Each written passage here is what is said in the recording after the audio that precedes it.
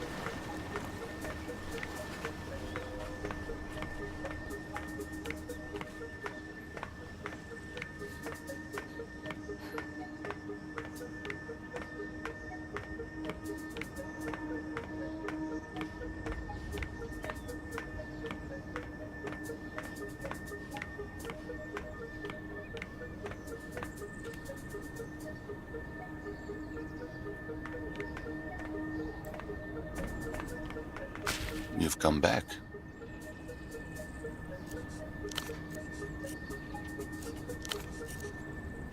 I'm a structural engineer. Human existence always carries entropy with it. I've never lived any... He glances. There's entropy.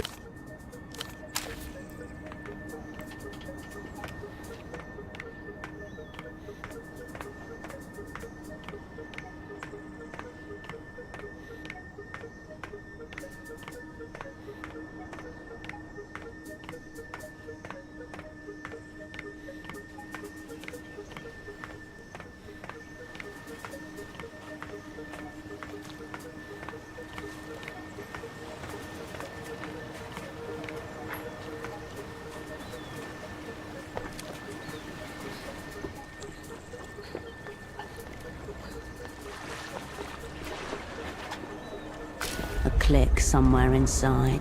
The world slows. A sudden release of epinephrine into the bloodstream. You lock eyes with the man from the photo shop. He cradles something within his coat. Fear, gun, move. The time to act is now.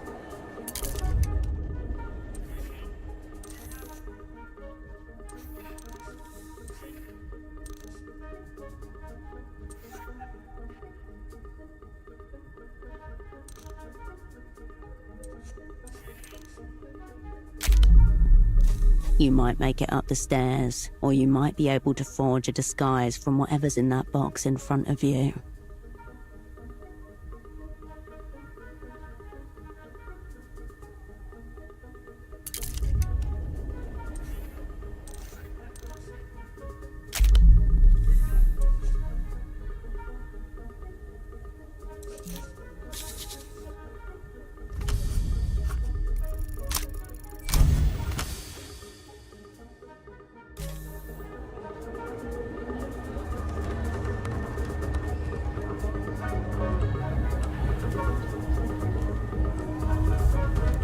coast appears clear as you begin to ascend the stairs.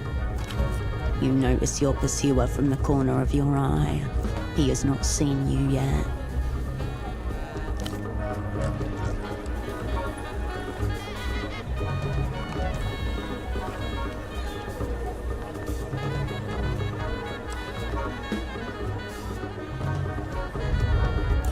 You advance towards the exit, when suddenly your pursuer reappears before you. You lock eyes, again. Whether by chance or by stratagem, it seems you were destined to meet here. You hear the whine of a 50cc engine. A small tuk-tuk appears in your peripheral vision. Yo, Apricot, this way!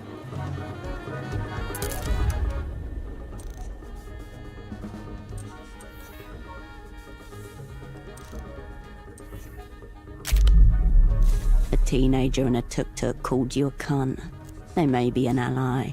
You may not have a choice. Only one way to find out.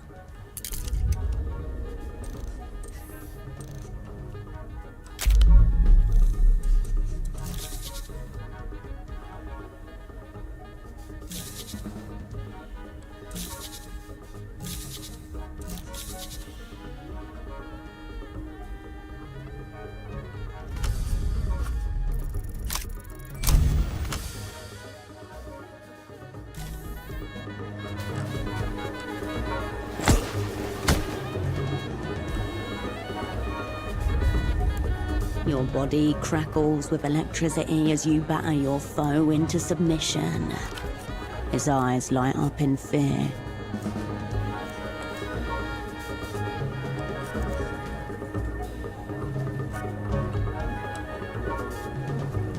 The man flinches and the air stands still. Two bodies collide. One folds.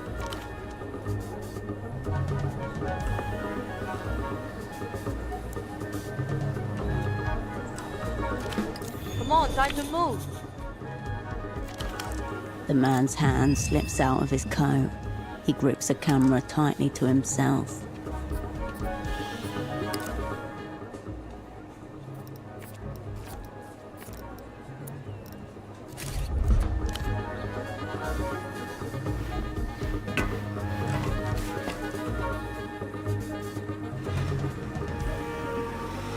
You race towards the waiting tuk-tuk and hoist yourself up.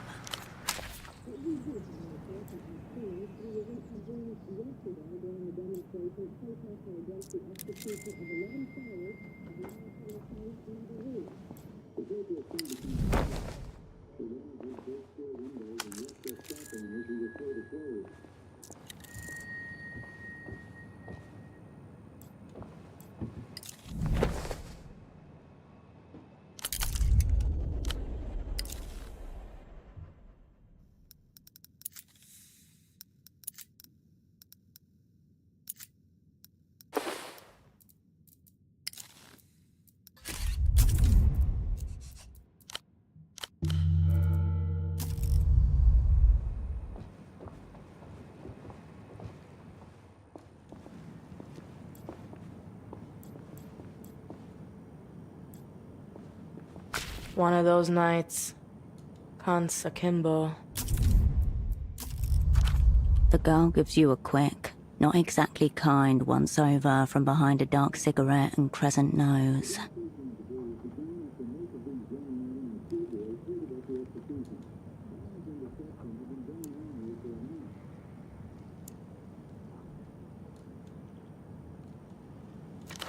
Ouroboros black, case closed on the cigarette thief. Her eyes are each a different color, amber and ash.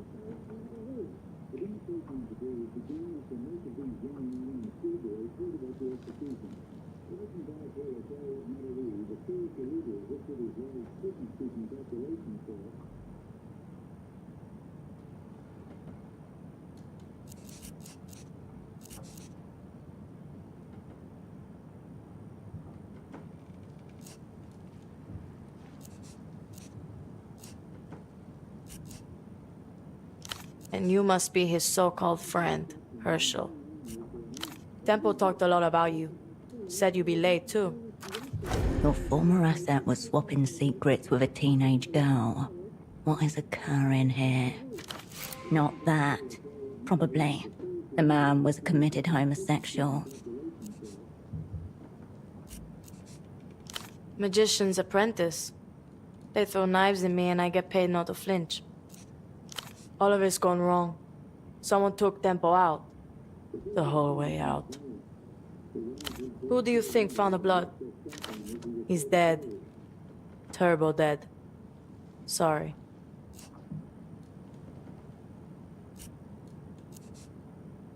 We all knew it was coming one way or another.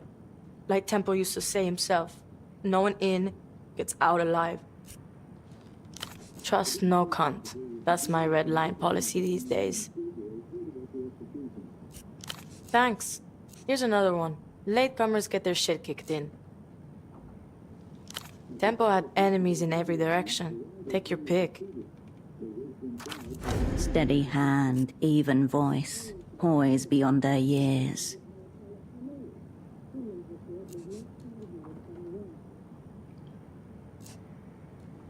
Or maybe that's what someone wanted you to think.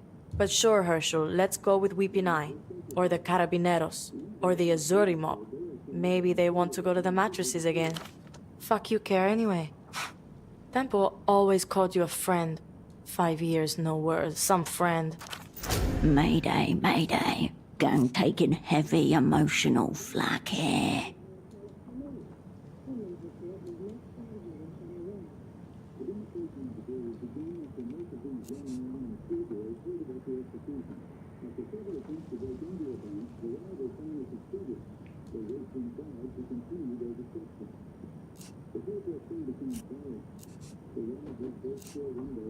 Yeah, but everyone says that.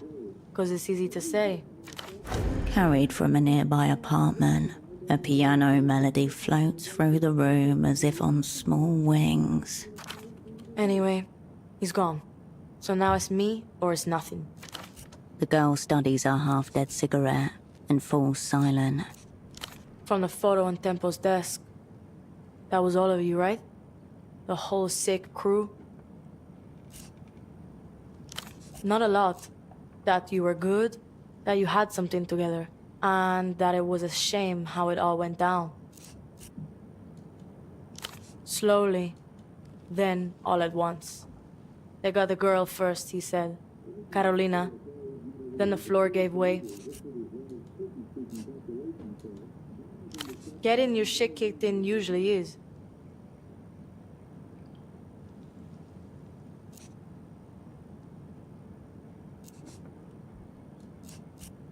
The ritual, obviously. Has it started yet, or what? Cascade or nothing. Tell her Taxman is ready to begin the ritual. That was Tempo's message to the opera. What's it mean?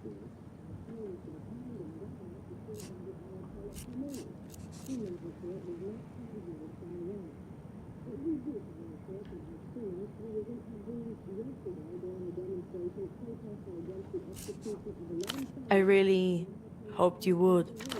I thought you were high up in the upper or something. Temple said you were top floor, brightest spy in the sky. No need to mention a half-decade career ender in the freezer. Play it mysterious. Teenage girls love that.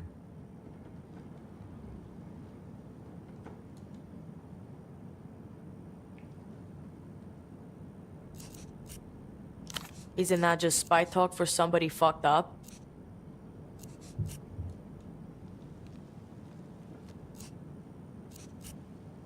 You're supposed to be the Great Cascade. Pockets full of answers.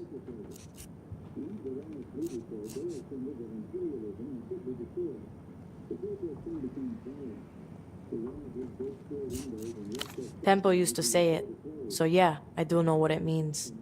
Nothing anymore. Probably some coke shit. He practically had a feeding bag attached near the end.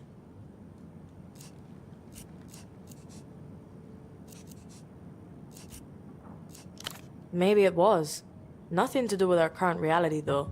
Gotta forgive yourself these days, I hear. The girl closes her eyes, then opens them again. Smoke drifts from her nostrils. Quiet, Herschel. I sense the presence of spirits. They want to commune with us. Kid never mentioned she's a medium. Yes, I hear them. They're close. They're whispering. Rituals completely fucked. It's gone. Unless you can find this old Luthian guy.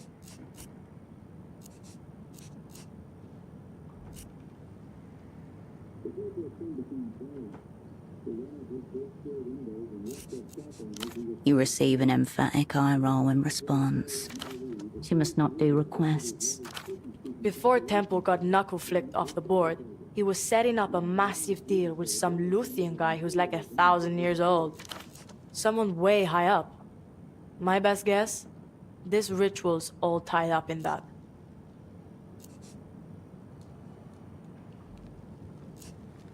Temple called it a blow for culture in defiance of all known laws. And he said that if he fucked this one, the weeping eye would kill us all. He said this numerous times. The exit papers you discovered at the shrine grow a little heavier in your pocket. Seems that prophecy is coming to pass. Temple was first, a blood sacrifice in his own office. Next is me. Then you, probably, if you're still around. You're part of this deal now.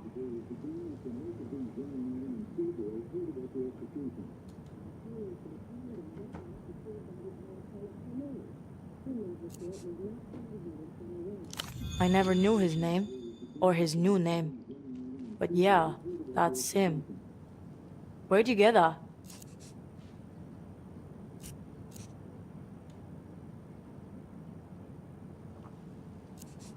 You mean the shrine with all the pictures of dead people? Good fucking omen. This Dante prick disappears a couple of weeks back. Gets snatched, vanishes. Like that. Said some hyper-incriminating shit into the phone that everyone knows is tapped. Extremely schoolboy error. Temple's on the other end. Hears him get taken. Black bag job. Now he's locked up in some secret jail, saying who knows what to who knows who.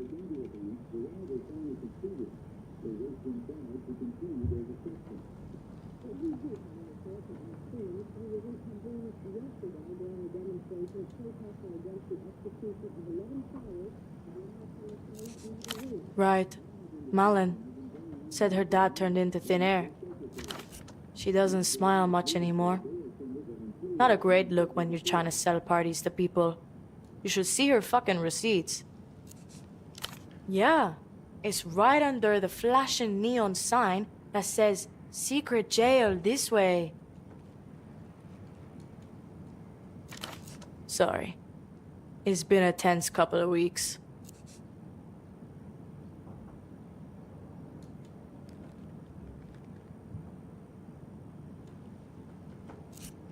This old guy getting snatched really spooked Temple. Like weapons-grade coke binge spooked. Last time I saw him, he was bleeding out of his nose and talking very seriously about fate.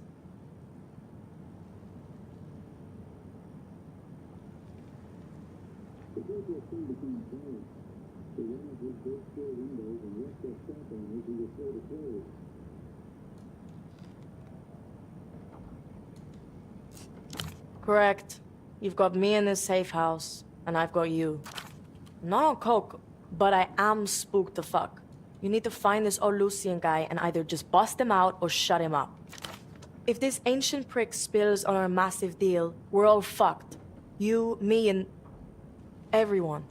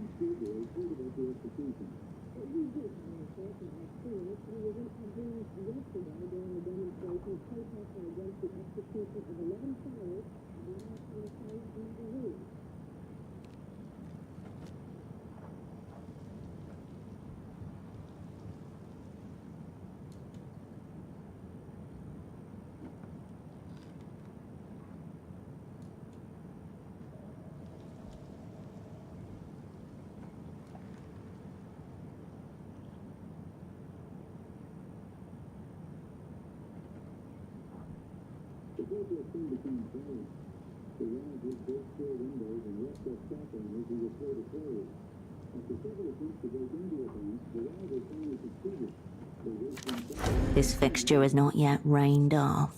The scoreboard is bleak, but there is still time to turn it around.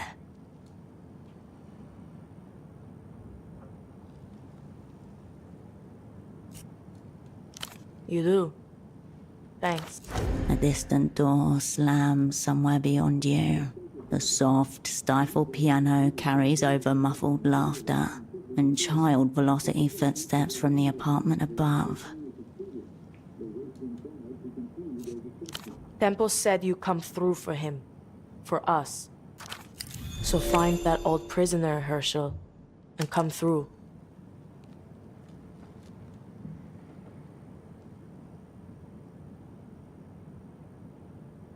Yep. Tempo offered him safe passage through Portofino, set him up with a new life.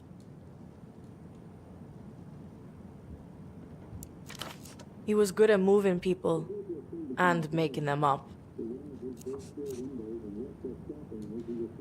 The techno-fascist nursing home? Who knows? Probably death in some form. Something he called the Mega Violator. I would say conceptual object, but it exists. Track this thing down, wield it, relieve the world of the burden of consent.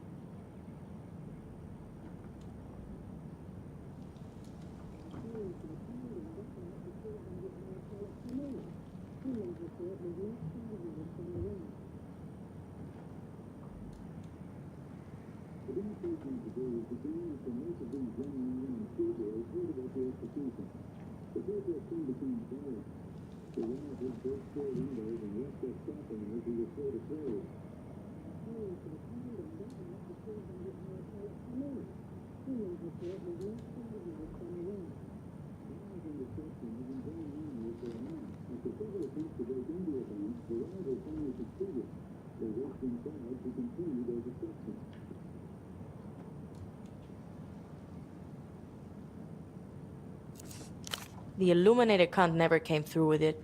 Or at least, he didn't have the chance. So who knows where that got to?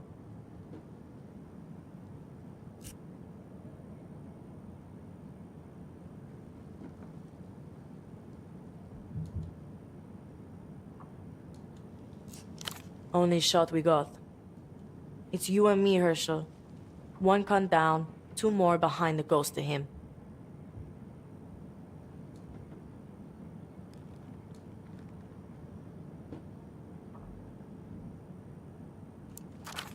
Her hand reflexively reaches for the cigarette packet jammed into her left bra strap. She smacks the packet once against the side of her head, then flips open the top and plucks one out.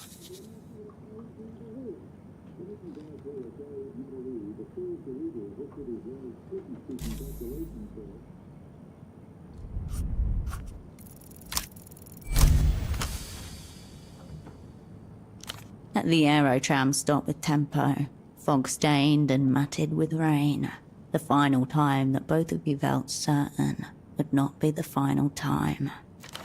He smacked the packet on the side of his head before offering you a smoke. You do it too sometimes, without realizing it, when you're thinking of those days. Nostalgia is a symptom of reactionary mental retreat. You must remember forwards. We hosed here, Hush?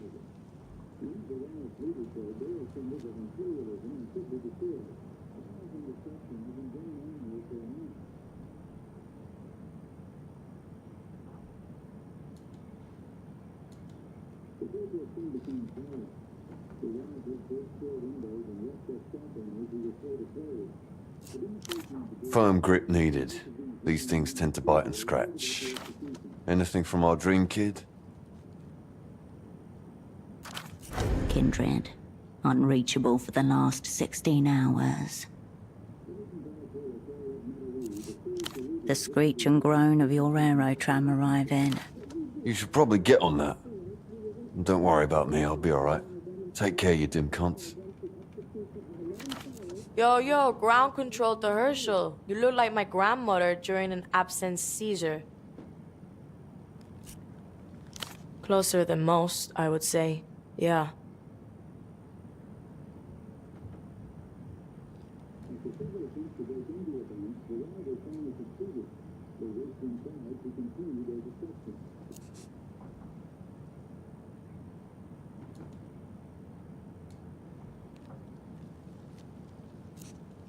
Thank you for noticing. My name's Yana, and I'm the fucking man.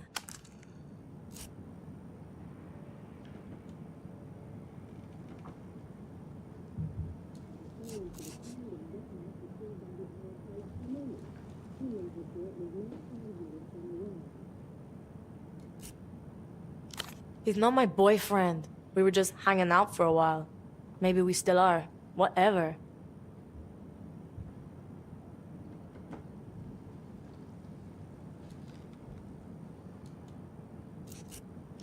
Yeah, it's terminal, unfortunately.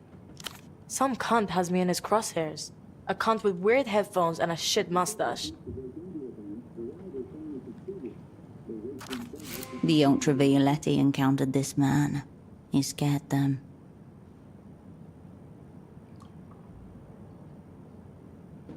You met him?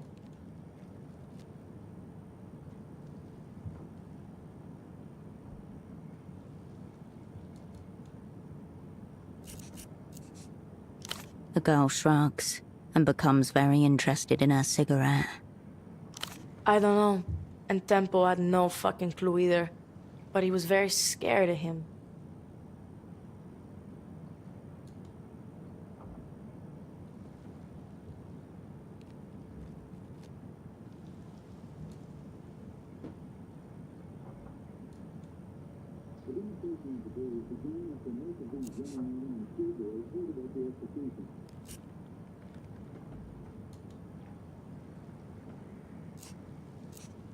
Way ahead of you.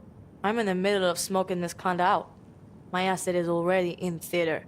Cryptonym, Scarf. Yes, obviously. But also, do I?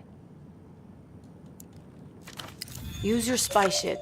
Make contact. Tell him I approved the meet.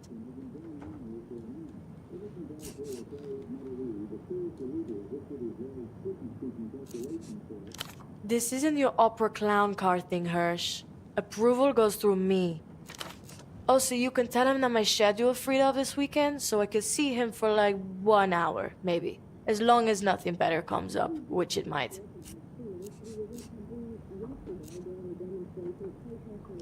Good. I like enemies. They solidify my fucking position. But you know what solidifies it even more? No, other people taking care of those enemies for me. Ignatz, area clown with shit taste in jackets. He used to work at the bazaar, till Tempo sacked him. Photos? Weird. Tempo thought maybe he was in with the Weeping Eye.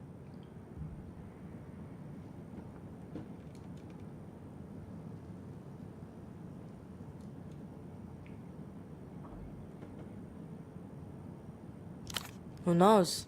Tempo was saying a lot of strange things at the very end. Some of them even true. Either way, Kuntz just bought himself a lifetime ban from the bazaar. Welcome to the delinquent heap. The girl inspects the disc over the top of her cigarette. This is one of those Einzelfucks Petre won't shut up about. Fuck me, there's 2 of them? I know she's missing, but that's no state secret. Whole world knows that. Kidnapped, I heard. Sad end if it's true.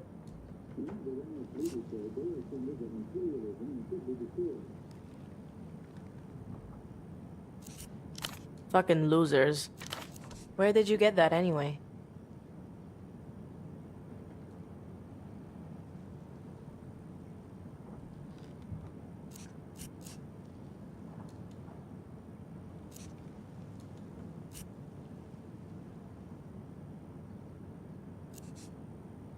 People don't just leave rare shit like that lying around.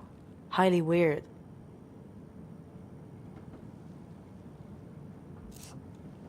Then again, not even the third weirdest part of this whole fuck circus. Dipped one in nitroglycerin. Fair warning.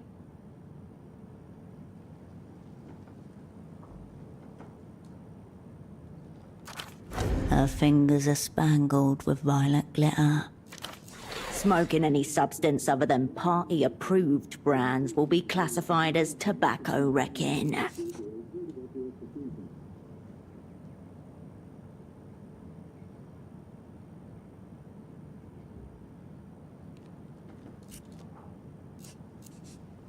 Greedy cunt.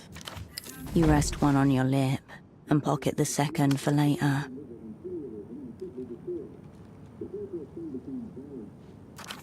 The best cigarette you've had in years.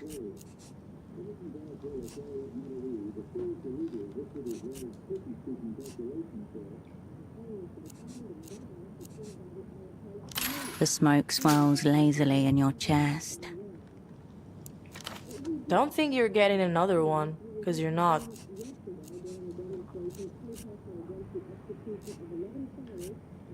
All right, Herschel. Psychologize me.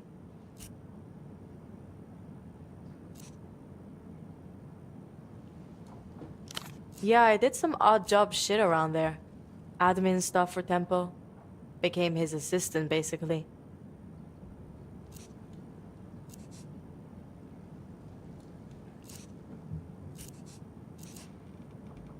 Maybe, yeah. Some fucking kingdom. I was just Yana. The bazaar took me in. Tempo kept me. I don't think so. The bazaar's receipts don't think so either. People say the culture goes backwards, or downhill, or whatever the fuck. There's only one real blockade to culture. Blind and deafen yourself. Then maybe you're protected. Anything else? No chance. We'll find you eventually. Probably where I left them.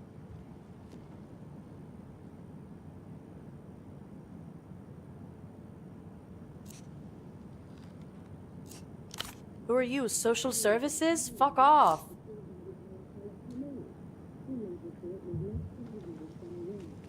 I'm retired. Government education is for losers and narcs. They're never gonna teach you the most important thing in life. How to make fucking moves. We had a professional arrangement. Now we have an extremely personal one. I was here. That's all. Hold on. Don't I get another name? Like how Tempo was Taxman? Fuck. Mandated creativity time. Could go with Tax Girl. Strong thematic resonance.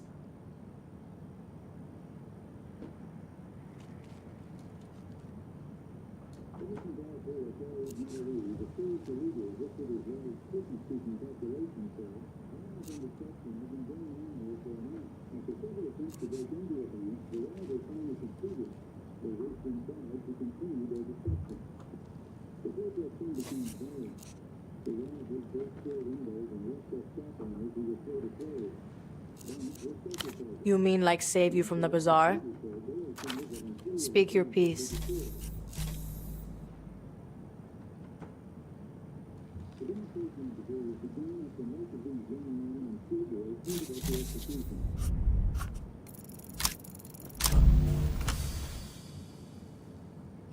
Names are easy. Just go with your first idea. First ideas always win out. Obvious. Lame. No. Sounds good. Get thinking. Me and Marco. Fine. But also not great. I barely had time to see him.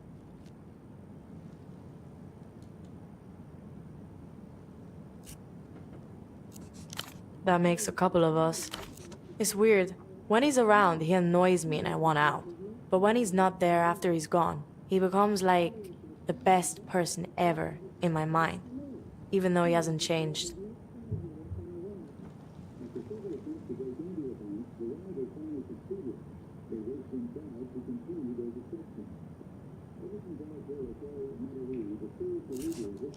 Maybe. We'll see. I hope we can. Probably He's smart. Uh-oh. Moving on. Keep your powder dry, Herschel.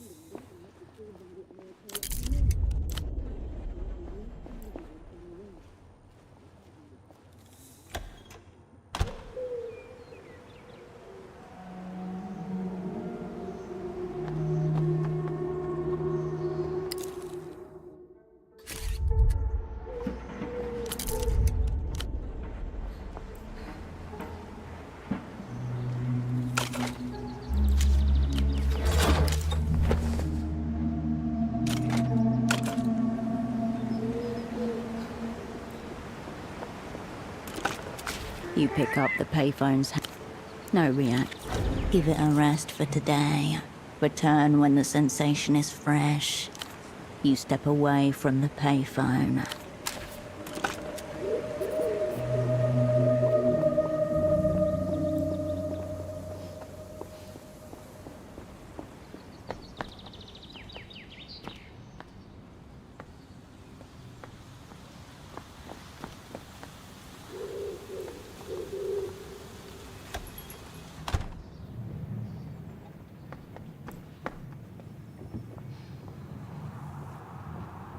Hello again. What'll it be? She gives the photograph a brief, considered glance. No.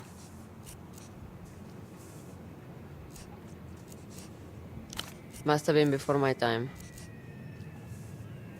She studies the photograph for another moment. I don't think I've ever seen most of these people.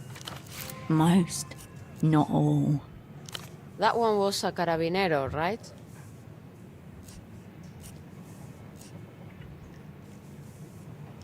That's tough. He died, I think.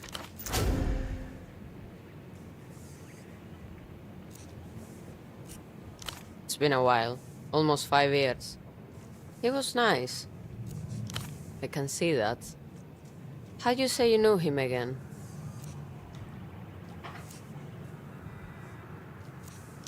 Ah. There was this guy he used to meet with. Rustamian. Heavy set. Pretty sure he was an informant.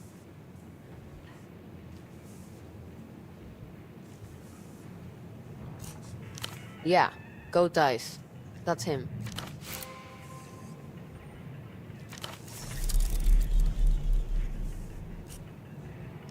I'm saying he might know more, if that's what you want. Don't forget your photo.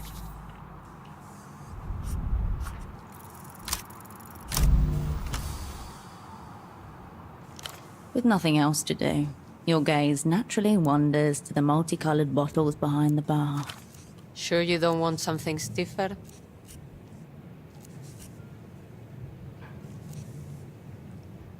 Got it. She reaches for a half-full bottle of pink-tinged liqueur.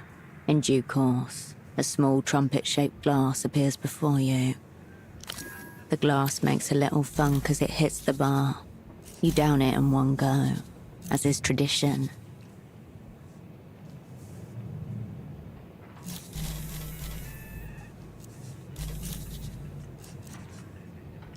I can't pay you any more today. The boss will ask questions. Anyway, night's starting to wind down. I've got this. See you. Operant. Come around, have you? Bon. Let's talk. My offer is this. I share with you a little from my wall of shadows. You help me with some personal research.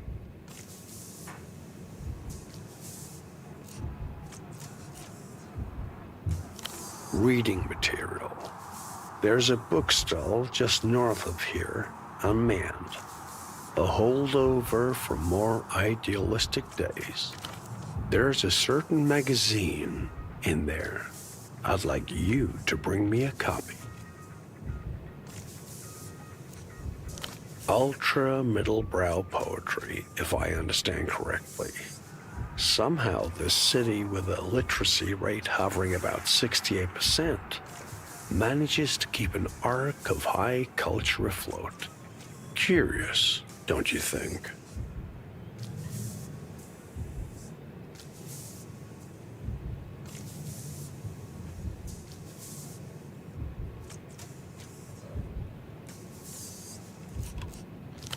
In my time, operants like to submerge themselves in the local culture.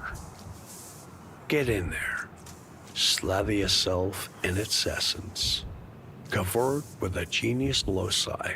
All that good stuff.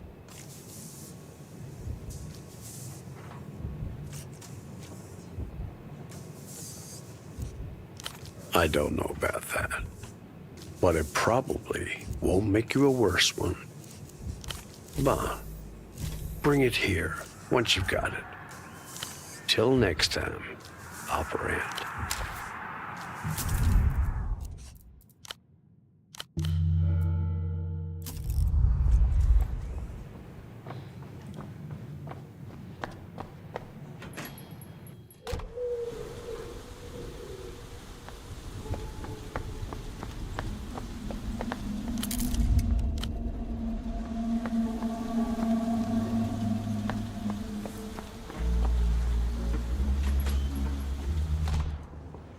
I've moved Pseudopod into the spare room. He'll be safe in there until he recovers. She gestures towards a small room with a small bed inside it.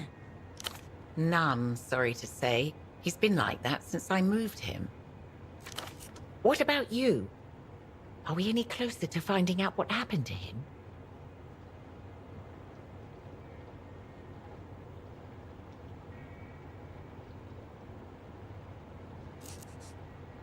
That's good. Hopefully he'll be restored in short order. Were you able to piece together what he was investigating before you arrived?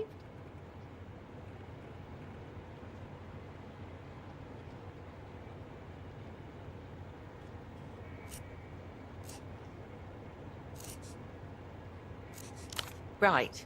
Well, you'll just have to come at it fresh tomorrow. Well, I suppose that's all. I'll get back to the desk. She doesn't move. I was just wondering how it feels, you know, being in theatre again. I'm not sure how this assignment compares to what you were up to at Satellite Facility B. The existence of Satellite Facility B is closely held information. There's no way a special asset would know of its existence, unless your red folder. Forgive me, Operant. It was just lying out in the open. I wasn't deliberately snooping. Amateur stagecraft. Somewhere in Novessa, a controller sheds a tear.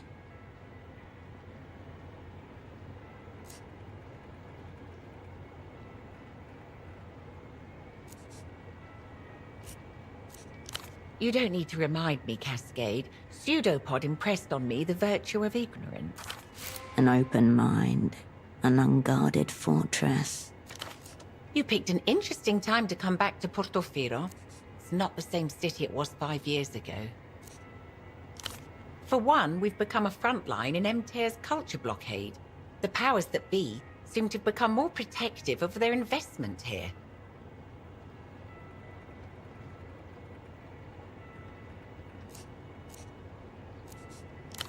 'Tis the season, it seems.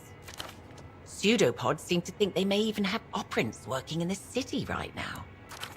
No match for us. Then, of course, there are the anxieties about Réunion. No one can say whether in 5 years' time we'll still be part of the developed world, or whether we'll have been annexed by techno-fascists.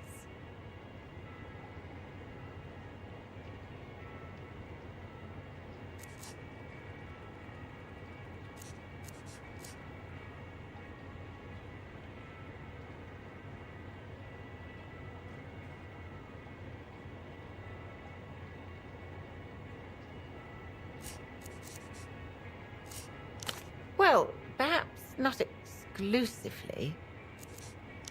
Ah, yes. I poked my head in upstairs, just for a second, to check the hot water.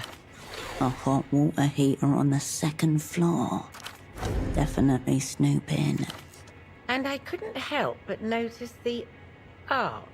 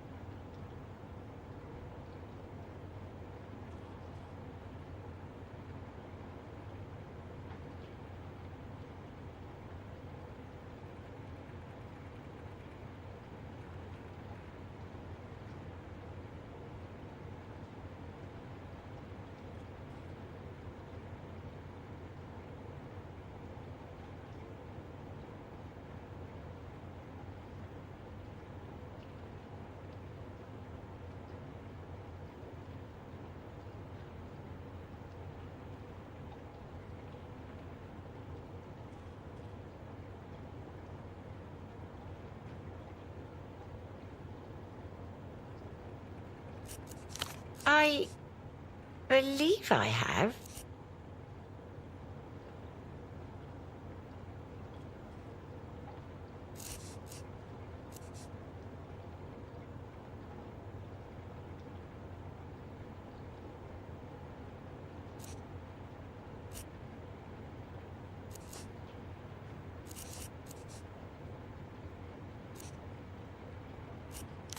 I'm curious about your choices.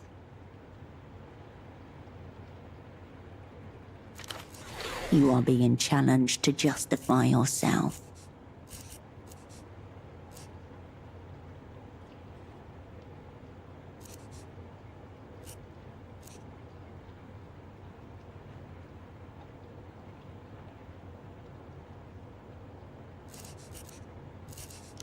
Oh, I see. Well, whatever makes you feel at home. Is this some kind of assessment?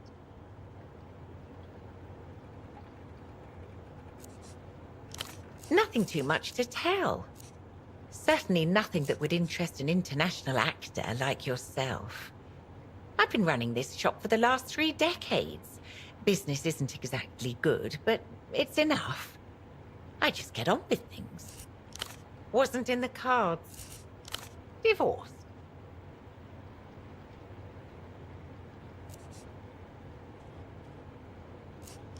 No, nothing like that. Can you imagine? At my age. A fit of boredom, if you can believe it. Here I thought I'd broaden my horizons, so I signed up for a mailing list, one dedicated to foreign literature. Then one day, this very polite man with a very pleasing accent was on my doorstep. I thought he was going to try to convert me to crystal worship. Instead, he asked if I'd be interested in letting my upstairs room. Yes, it was.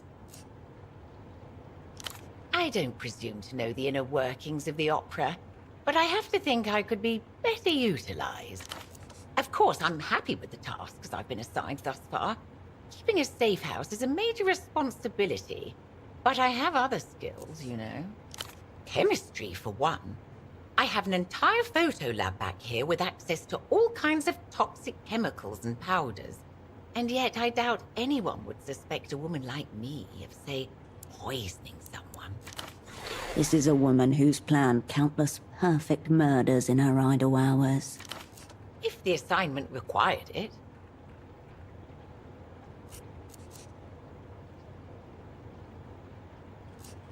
I'm not saying I hope it comes to that, just if it does. Born and raised, as were my parents, and just as proud of it as they were. Kisak feeds itself, my father used to say. There was a steel foundry just a couple of streets away, as was air silk, leather workers, bakeries. People used to make things here.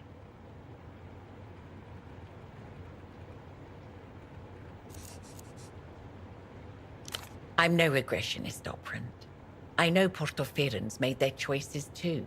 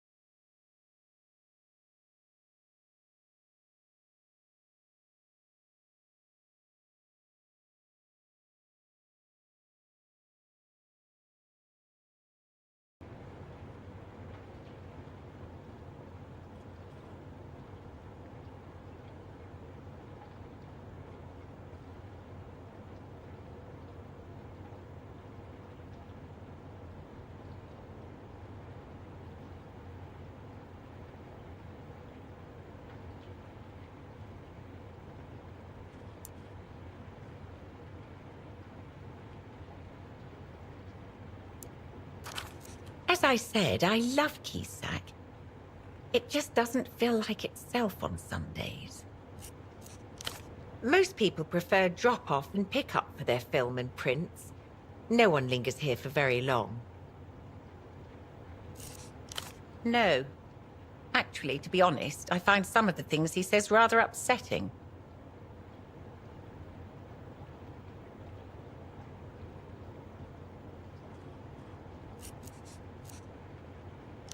I don't know. I guess I just like having something on in the background. No, it's just us. You and the breathing mannequin. Tragic what the Lusians do to their old colonies, displacing all those poor souls, forcing them to abandon their homes, and that's the lucky ones. Not to mention the reunions affecting us too. You've got refugees washing up here day and night, speaking in gibberish, making a mess. They don't even try to integrate. That's not what I had in mind. The Lusians have to be stopped. That's my final word on the matter. Of course. Something... Go on, then. Of course. Something else on your mind? Nothing, I'm afraid. Very well. Oh, him. A seedy little oddity who likes making fantastical threats. His photo orders always say Ignatz. A name like a cat's knees. That's the only one he puts on his forms. Sometimes in the forename field, sometimes in the surname. Like I said, a true oddity.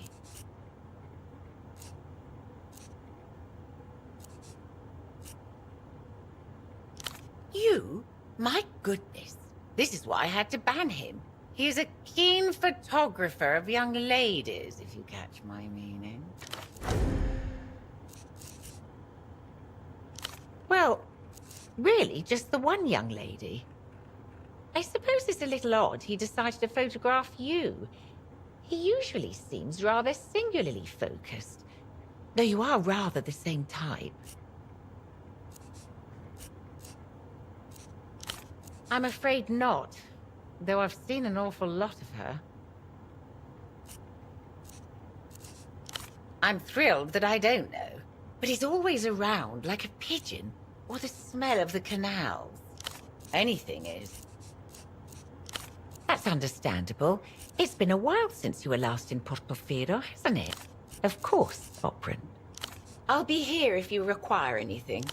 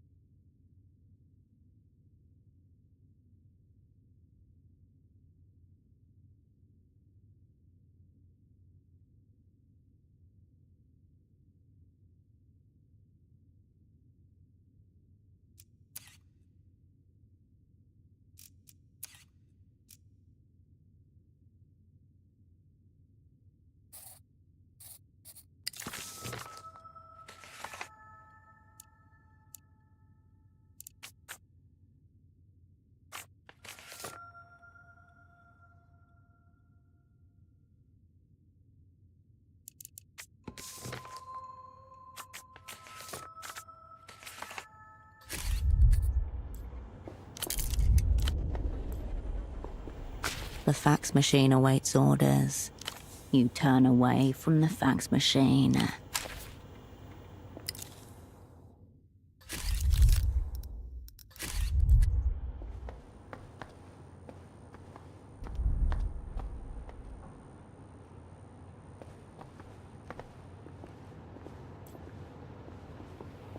You return to the desk. The red folder is still sitting on its surface.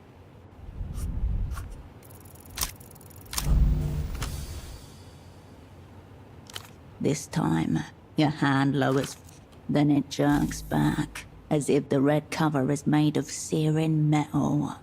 You turn away from the desk. You return to the folded pants. You leave the trousers as they were. Raw information atomizes itself. On the other side of the world, a phone rings. And rings.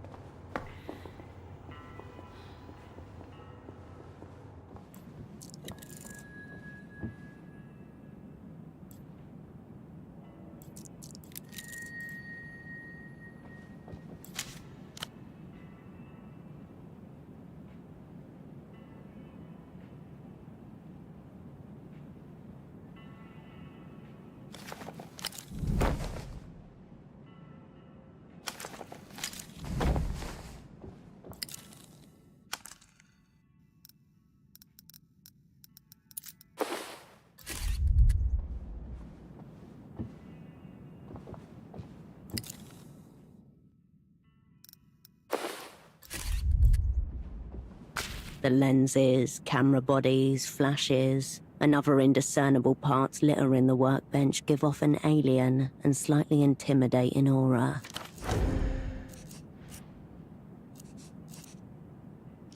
Handgun rounds, more likely than not abandoned by a previous tenant in circumstances similar to your own. Useless until you procure the gun. Its future potential noted. You turn away from the workbench. You return to the workbench. You are not a craftswoman. You have nothing to do here. For now. You return to the... You are not a craftswoman.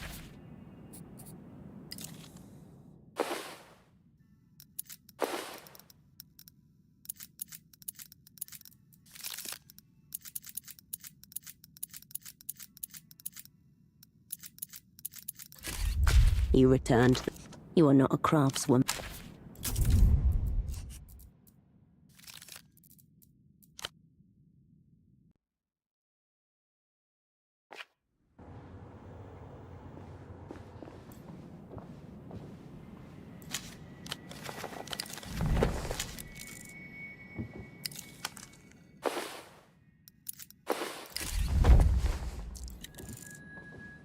The lenses, You are not a craftswoman. You have nothing to do here. For now.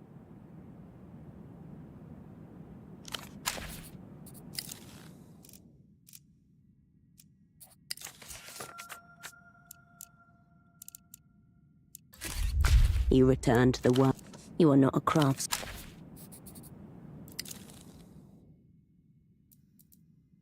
The Wang Guide to Improvised Firearms Volume. The instructions specify materials for a 6-shot pipe gun with push feed.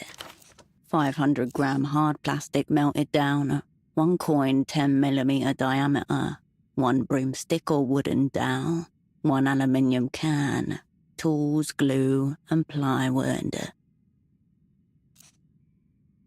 Yes, and it is up to you to scavenge it all.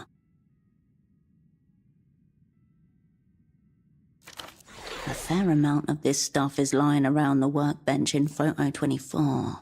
You have definitely seen sheets of plywood, work tools, and a broom there. Dotted lines mark the edges of 3-dimensional objects unfolded into rectangles and curved flaps.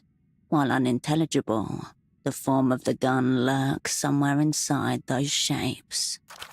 Mathematical and yet crude. The line you flip back to the treatise on why illegal guns are beautiful and necessary. Building it will be the test of fire.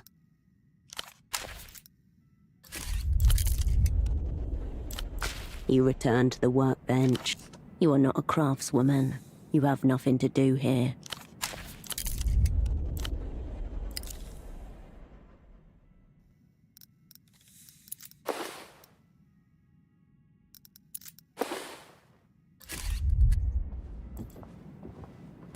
You approach your double's bedside. His breathing does not change.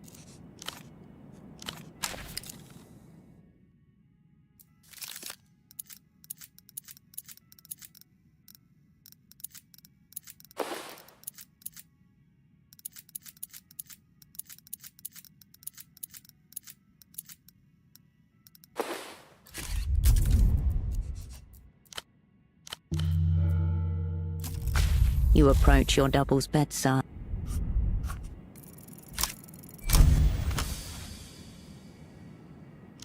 You slip the tab into his mouth. It feels dry, hot, and deeply wrong. The medication swims through his body, drawn with every breath, every beat of his heart, searching for the right pathways. There's something wrong. Nothing is happening. No movement, no reaction. Lungs exhale, hair grows. Nothing remarkable happens. At all. The rhythm of Pseudopod's pulse dances like code against your fingers, speaking the truth. Thump, thump, thump.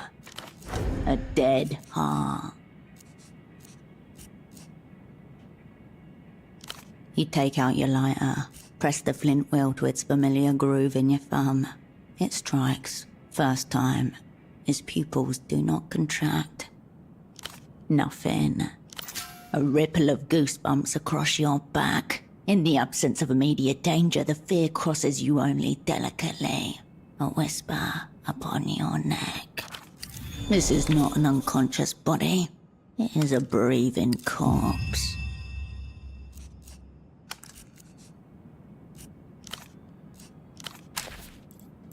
You approach your double's bedside.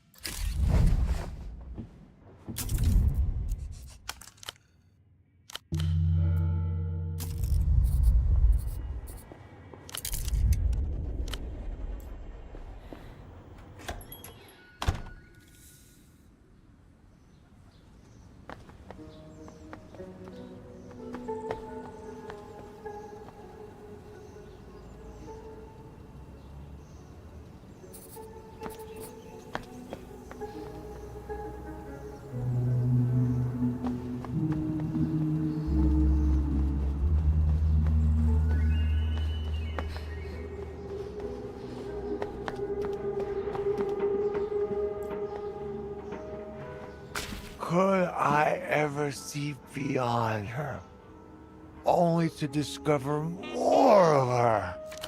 The middle-aged man stares into the sky, left eye loping slightly. His hair and suit are both in moist disarray. A pink tie hangs open around his neck.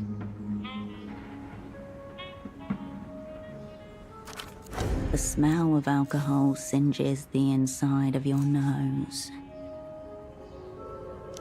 Do not prod me at this point. Are you looming over me in official capacity? Always.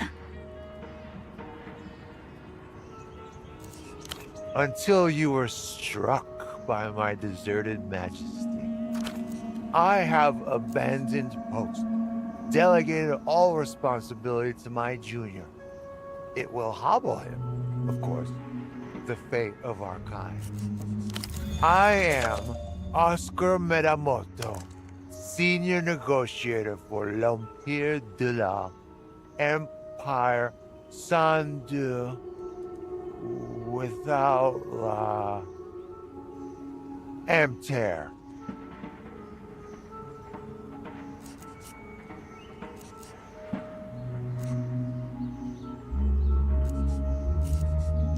I am, or was, and may yet be again. Thank you for the offer, but we are far beyond that pale. Our enemy has defeated itself.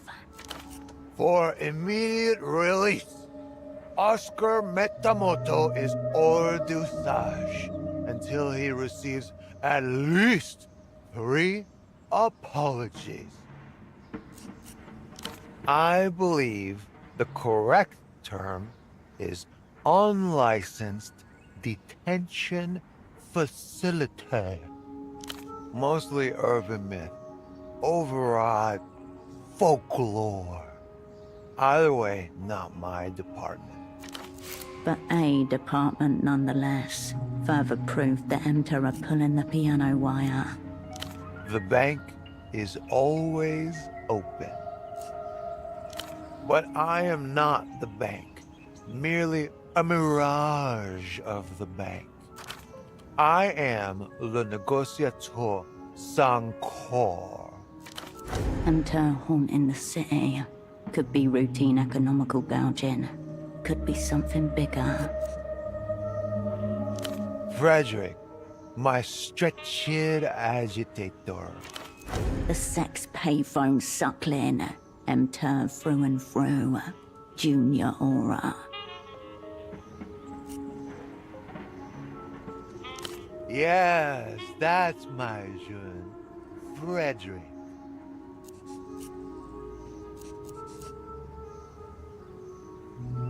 Is he? Good for Fred. Get it all out. I'm not concerned. Prostitutes are wardens of the world's secrets.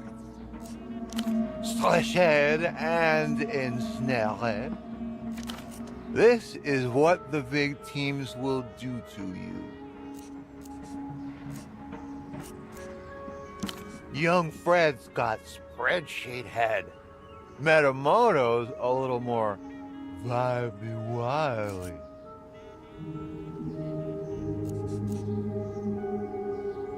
Oh, hugely. Were I Fred, I would be filled with nothing but concern. He'll be fine. It's only the developed world at stake. A knowing, almost cruel smirk flashes across the map of destruction which makes up his face.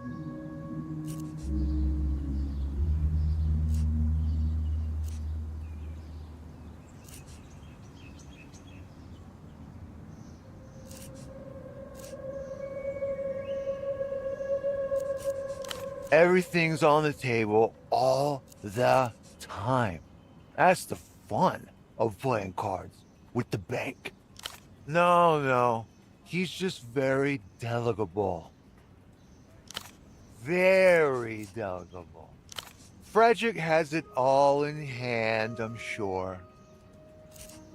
I visited an old friend. On the verge of our great triumph, we defeated ourselves. The moon. But all is secret, like the silent side of that divine satellite. My old friend, the great Reno, final boss of Reno Enterprises, and most famously, telephonic communications. Money, power, king with no crown.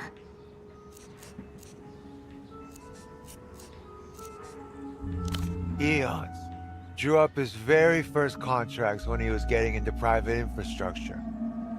Bulletproof. The blood-soaked arena was Reno's apartment. Cozy little penthouse at the tippy-top of the housing campaign. Private elevator, of course. Tunnel to the Coliseum. Site of our last stand. Top shelf liquor, mostly. The crowd roaring as we were torn apart. Blood running rivers in the sand. A routing. I knew it was a mistake accepting the invitation. Reno can have quite the time when he revs up. But one can't. One can't not drink to the moon. We often do at our rare reunions. But no, some others fought alongside us. Intimate circle. I brought Frederick Lejeune along too, which proved to be an error, but also a lesson well learned. Train incident. Serious. Not the most auspicious start.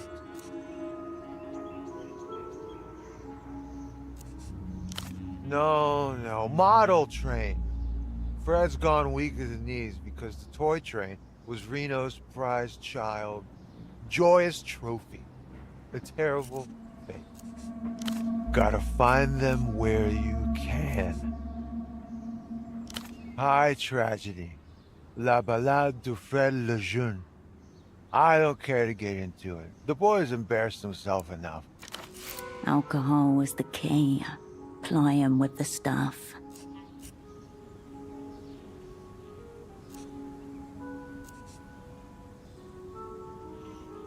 Freddy has made his Betty. Let him ride in it. In theory, yes. That's what the manual says. You are correct. The senior negotiator grows serious and raises a slow finger. There are 3 iron cast rules to economics. A. People respond to incentives. A. Incentives alter behavior. B. Be incentivizing. The deplorable science. Terrifying, yet always logical. I'm sure we can. Frederick has it all in hand, I'm sure. 1 from my opposite number, 1 from my superiors for the professional cuckolding, and 1 from my aforementioned junior for making me superfluous.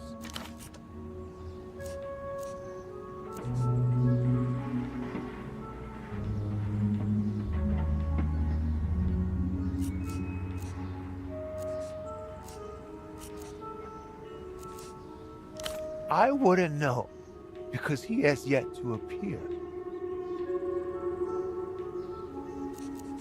He's Lucian. Definitely not. Then why am I so thoroughly cursed? His eyes are deep blue. No luck to it. A series of bad decisions. Amid worse ones I had no real hand in. I know how it works, but still, on principle, seems my hors d'usage will be much prolonged. Mountainous vision of flesh, a true angel incarnate, terrifying everything. A mass of divinity. It's clear you don't understand. She is my friend, the ambassador's wife, Lolita Calista. I've committed no corporeal crime, high mental treason only. But should it come to it, apologies go 2 ways at Che Metamoto. I will prize them from dead hands if necessary. My friend, the ambassador's wife, Lolita Calista. The only woman that will satiate Metamoto now. Radiating with grubby intent. None. The terms are set. No choice in the matter. Heart burgled away. My friend is the ambassador. Lolita Calista and I will never be friends. We will be all, or we will be nothing. I love her searingly. Searingly. Come closer then. She is a masterpiece. At this proximity, his aura of alcohol was near weaponized. This might get weird.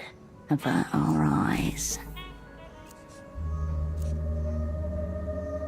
A forbidden one, conceived by an ancient master, high on blood sacrifice.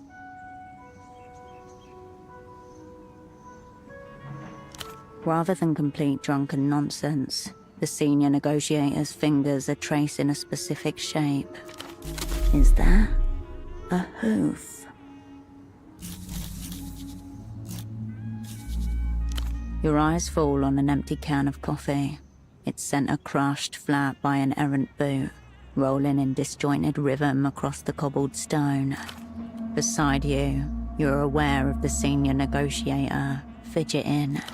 There is, so much of her.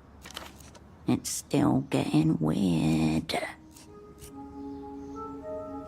So you understand my predicament. He looks up at you with a small shine in his eyes. I hope that you are aligned.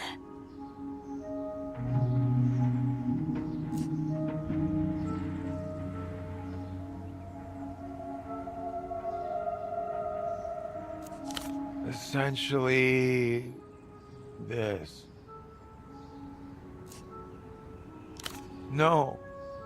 Too much of a coward. Barely see her anyway, though the distance doesn't make much difference to me. Drag down the ragged standards. The end of Metamoto is upon us. He rubs the invisible slate clean of his Lolita tracing and softly blows the air. At one tiresome function or another, I don't recall, I was too astounded by the primal synchronicity, like the day meeting the night, ineffable, ephemeral. Here in Portofino? No. Here at my personal nadir, strewn upon the gravel, I would say affirmative. In the vulgar sense or the spiritual sense? Unrequited. Emphasis on the essence of my tragedy. I cannot concur. How do you mean?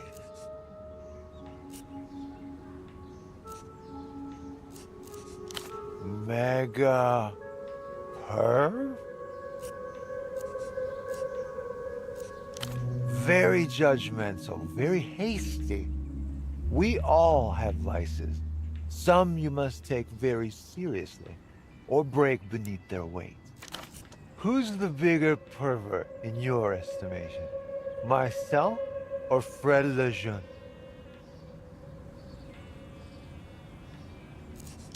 Now that's just absurd. There are so many shades.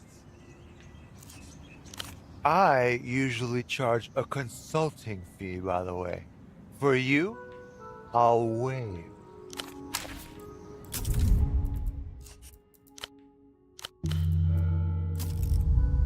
The machine is still soured by the smell of urine. The piss smell waves goodbye to your nostrils.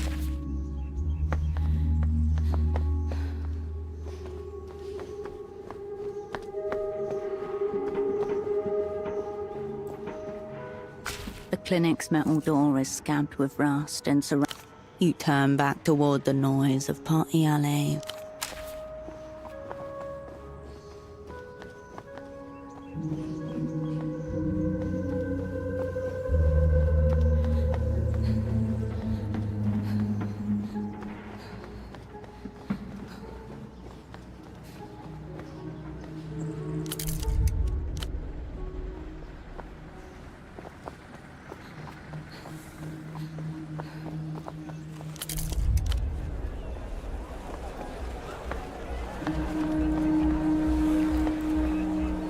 Oh, you're back. Was it you running around causing chaos before? Everyone's talking about it. Anonymity is your most precious asset. Salvage what you can of its ruin. Oh. Okay. So, you want some party supplies? The stall beside her boasts a display of wig topiary, plastic tiaras, novelty sunglasses, a burst of colors and textures vying for your attention. Behind it all, you see an oddly familiar shape. The tailored shoulders, the sharp collar. The shape is robust and clean, with an architectural asymmetry, like a knife. A cape, but nothing like the other costume pieces around it. What takes your fancy?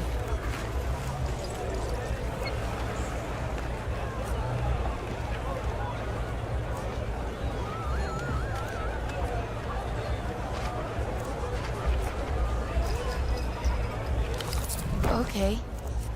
Anything else? You need anything else? Thanks for stopping by.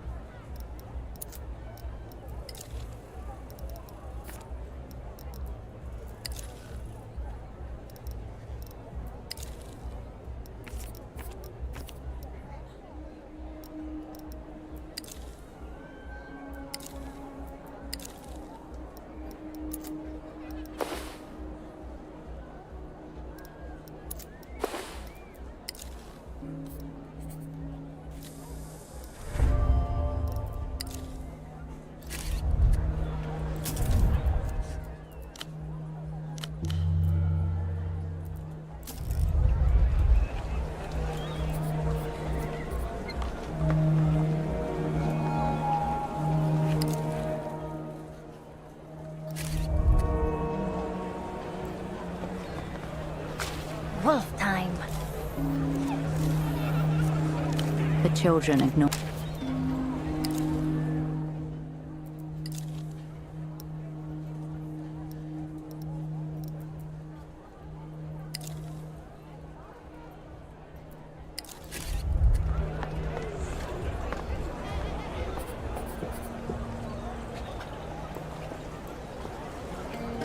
Good day.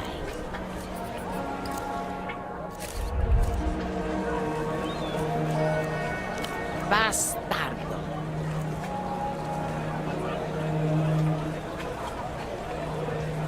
Carmona doesn't keep track of Assi names. Who cares? She just smokes and skims clothes off the top of the shipments. Things we don't notice. And she's been collecting our payments for the last few weeks. Suddenly, we low people must tolerate a teenager managing the place on his behalf. I won't have it, honey. She may run the bootleg bazaar, but no! That poor man! Carmona always said he was a good soul. That poor thing. Good day to you.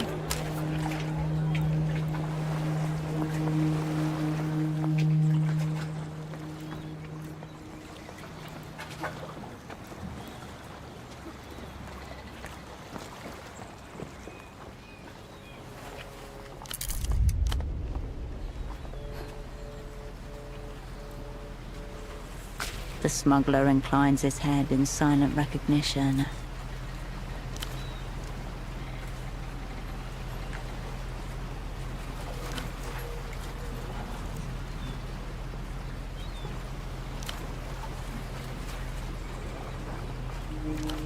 If he knows something, it'll require finessing.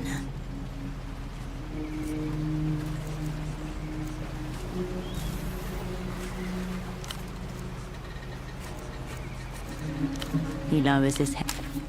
The smuggler inclines his head and... He lowers his head.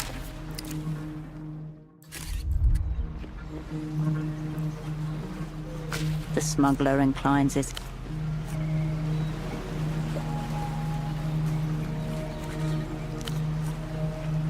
He lowers his head.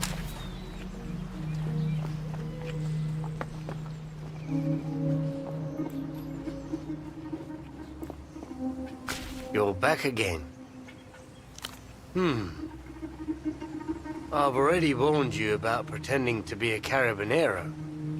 So what would you want with a jail? A better question. Why are you bringing this up, sans subterfuge, to a Guardia Municipal officer?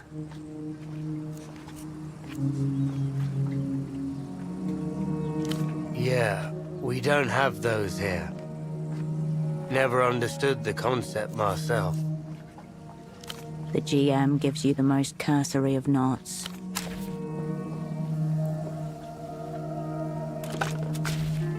You step into the booth and press the receiver of the phone that makes people disappear.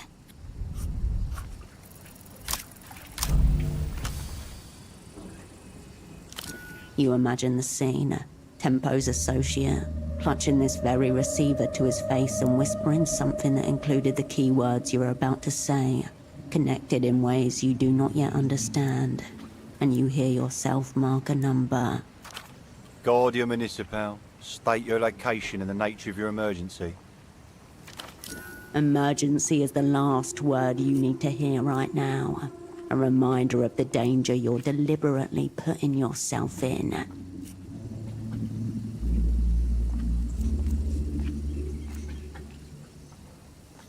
You know, it was kind of funny at the beginning, when he was just the old man. But it's wearing really thin now. The line goes dead without another word.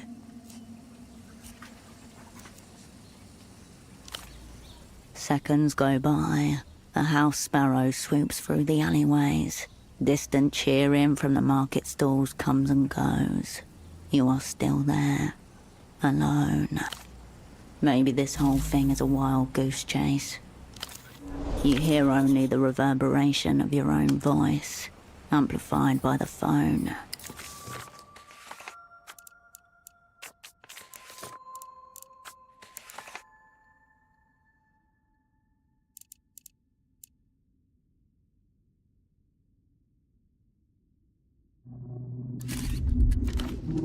Still half hoping for something to happen, you put the receiver down. Nothing happens. They probably listen in through the wire. Try making a call and then saying the words. A lance of dread pierces your sternum at the... You hang up. You step... You hang...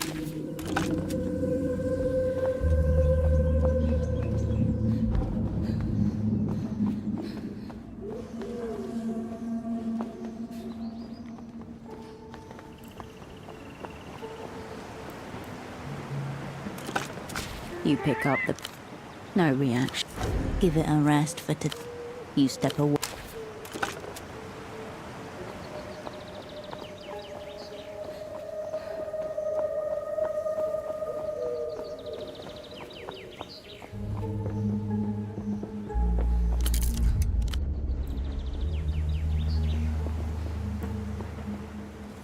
You're back. And you... Yuck. That freak with the colored hair? Definitely not Moonglow. Whatever the opposite of Moonglow is, that's her. It's true. She could never be a true Ultra. Sorry. She can't sing. She tried at school once, in the talent show. It was like high catastrophe. She died up there. I mean, she should have actually died. If that was me, I would have just died. Why? You're lezzing out together. Nonce. Take that back.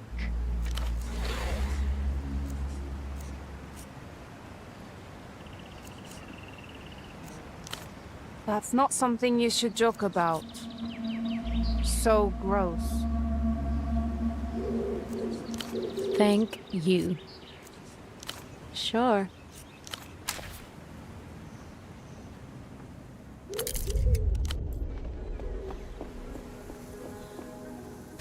An old bench kneels in your presence.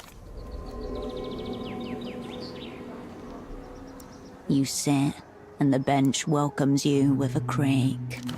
As the minutes pass, you catch yourself scanning the surroundings. Lampposts, trash cans, flower planters.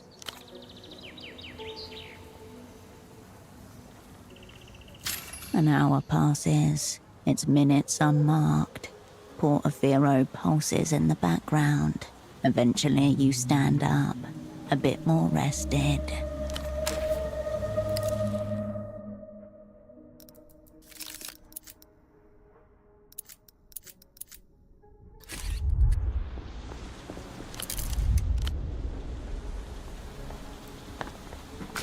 The stall remains as haphazard as ever.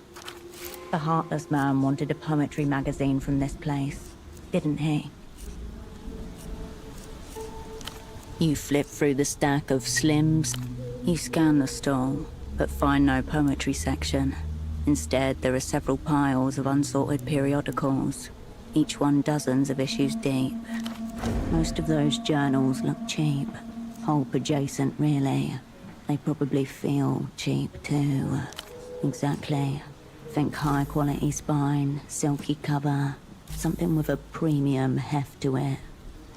You turn away from the piles of books.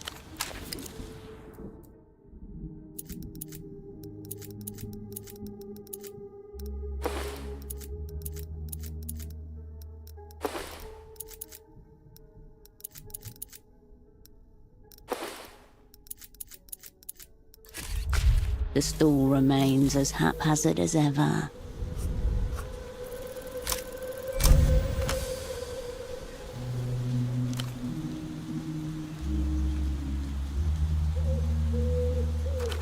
You come across a small collection of a notably different stock, not far from the top of the pile.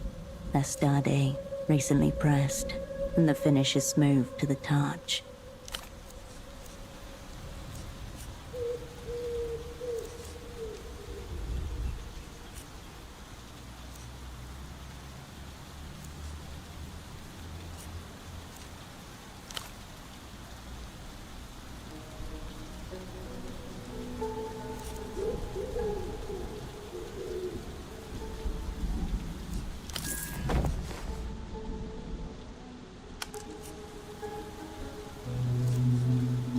You turn away from the piles of books.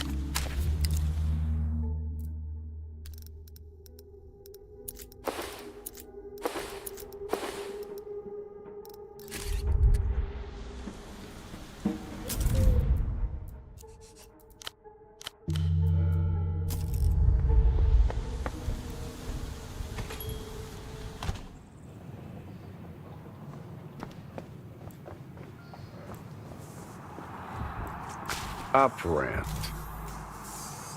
Brilliant work. It seems your pomegranate folder was true to life.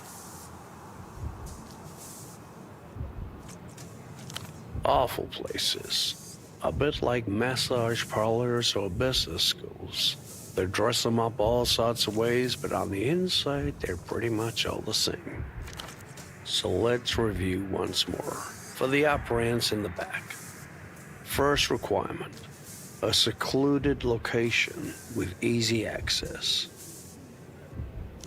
Desolate enough, though somewhat lacking in suitable structures.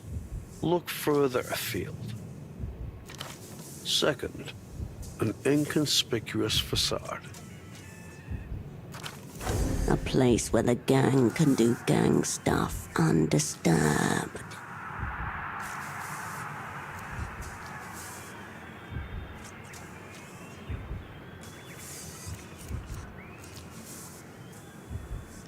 Could fit the bill by its description. Though if you just wandered in, I wouldn't say it meets the next requirement. Lastly, modern security. I wouldn't go so far. He slides the copy of the North Correntes review back across the table and taps the cover with a fat finger.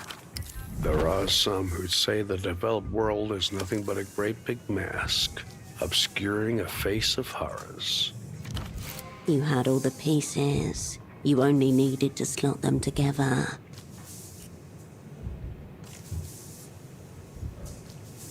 I suspect you don't know the half of it yet.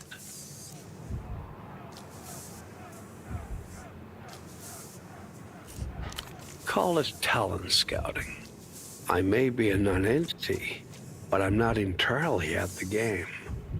Wanted to see for myself what it is the opera once saw in you.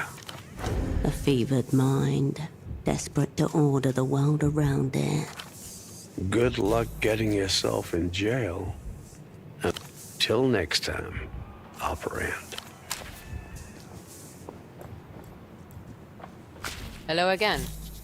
What'll it be? I can't pay you any more today. The boss will ask questions. See you.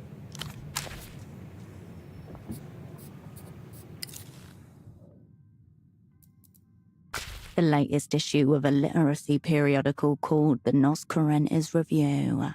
It's weighty, as if promising to be a tome of great import. First impressions matter. The person responsible for the design of this journal knows that. Two greyhounds frozen in mid-gallop against a field of blue. Around them, the titles of a few major poems and contributors. There's no logical connection between any of these things. For interest in obtaining a subscription, to purchase in bulk or to make a submission, please write care of H. Gottschlich, Keysock Roundabout Este, 93221. A gold embossed logo type at the bottom of the page. Unfortunately, part of it is smeared during the printing process. It is only possible to make out the words made, thanks, and trust. Seems like an acknowledgement of some kind. Thanking someone or something that helps to make the magazine possible. The table of contents lists dozens of names you don't recognize. Unusual for a poetry magazine. This appears to contain a section devoted to cryptograms. That cryptograms page is the only one worth bothering with. You alight on a double-page spread of poems. The first is about an ungrown hawthorn tree. Another tries to force razor to rhyme with demi-semi-quaver, while one is simply blank, a non-poem. This only serves the people as an example of the mediocrity they should avoid.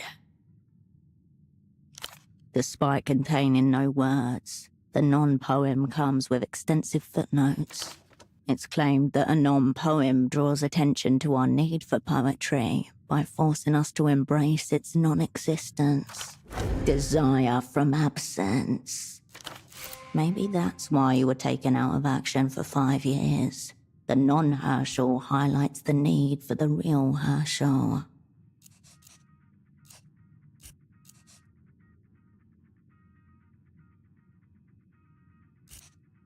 Nothing so vulgar, just more fastidious arrangements of words, all without illustration, bars and bars of it. The literariness of the magazine really comes through. Focusing on the relentless black on white of the pages make your eyes strain with effort. It is no longer a magazine you look at, but a blurry carousel of monochromatic scenes. You turn the magazine back to its cover. Asymmetrical grids and empty boxes, a jumble of letters listed alongside them. Every inch of the page has been used meticulously. Holocene would love this section. Cryptograms are his thing. They are intended for the general public, if a niche section, so should be way below the level of cryptography you encounter in theatre. You've already solved Tempo Cipher since you returned, so you've had a little practice at least. No need to waste time on anything that doesn't directly help with your assignment. You can't start doing cryptograms for fun. You turn the magazine back to its cover.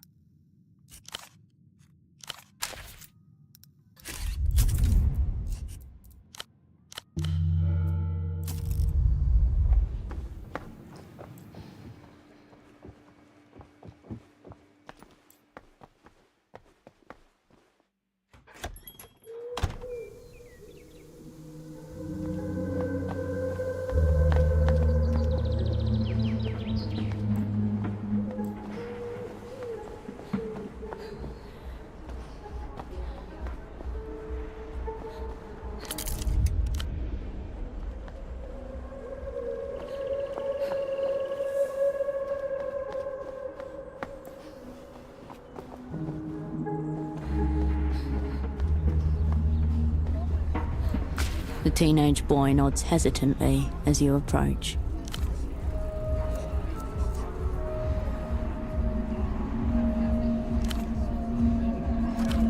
And what do they call you?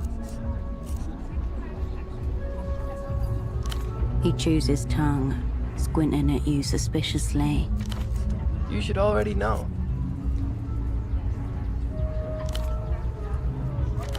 Cool. His voice lowers an octave. What can I brief you on? Yeah?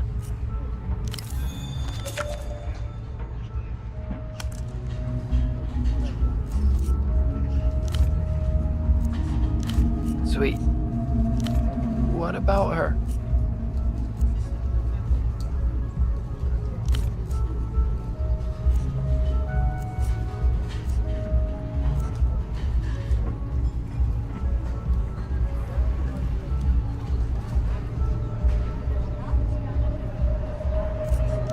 Yeah?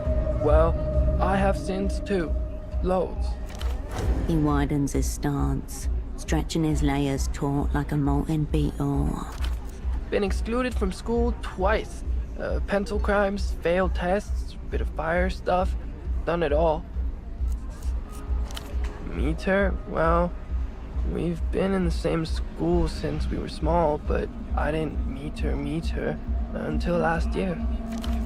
I used to sit behind her in history before she dropped out to run the bazaar and all this happened. She was really sweet, shy.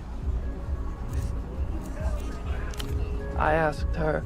I passed her a note, drew a dolphin. She likes dolphins. Put a speech bubble coming out of its mouth, and then I wrote. We two peas in a pod.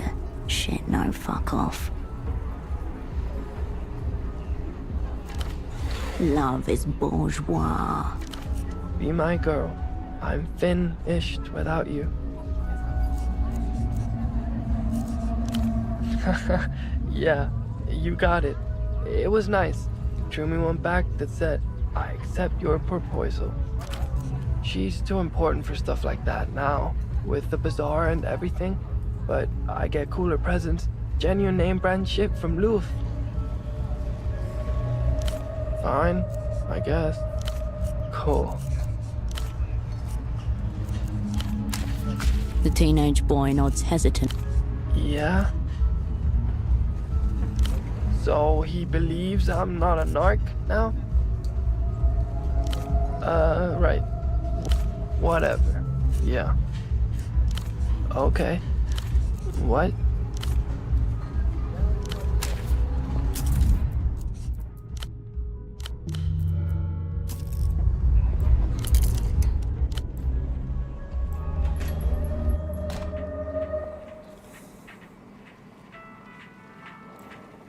Bored? What do you want? Not even a little, you know?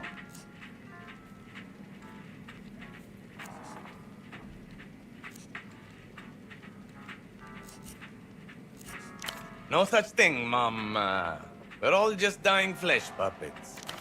Any man who doesn't rise up, steel hard, from my treatment is functionally brain.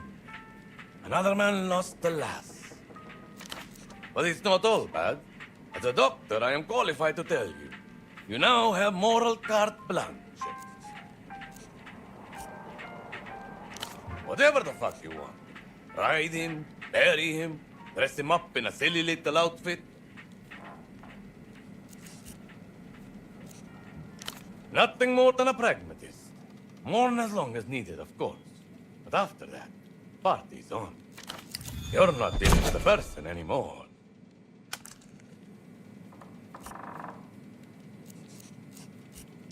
I already told you. If the first dose didn't work on your man, he's a goner. I have just been pondering what effects it might have on the female body. You might die, of course, but such is science. Get me back my personal effects, and you'll have access to all the anti-lass you can afford.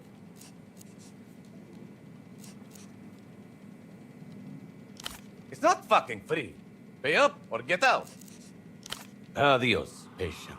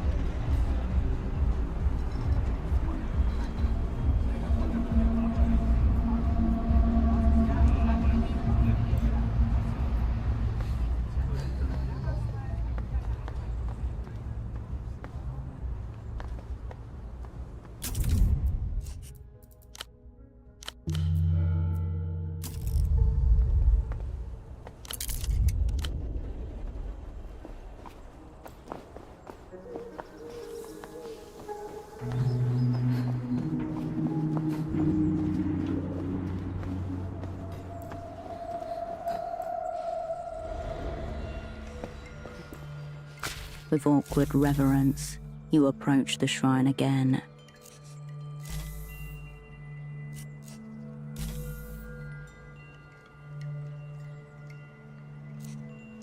The light around you.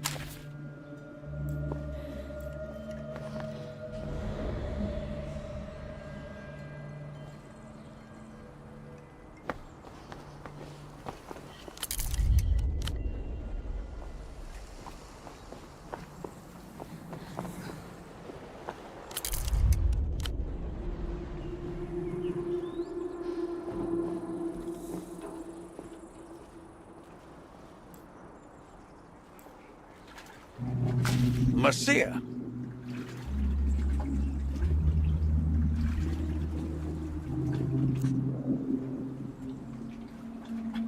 Two of the pilots slowly turn their heads towards the third, the silent one.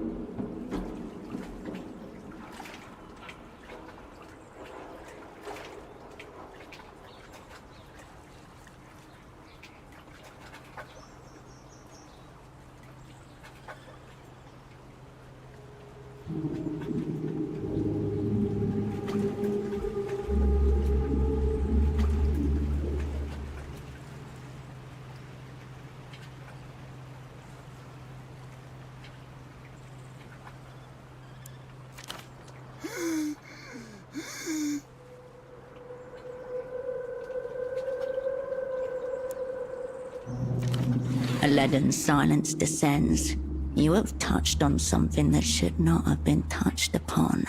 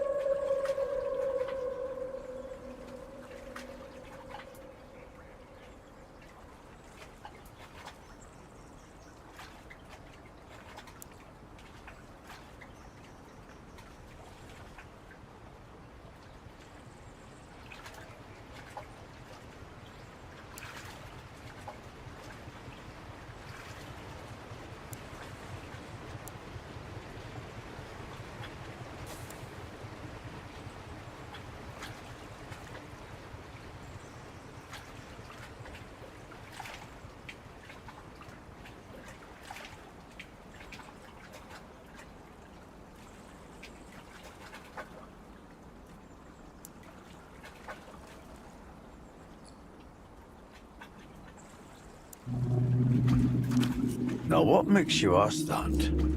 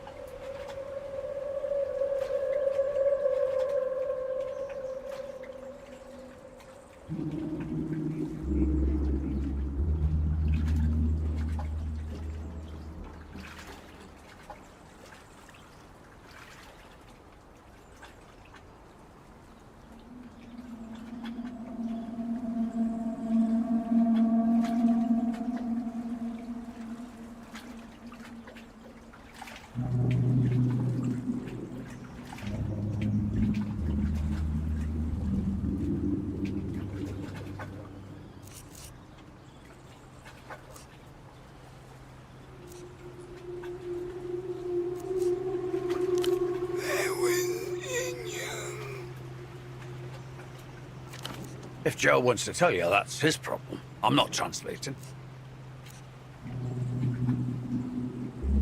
You shouldn't. Why don't you tell us something titillating instead, eh? Liven up the mood.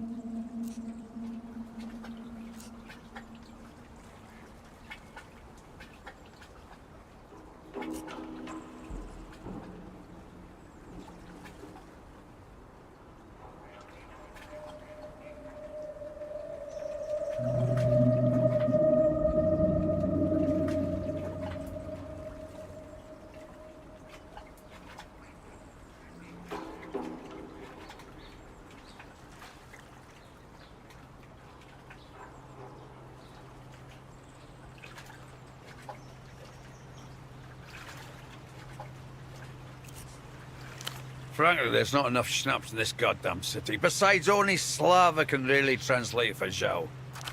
I'm not doing it. If he wants to tell you, that's his business.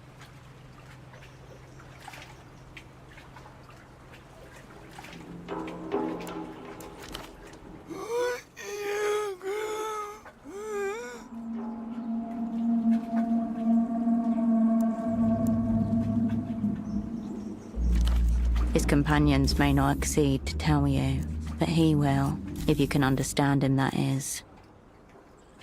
Steady breathing, a gaze as missing as it is fixed on you.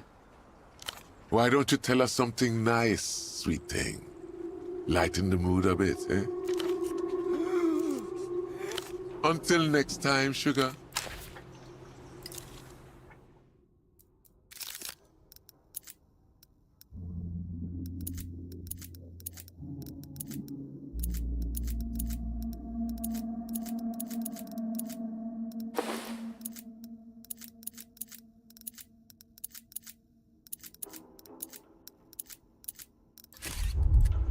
Marcia.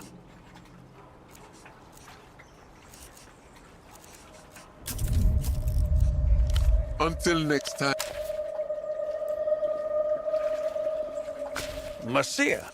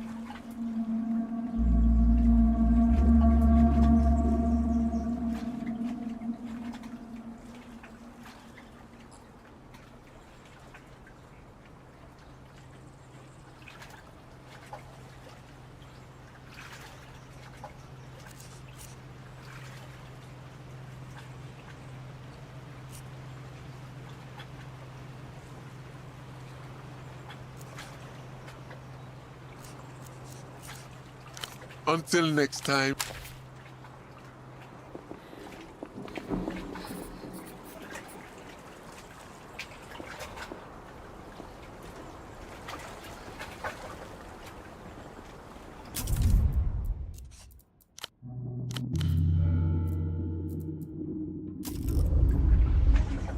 Eyes closed, the young man remains lost in his erotic fantasy. Metamoto. What about him?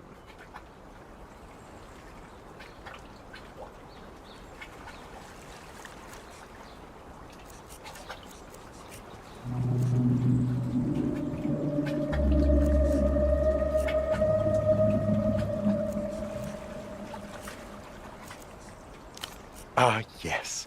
The sorrows of Metamoto. I'm supposed to care because he possesses such vast reservoirs of pure feeling. Well, I refuse.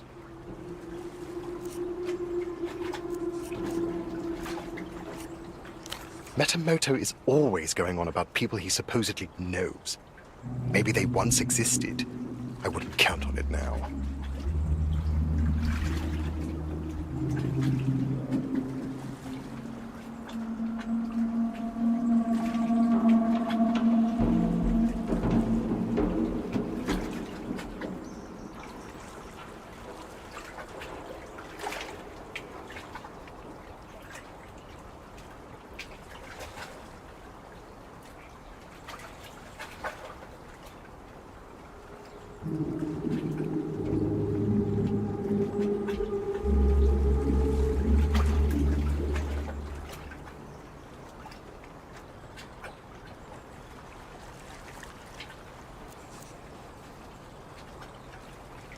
Nothing.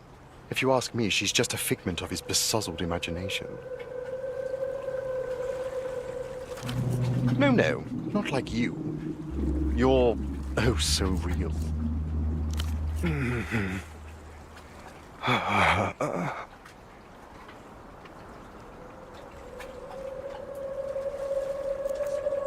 That seems to have got his attention. I owe him an apology? Have I got that right? I've saved our entire assignment. Wait, I don't owe you an explanation, nor do I owe him an apology.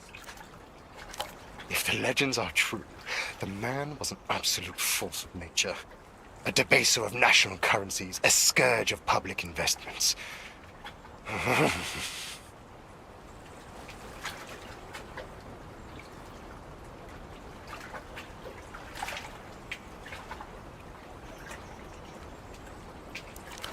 One of Capital's arch-viles. A class foe par excellence. Now Metamoto can't even hold his ground against a quart of Wisnia. And yet they expected him to face down the Lucian Empire?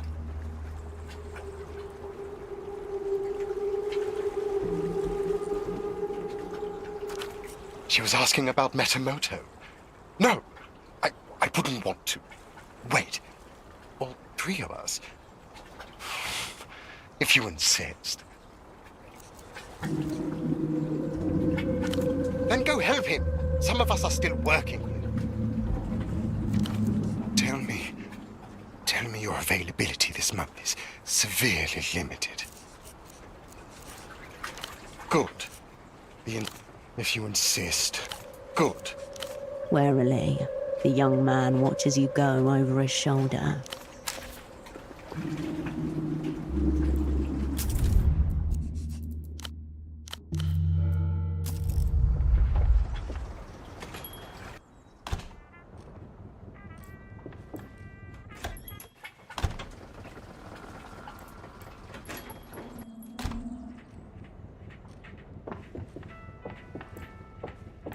Hello, again.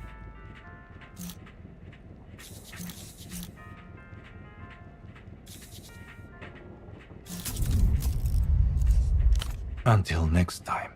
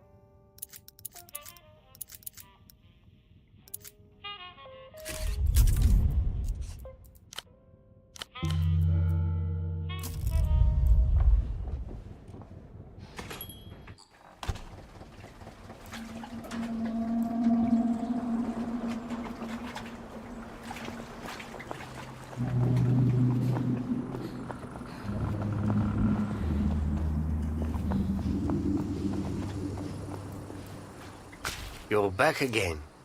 The GM gives you the most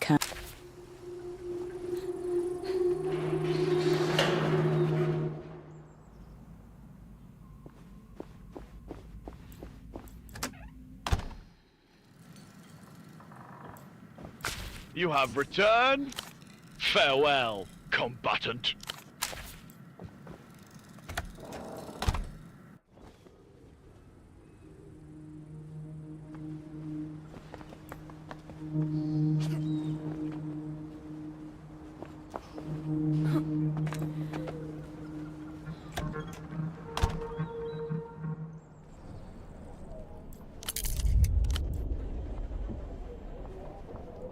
The desk is as you left it. You turn from the desk, back to the ransacked room. You can make out an impression of the bazaar beyond the window, obscured by dust and grime.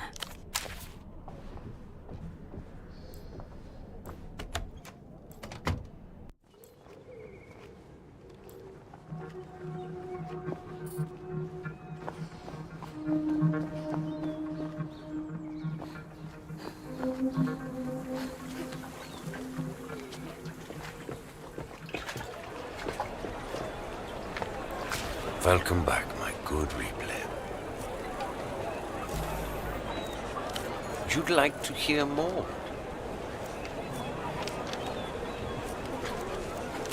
You can imagine the use cases yourself. Espionage potential, immense. The burn after reading function built into the medium itself. It would spare many an operant the stomach pains associated with having to devour documents to dispose of them.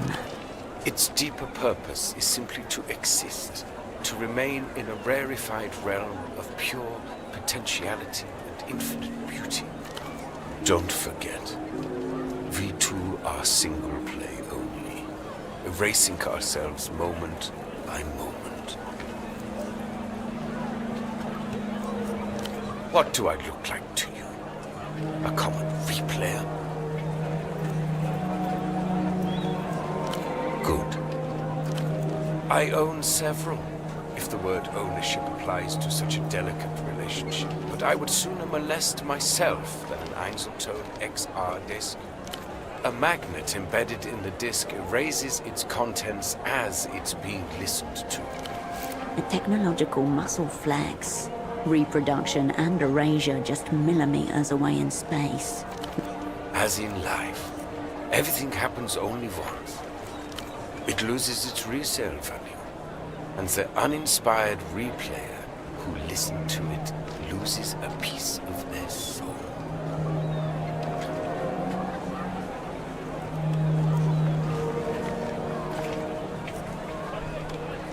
Would propping your dead grandmother up and trying to have a conversation with her corpse cause psychic damage? Of course it would. Unless you were a monster. Irreparable. Mystery solved. Pseudopod listened to a priceless tape and lost his soul. I wouldn't expect a replayer like you to understand. Maybe not.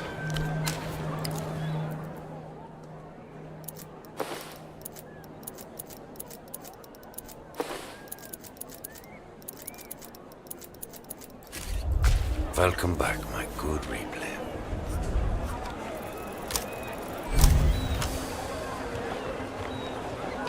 Nothing is ever truly gone.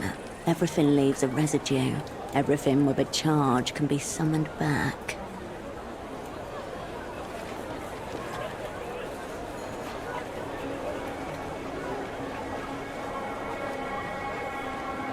I'm afraid not. The format is near obsolete. Einzelton is the past, yet it contains the future. The vendor recoils, as if you just spat at his feet. So, your question is, Petre, how do I reanimate a corpse? You should speak plainly then. I'll be honest, the thought is so disturbing to me that I've never entertained it before. But theoretically... Breach warning. You are now hacking the firewall of techno-philosophy. You would have to repolarize, re-remnants processing, probably a concentrated magnetic flip, neodymium grade. It would involve some custom gear, no doubt, but my answer to your distressing question is yes. I think you could. Why don't you film it and make a snuff disc out of it? One for the techno-voyeurs. Don't ask me about this again. I feel unclean. Maybe not. The bazaar is closing up soon. Another day, another cultural molestation.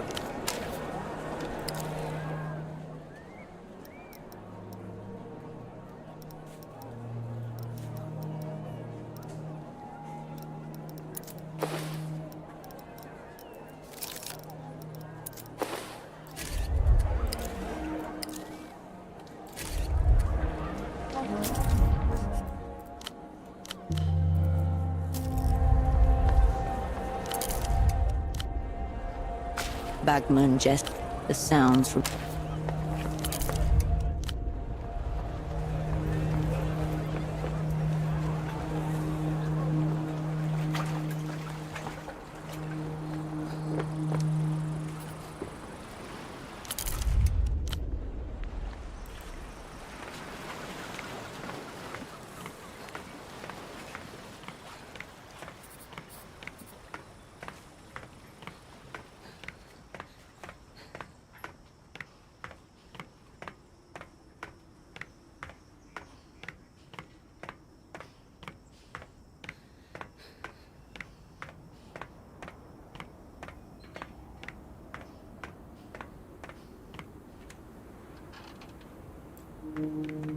Quite the commotion down there.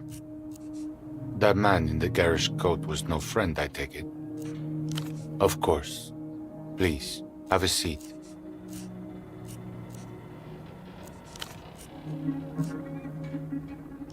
I can't say that I have, but that's quite troubling. Why do you ask? Whatever lies you tell have a low chance of reverberating here.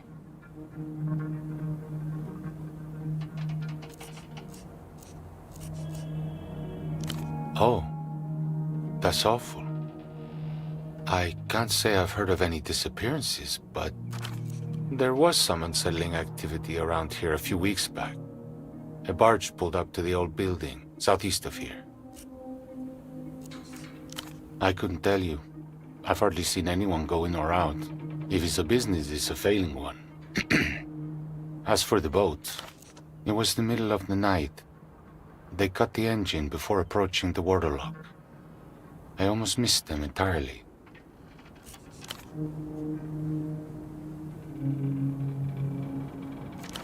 Bodies are harder to move than you'd expect.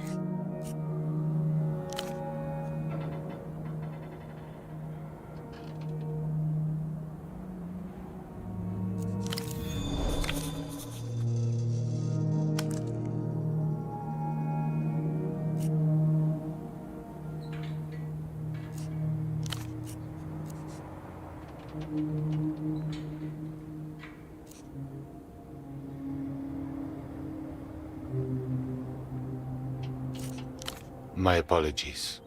Sometimes specificities get the better of me. A few seconds later, and they were gone. Went into the building, I have to assume.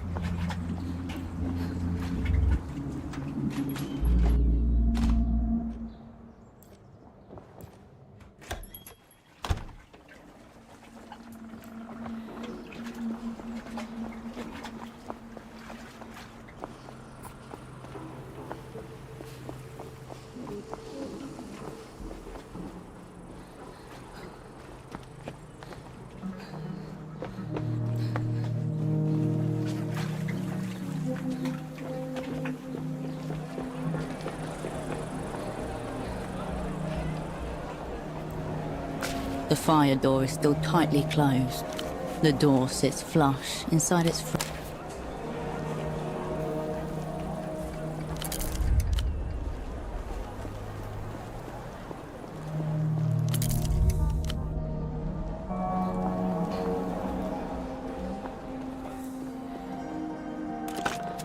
You pick up the payphone's no reaction. Give it a rest for today. You step away.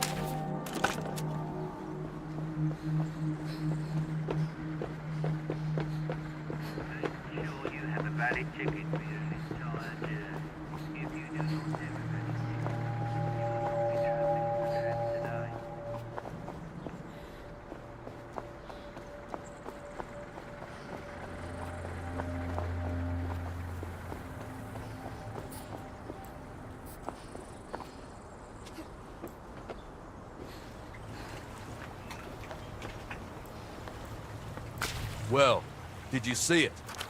The shirtless man has eyes on you, but he's speaking to the girl who just clambered out of the canal. No, but...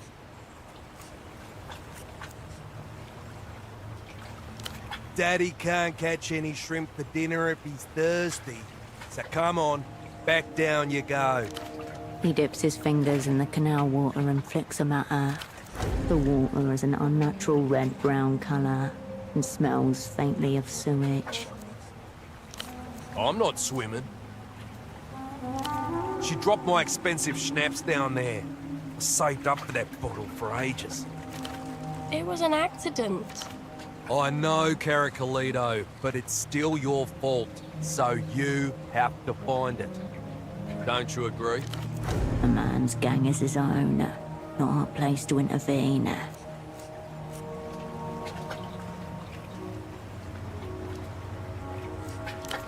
What are you, the Canal Carabinero? Whatever. Come on then, down you go. There's a room on the other side of the water with lots of buttons. I followed a yellow lizard inside. The GM who was guarding that room said it was where the water lock controls were located. A ladder descends from a catwalk. Next to it, a large pipe comes out from the wall, and next to that is a small row of windows. No? Do you want to try that one again? I just pressed the little red one. It didn't do anything, I promise. When you do, could you not lower the water, please? It will spoil our shrimping.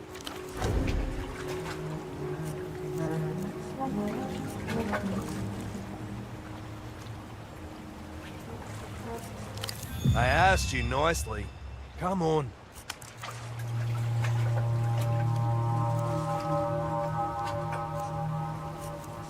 Not for 2 weeks. Normally her mother looks after her, but I've got some time off myself, so I'm doing it.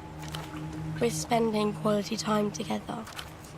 We were, until you dropped my bottle in the water. Nothing out of the ordinary. But Daddy, I told you, I saw a door in the water.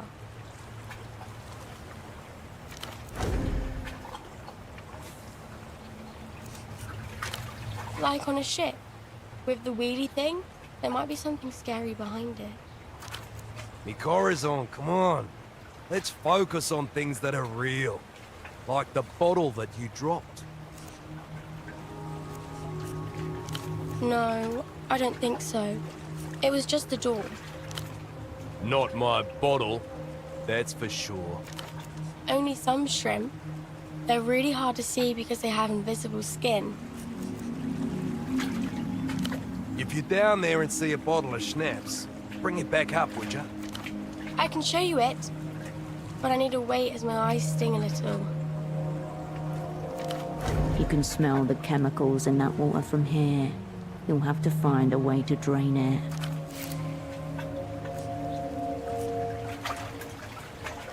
There are weird sounds coming from that boat over there. She juts her chin in the direction of an unmoored houseboat floating off the southern shore nearby. Noise is carried on the wind towards you. Sounds like someone kicking open a tomb and cannibalizing the dead. What about it? Don't get my hopes up like that. Ugh.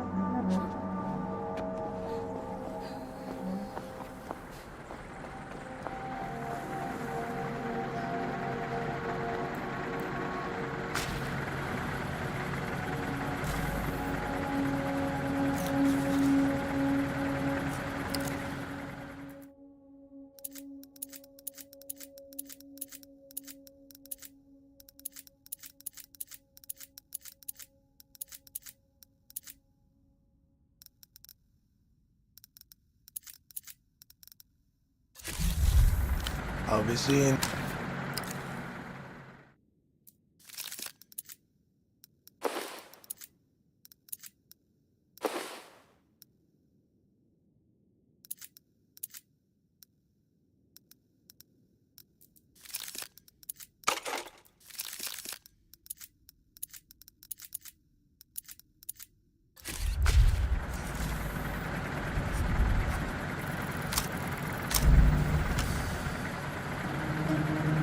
The only reason he stood here is to make money out of people like you.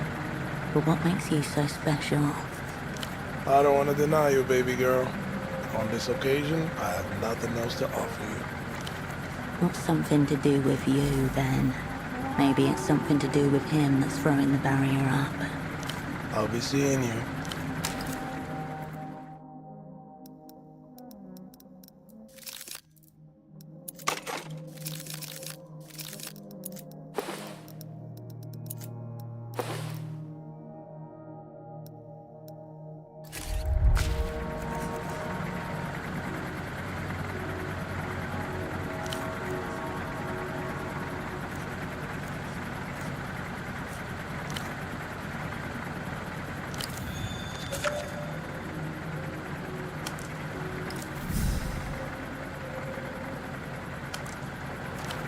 So that's it.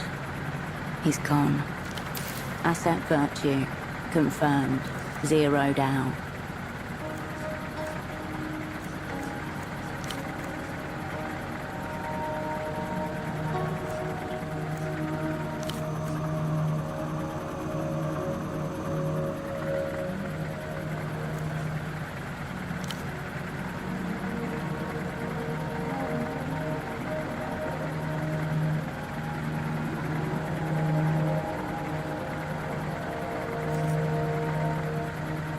Only two possibilities.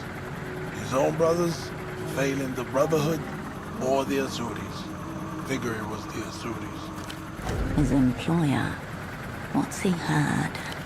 News of a dead carabinero usually comes with jokes and shit talk. Maybe drinks. But sure as the Cape boys were quiet, so were the Azuris. He's been on the shit list for a while, I'm sure. Maybe he pissed off one of the pecans. Doesn't matter. The uniform's reason enough. And this part didn't look too good the last time we met. Like he knew something ugly was coming.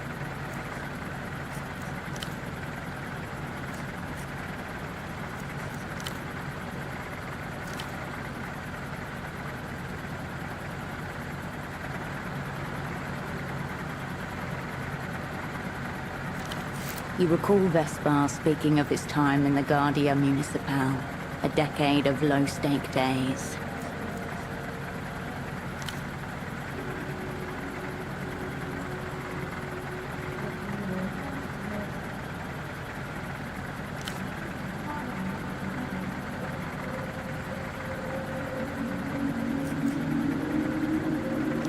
The young man stares at you for a long time. As much as Vespar's outfit bothered me, you stand by everything your employer does, Habibti? There's this old Rustamian saying my grandmother liked. Some truths arrive already carrying a shovel.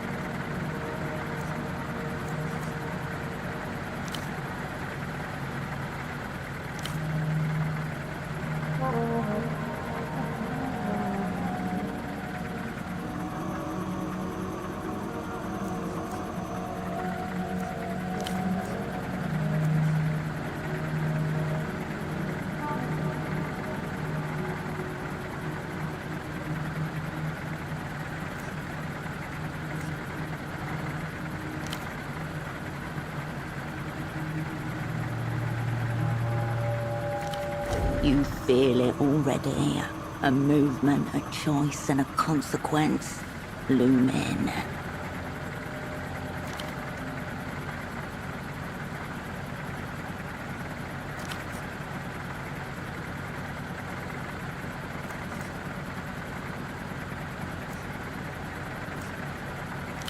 The young man offers you a somber nod.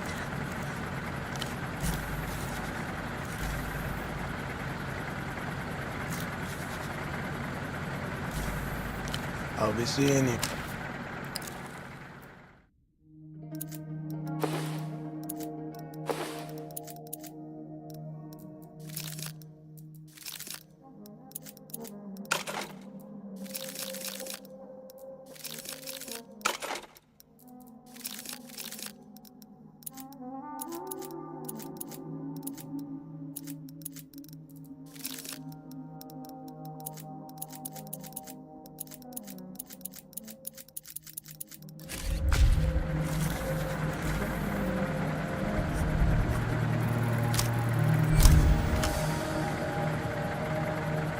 This is a man of many competing loyalties.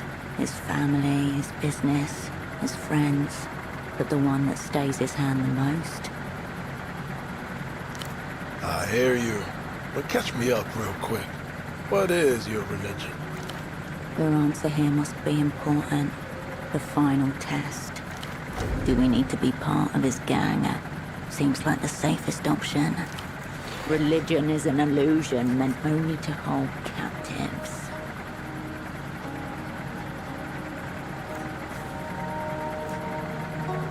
I feel sad for you if that's what you think. Must be incredibly lonely. You know I'm in drugs, right?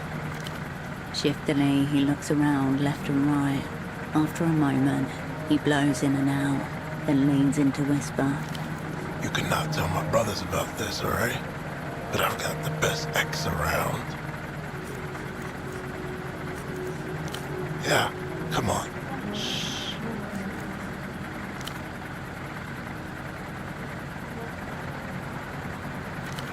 It's not as serious as that, but you get the point.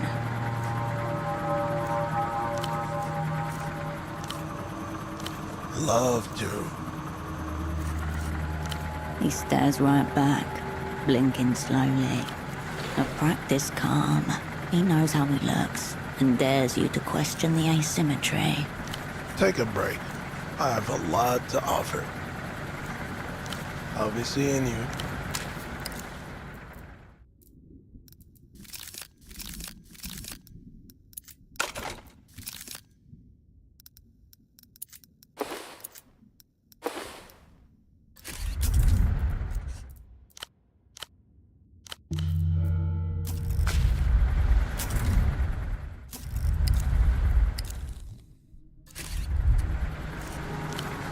Pleasure.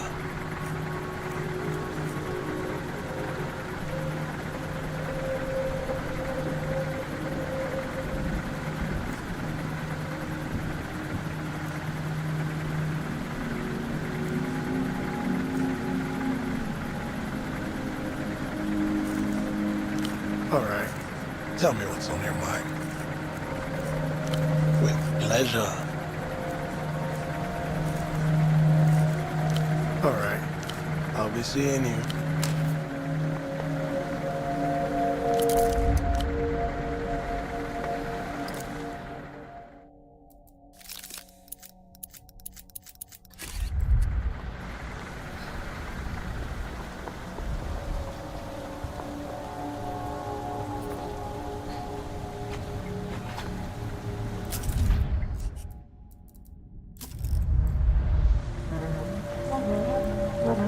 The intercom glints in the shadows.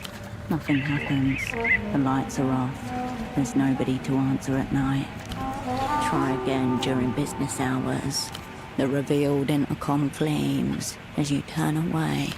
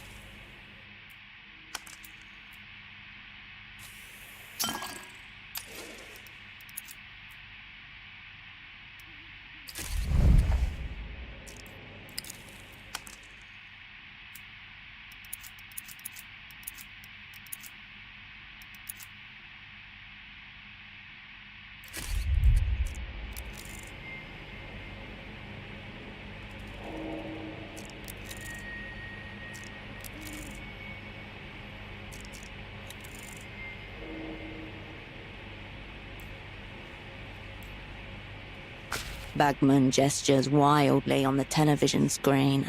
This is the ad for the reality situation you've seen before.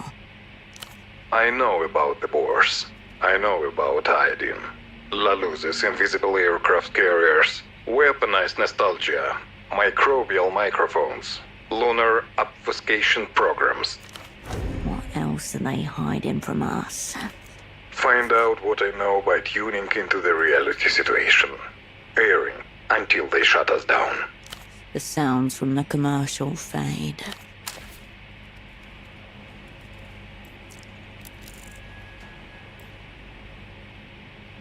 Sprawled in front of you is a huge control panel. With this, you can drain the water outside and see if that mysterious door really exists. The controls before you are unlabeled. There are 2 glowing buttons, a switch, and a single large lever.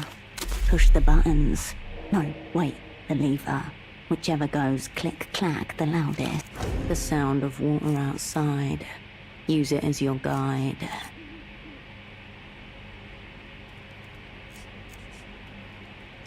A short, powerful hiss of water resounds in the surrounding plumbing.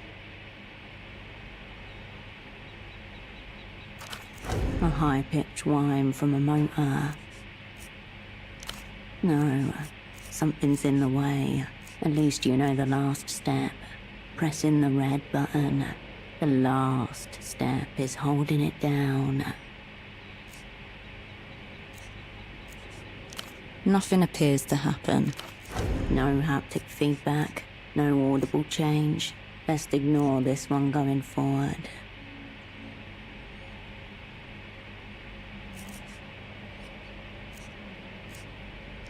The colour of affirmation, healing, for some, even hope.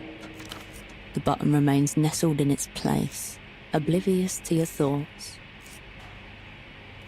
As you suspected, the button releases a stream of water somewhere when it is held down. The hiss turns into a trickle, and then stops entirely. The water won't drain unless it has somewhere to go. The metal switch flips to on with a heavy, satisfying thunk. Main drive engaged. Nothing appears to happen. A hum of machinery runs through the walls. And the cling of metal on stone. You're on the right track. Nothing appears to happen. Again, a hiss. The hiss turns into a trickle. The water won't drain unless it has somewhere to go. A short, powerful hiss of water. Thunk. And the switch flips to off. The groan of shifting iron, muffled by masonry. Now let the water flow. Nothing appears to happen. Again, a hiss. The hiss turns in. The water won't drain unless you leave the control panel, as inscrutable as ever. The large pipe outside the window catches your eye again as you turn away from the console.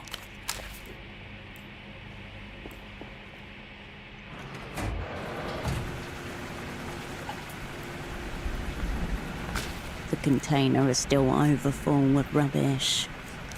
The layers of the truck. This bin is an archive. So, you feel warmth. The rubbish container and all its spoils continue to rot through time.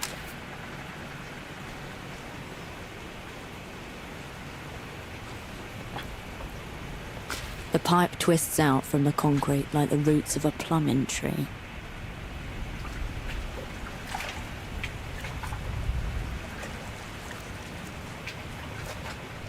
An interconnected system. Simple loop. It's a central part of the water lock mechanism. Somehow these tubes drain and pump it.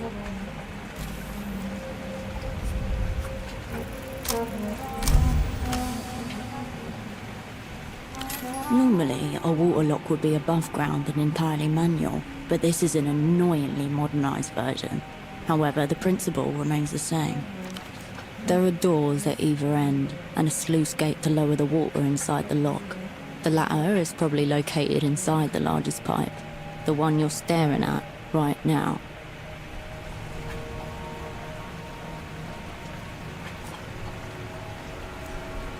Correct. The water level is up right now. If you can close the gates, it's a simple matter of figuring out which control releases the water through the sluice pipe. Indeed. And an operant should always be thorough when searching for clandestine spaces.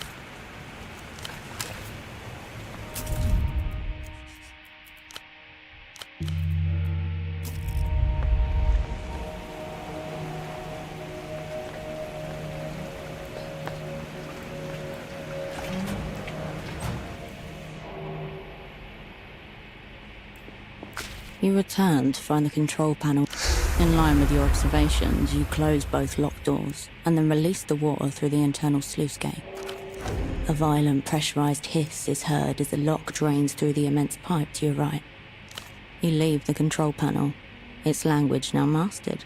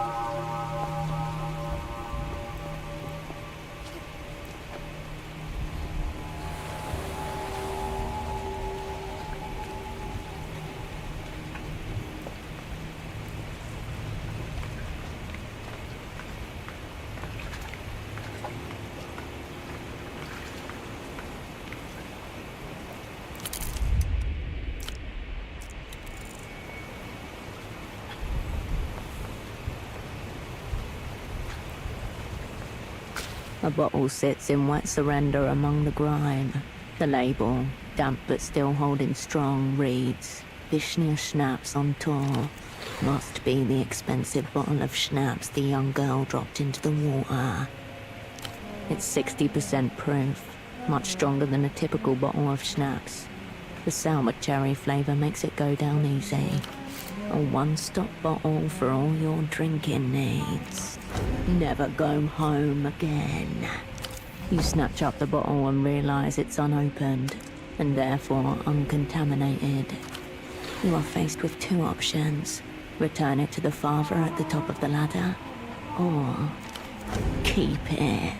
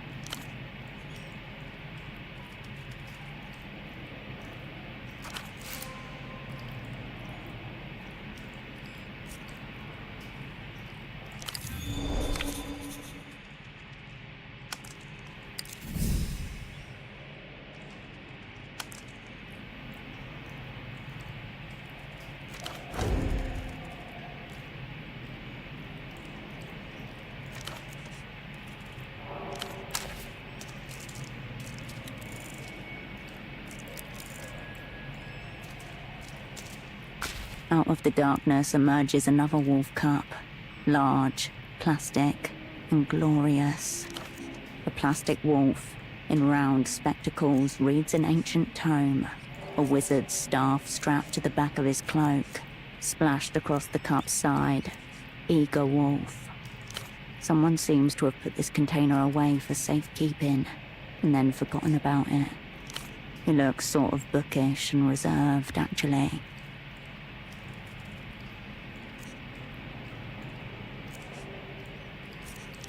Itching to prove that he can lead the pack, if they'll only give him the chance.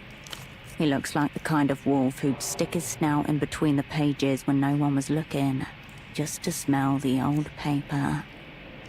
Blobs of yellow paint refuse to stare back at you. His gaze is fixed somewhere to the side, drawn away from his book. By what? It's unclear. Eager Wolf joins the crew. Another plastic wolf cup in your hand. As before, 1 out of 6 is stamped on the hard bottom. If you're a child, perhaps, maybe you should find some and ask them about these cups.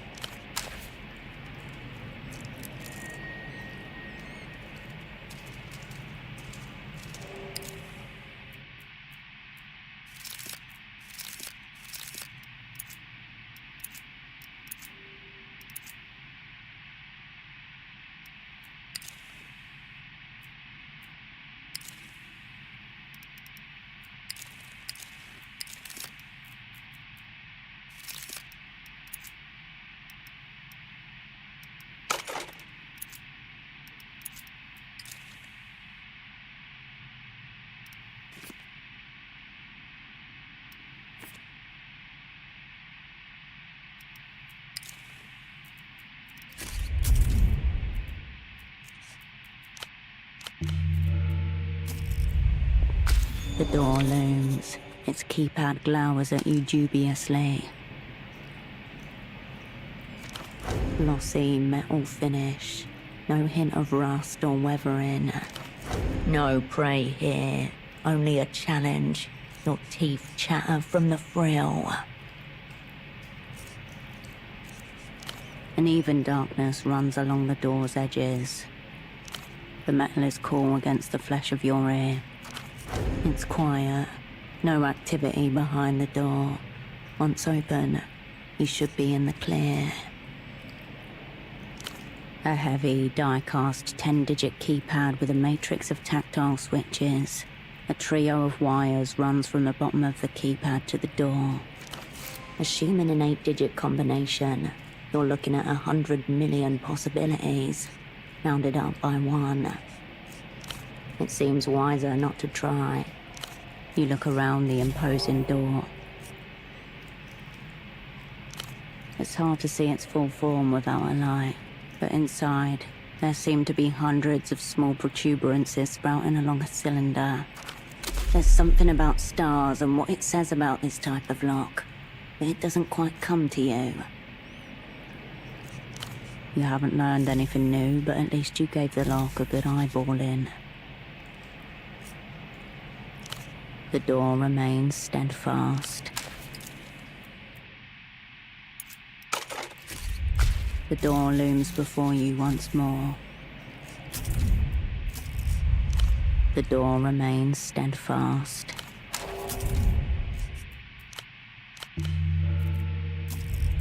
The door looms before you once.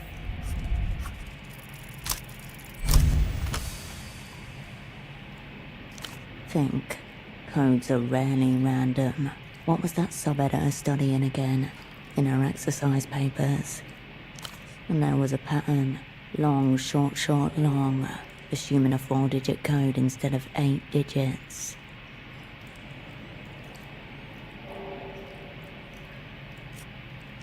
The shadows were here long before the metal and wires. Before empires carved arrogance into stones. And before thought meld with the dark. And watch as even the stars grow pliant before you. A soft, electronic tone plays, and you hear the chunk of mechanisms unlocking. The door parts open in deference.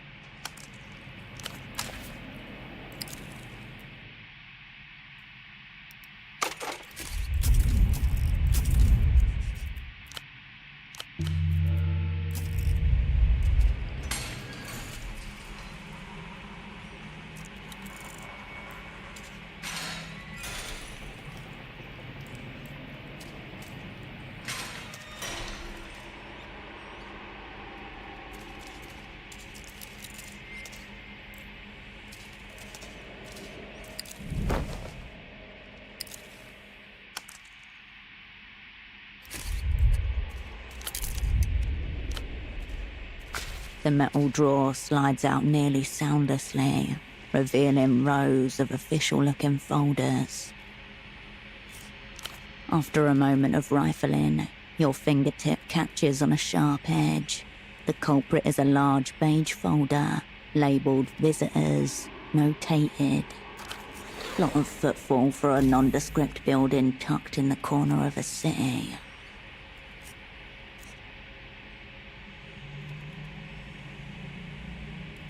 Strangers in grainy black and white stare back at you. Under each photo, a terse itinerary. Visitor, date of arrival, date of departure. Each of them seems to have left the same way. Flight D153 to a regional airport in Ile-de-Serres. Perhaps they're running a writer-in-residence program on the wasteland mesas of Ile-de-Serres. Are you sure this is even a prison? Could just be a very deadline-oriented working environment. You skip through the stack until your eye catches on a man's face. Mid-60s, eyes blown up by milk bottle glasses. The last time you saw him, he was smiling at the camera. He isn't smiling here. He looks exhausted and grubby, crumpled at the corners. His glasses were still with him when this was taken. A sudden talisman, the last thing he gave up. Visitor Krantz Eno. Date of arrival 4/3/96. Date of departure 4/18/96. Flight D513 to Ile-de-Serres direct. Notes, prolonged interrogation, mostly unsuccessful, until daughter threatened. Gone. It disappears soundlessly into the stack. You look for any young woman by the name of Ultravioletta. You find none. Maybe try Violetta Ultra. You bend your arm at an uncomfortable angle and press around at the deepest part of the drawer. Nothing. Not even a lost paperclip or bent staple. The drawer's base makes a thin rattle, not the hollow echo you were hoping for. You pull your hand back from the standard issue cabinet. Files crowd over the gap you made.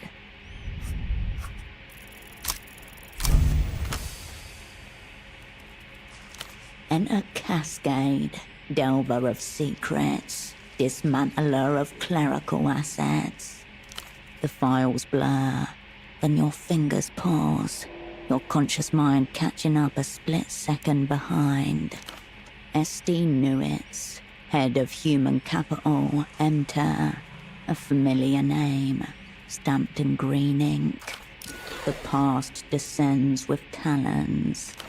Your old asset, S-Doc, still draped in the same cover you left her in, with one new styling. She is fastened to her cover, mutating with it. The mask has become her face.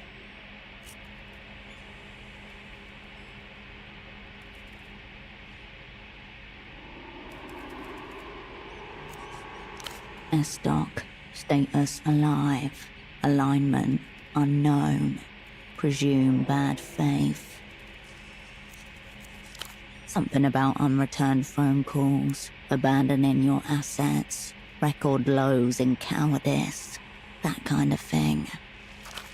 Cold, old megaton bitch, never really proper gang to begin with. Work experience gang. A telephone from 5 years ago startles in its cradle, waking you from the thin end of a dream. Herschel, it's Esty. I'm going to talk fast. Something is dreadfully wrong. Her phrasing that day always stuck with you. Dreadfully wrong. The most wrong a thing could ever be.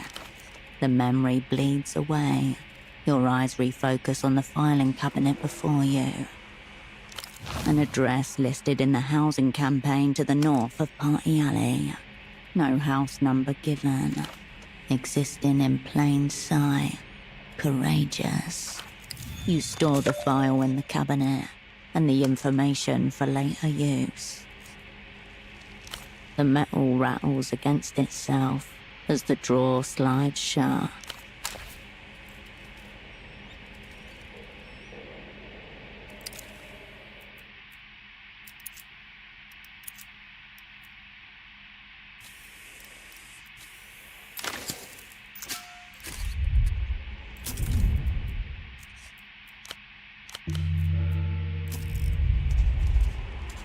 The heavy steel door contains a single small window.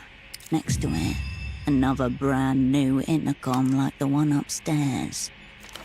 As with anything that talks in this city, it is emblazoned with the blue Vinotel logo. Heavy condensation is obscured through layers of glass. Nothing can be seen here. In the domain of shadow and smudge. Your fist barely makes a sound on the thick, reinforced metal. Suddenly, so quiet that it's almost imaginary, a muffled pounding answers from the other side. A tingle runs down your back, the sensation of things coalescing. You hear a brief, static crackle. It fades out to leave the ambient hum of another room. You hold your ear to the box, living electricity buzzing along your ossicle bones. Somewhere in the amplified quasi-silence, there's a distant rustling, perhaps breathing. Stop rapping on my door. Don't you people ever tire?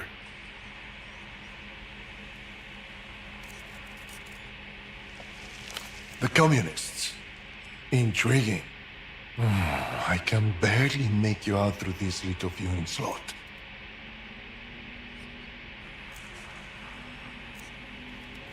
No, we'll just make do without. Do you have a name? That's not a name. That's a falsehood. I agree. Absolutely superfluous. Hello, oh nameless one. If you're from the opera, you must be Tempo del Sur's well-connected friend. A knot of tension forms between your eyes. Once again, you're a step behind. Don't let his evasions and insinuations throw you off course. The deal. You're here for the deal. A wave of static crashes over the line.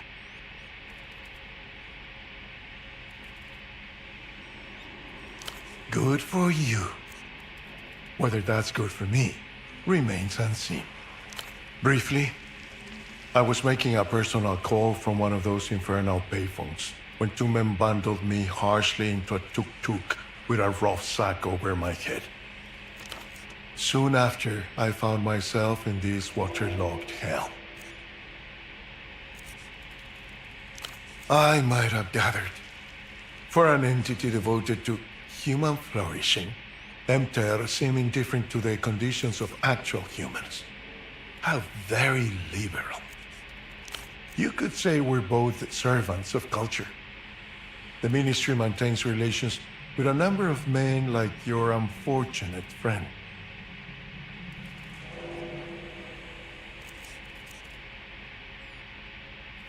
Allies against Emter's ridiculous culture blockade.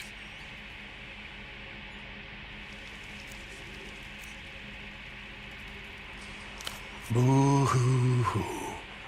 That's what I say to that. I haven't the faintest idea. His fate's no longer my concern. Falsely imprisoned by one enemy, so I may be falsely accused by another. A fate's fuck toy, it appears. I didn't kill Tempo del Sur, though if Deneb gave me the chance to go back, surely I would. For a moment, nobody says anything. Green water sloshes about your feet. Tempo assured me the opera were enthusiastic about the terms, despite the risks involved. Are you telling me that was not the case? Here it is, the side deal. First of several, potentially.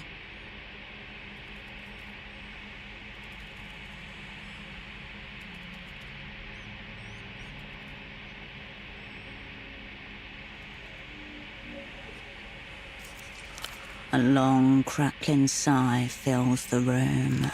I procured for Tempo del Sur an extremely rare device. The only one of its kind outside the Illuminated Empire. Extremely rare. Tingle along arm hairs.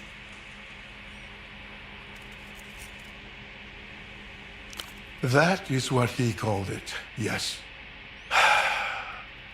I told him not to repeat it.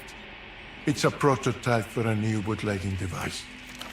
I would tell you all about it, but really it's best to see for yourself. Of course he did. I smuggled it out of the Empire in my own diplomatic bag. Our friend was very insistent on this point. His end first. A detail the girl Yana conveniently left out. You need to confront her about this. But tell me, if Tempo is no more, what has become of this extremely rare device?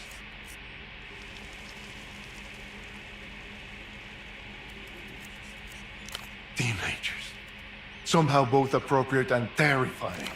Not that it's any concern of mine just now, but I would not leave such a thing unaccounted for. Not that many. Only the big ones. It's not easy to leave the Illuminated Empire. Tempo promised he would call in certain favors. Alas, only one of us got what we bargained for. Please, my socks are so true. The buttons of my feet look like wrinkled tissue. I'd like to be out of here before my toes start to blacken. Let's not keep your masters waiting.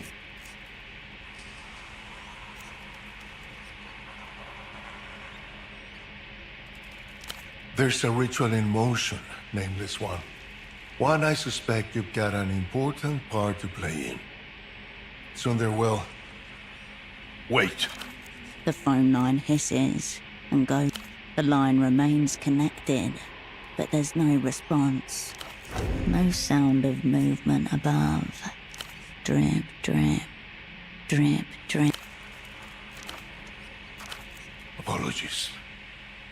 I had to attend to a personal matter. A large rat swimming along the floor of my cell. It's not so hard to drown them usually. This one was just very oily. Right, the reason you're here. There's a very important man on his way to Portofino as we speak.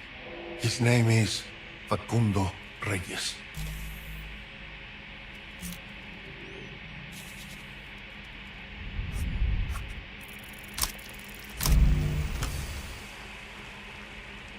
The opera prefers epithets for its great enemies.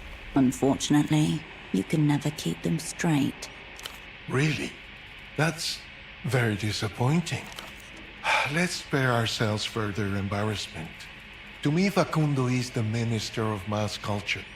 But your party knows him as the Grand Leech of techno-fascism.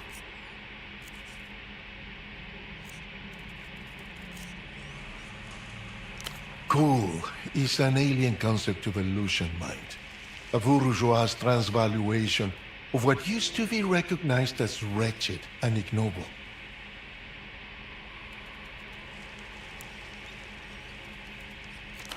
But then I became wretched and ignoble myself. So perhaps I'm cool as well? So we've established.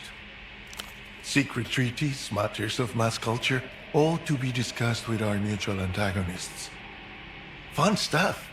Leagues above your station, sadly. The banker and the secret policeman in passionate, tongue-heavy embrace. The people's stomach turns. I asked the same question and received an electrical shock to the scrotum for my troubles. Now I don't ask questions. I just try to enjoy myself. You can practically hear the fetid water sloshing about his feet.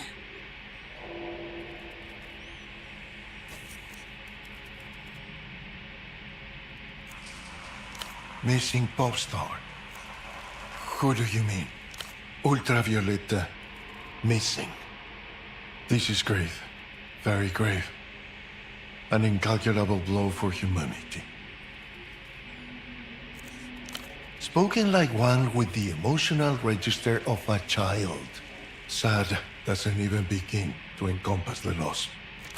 Just one question before you scurry back to your masters. Will it be you escorting me to the super block? Or should I... What might have begun as an inhale of breath transforms into a static roar that fills up the audioscape. The edges of your eyes begin to burn, pooling at the back of your mouth, and the ocean of static suffocates the air around you. If something human lies within, it is drowned too far to be heard. Footsteps right above you, coming this way. Vanish now.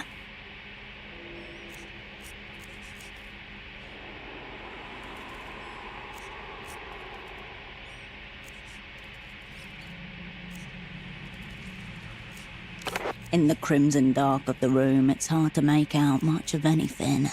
You'll have to focus your efforts. Disused office equipment stacked in a clumsy pile, along with various packing crates. Plastic and cardboard, slowly soaking up the floodwater. It will be a struggle to dive in and cover yourself back up in such a way that you can't be seen, but possibly.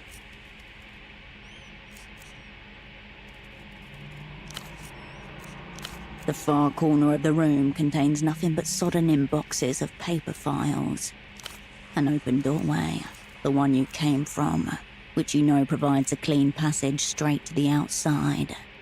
The full weight of your situation dawns on you in the instant before the door clicks. In the open doorway stands the sub-editor. You can just make out the shine of a red pen, held aloft, dagger-like.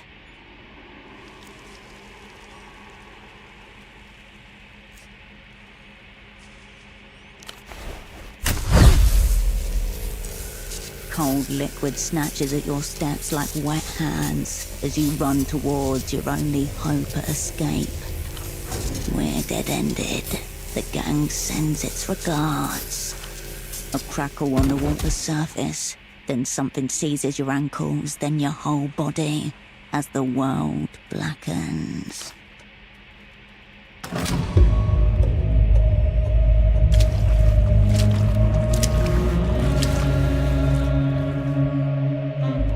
Hello again.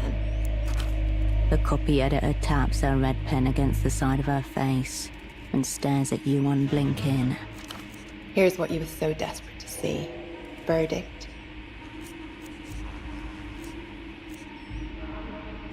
Already? I've barely touched you. Let me try something. Does this feel good? She runs her thumb over the pen, teasing its mechanical tip.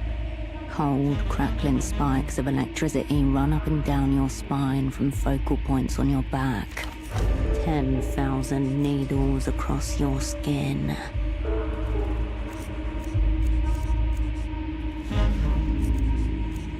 Good girl. You look very tough. A click beneath her thumb and a jolt of pain tears through your skin, sharp and sudden. Still. Enough prelude then. Let's move straight to l'entretien. I am an interrogatrix for l'Empire sans territoire. Who are you? Summon a persona. Concede nothing, validate less. Cascade can slip out behind the human-shaped facade.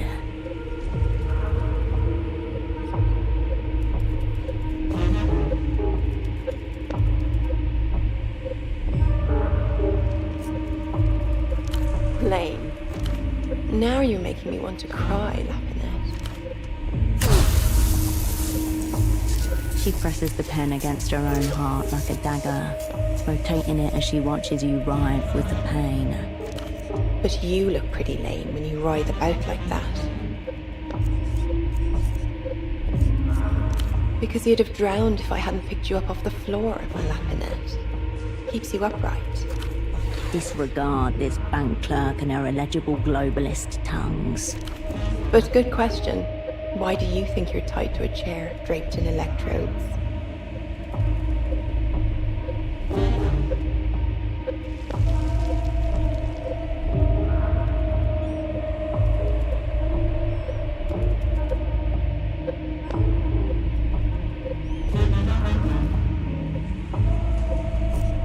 I do, actually. I hope you find the same of me. Seems we're back to where we started. Who are you?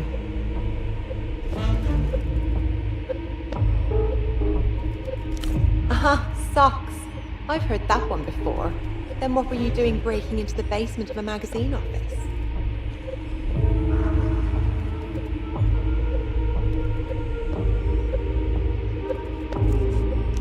Chapeau. Very in character. That is precisely what I imagine a deluded ideologue would say. So, let's test how good you really are. I'll start easy. How many tons of cotton did the Superblock export last year? At least one.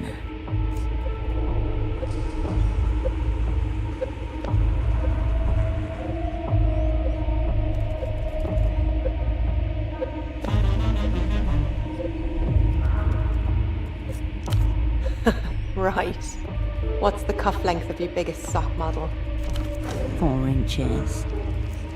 How many different grades of cotton do you offer potential buyers? At least one.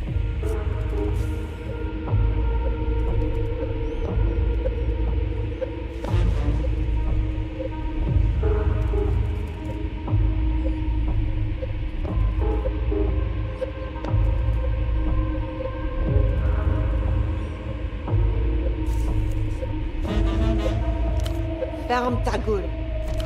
I'm pretty fucking bored of talking about socks now, aren't you?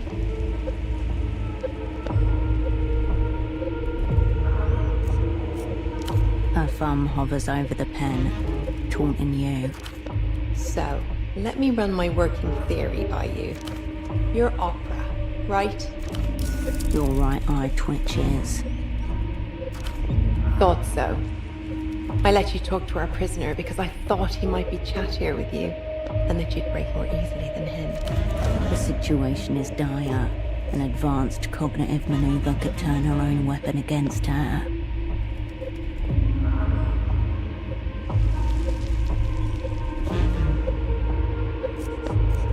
The old remembrancer designation was fellow traveller.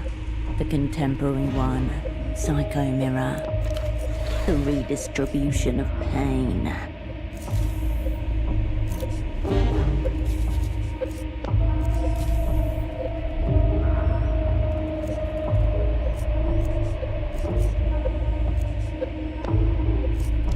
Fine. I'll give you one question.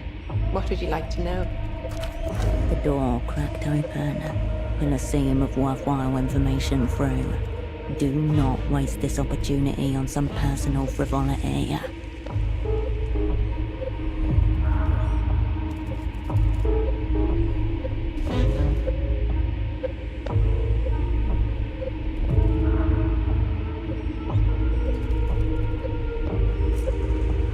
Because we want to have a strong hand, of course.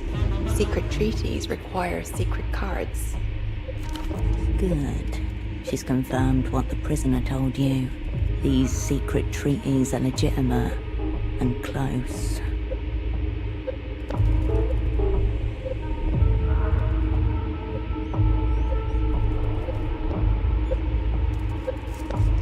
Naughty. I said one question. Click. Your body shatters.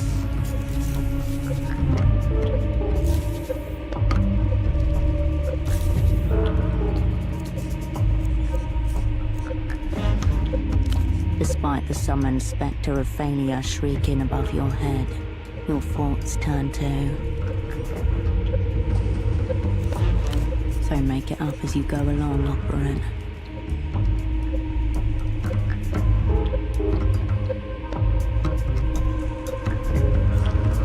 Enough about fucking socks. One more question on that. How does a sock importer end up getting shot in the heart? A memento from the protests in 81. The bullet by your heart.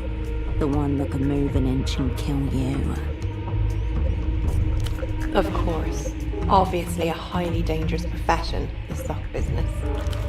I hope the bullet isn't making the electricity worse on you. Very tough on the chest cavity. A fresh flare of agony rattles along your bones. Your mouth so wide that it tears your lips. You smell smoke and burning.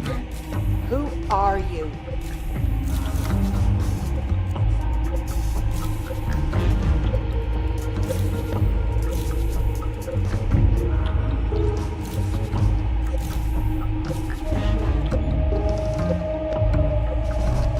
The woman blinks twice and adjusts her position. No more? Now. I was enjoying that. I like that snarl of yours. If only we'd met under different circumstances. She stares at you, lips parted, eyes alight, her thumb roving gently over the pen. You hear the metal rattling in its case. You feel tiny sparks leaping over your skin. Almost familiar now. What is your name? Just tell her. Fuck it. Do you have any affiliations outside the Operant Bureau?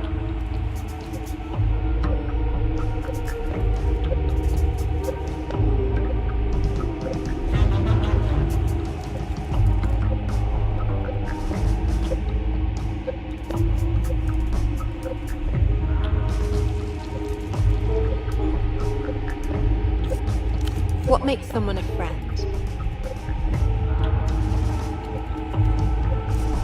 Are you currently on assignment in theatre? Yes and no. Just no, really. She frowns, taken aback. Interesting. You weren't lying there, were you, Lapinette? Then I think, no, you weren't. That face under your mask, is that your true face?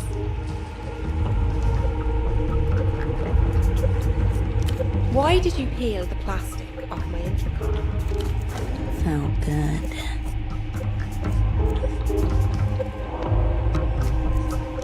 Do you really believe the things you say?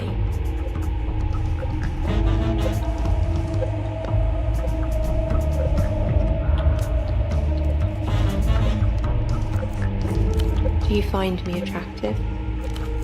Yes, but we're not going to tell you that, electro bitch.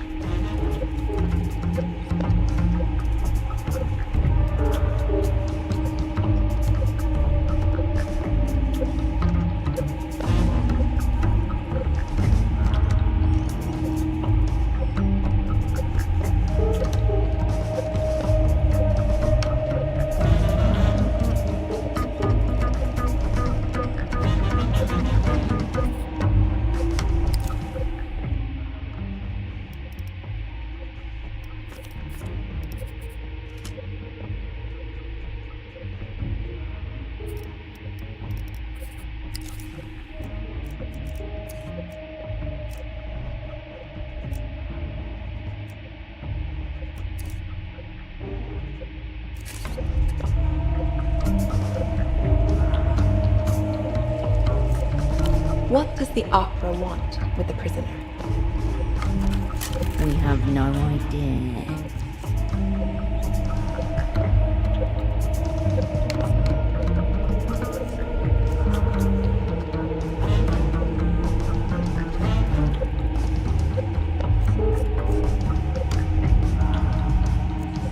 That was unimpressive, even for the opera.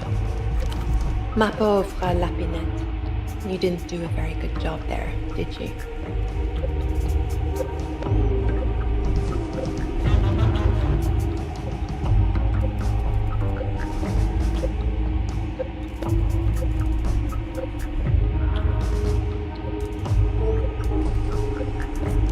I can think of 1,000 things more fun to do with your body than watch it decompose.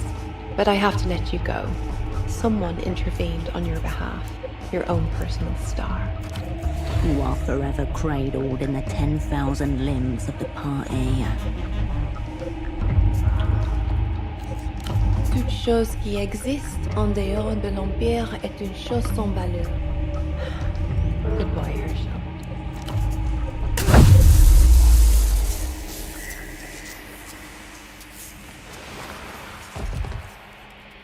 Click.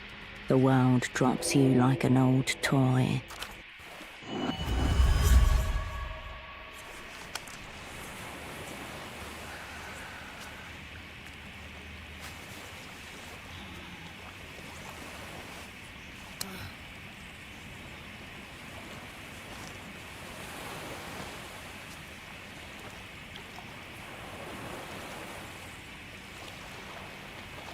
You wake to blurry vision, flooding ears and a dull ache in your lower spine. The setting sun is hot on your face. Purple light spots are burned into the back of your eyelids.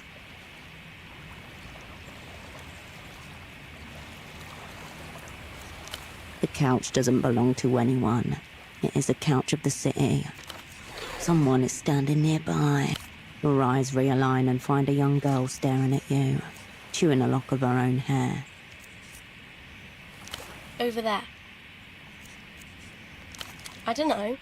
I just found you asleep.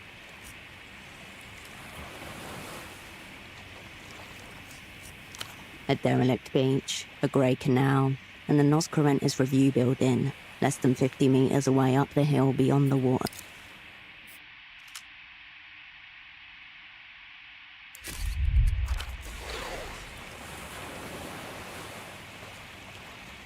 You didn't move at all. Someone else did it. Lifted you up, and dumped you here.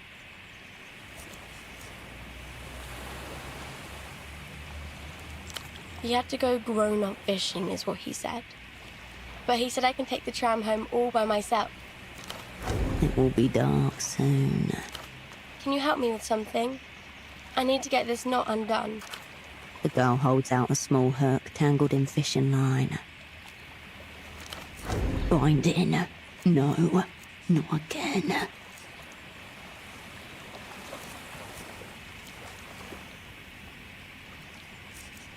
You take the hook and its plot of near-invisible wire. Double, lost in theatre, status captured in...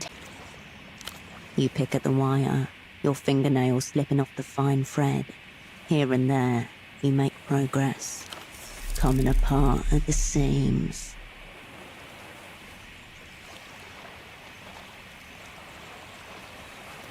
This time you weren't. Next time you might be. Mantis shrimp. But they move pretty fast. Faster than you. Are you okay? Did something happen to you? A hot woman with an electric rod happened. Gang's in shambles.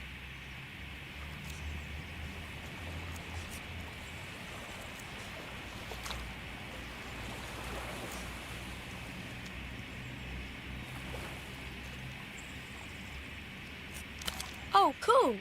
Like a band. Ultravioletta is the coolest. But you seem so... You tug on the last loop of thread. The tangle vanishes as the hook snips. I don't know. Very... cool. Thanks so much. Oh, yeah. The man told me to give this to you. She holds out a clot of folded paper. The man with no heart. The man in the fogged mirror. Yeah. Is he your dad? Oh. Maybe... It appears to be an origami rendering of some kind. People who are into this sort of thing are always making flowers or birds, but this doesn't look like that. What it looks like is an anatomically correct human heart, slightly squished from being stuffed into a 10-year-old's pocket. Easier, yes, but less fulfilling. The flattened paper reveals a handwritten message within the shape. Big ticket item about to hit the organ block. Opening bids already coming in by payphone. Party alley, west side. Who will we say is calling operand? Below the scrawled text, a childlike drawing of a heart, coloured in red. This heartless stranger no doubt organised your release from the jail.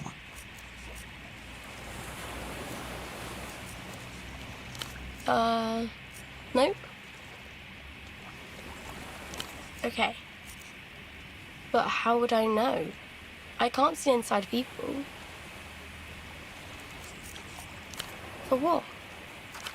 Your gaze instinctively turns north, towards the fog and colour of Party Alley.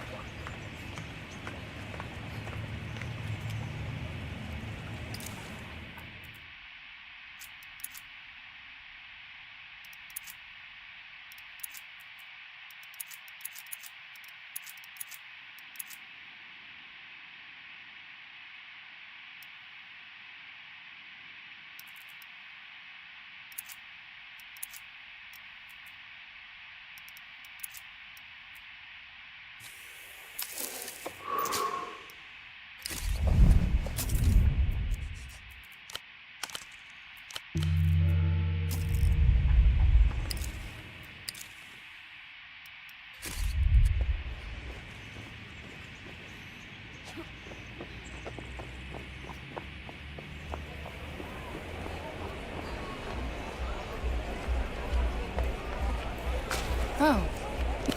What takes your fancy? You need anything else? What?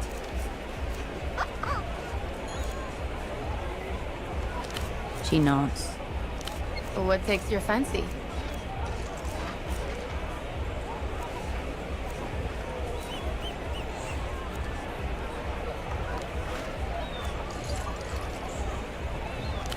Yeah, all right.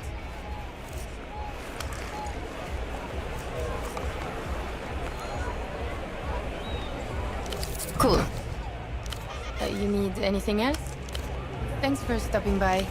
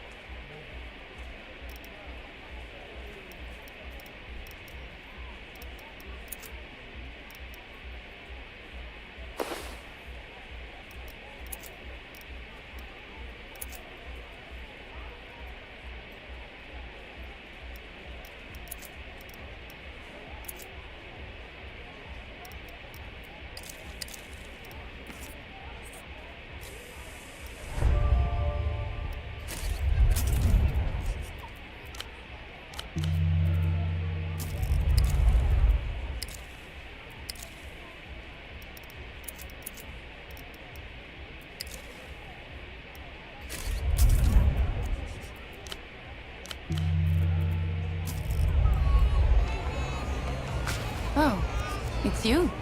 What takes your fancy? You need... Thanks for stopping.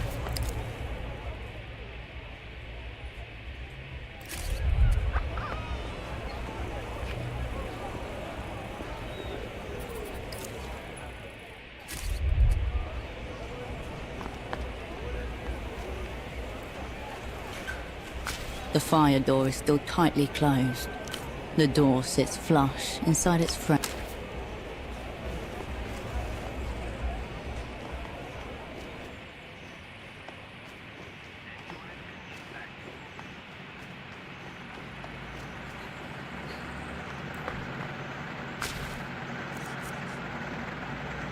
Why are you asking me? You went in there, didn't you? It's right across. I stay vigilant. So again, why do you ask? I know I wouldn't have gone in there myself. That's all. I was asked to keep an eye on it not long ago. You know, just in case.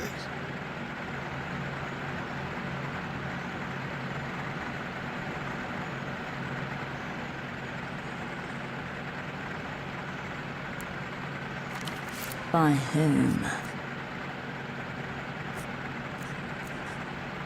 Baby girl, there are many questions I haven't asked you. Being a thoughtful, caring man. But stay away from there. That's all I'll say. I'll be seeing you.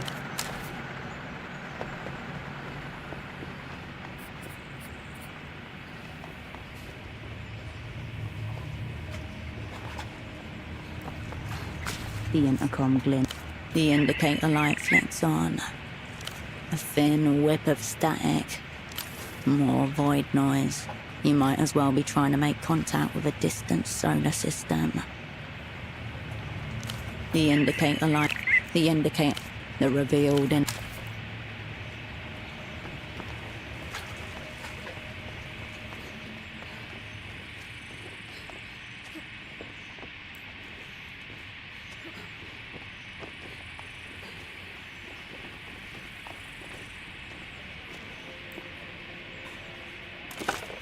You pick up the dolphin doesn't poke back, but it might consider it at this point if you step away from the payphone.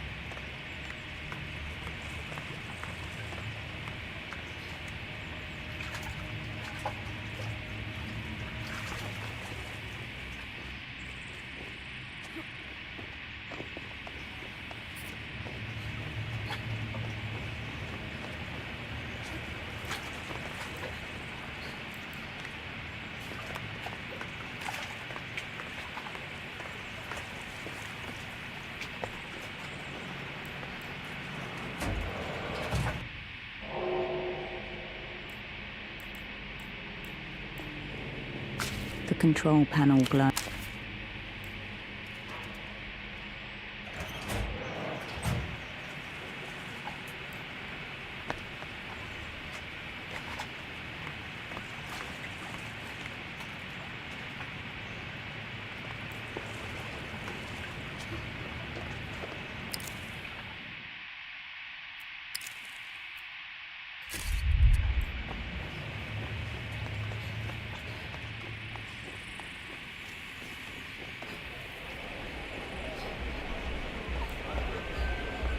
You step back to the tower, 100 You turn back. Oh. What?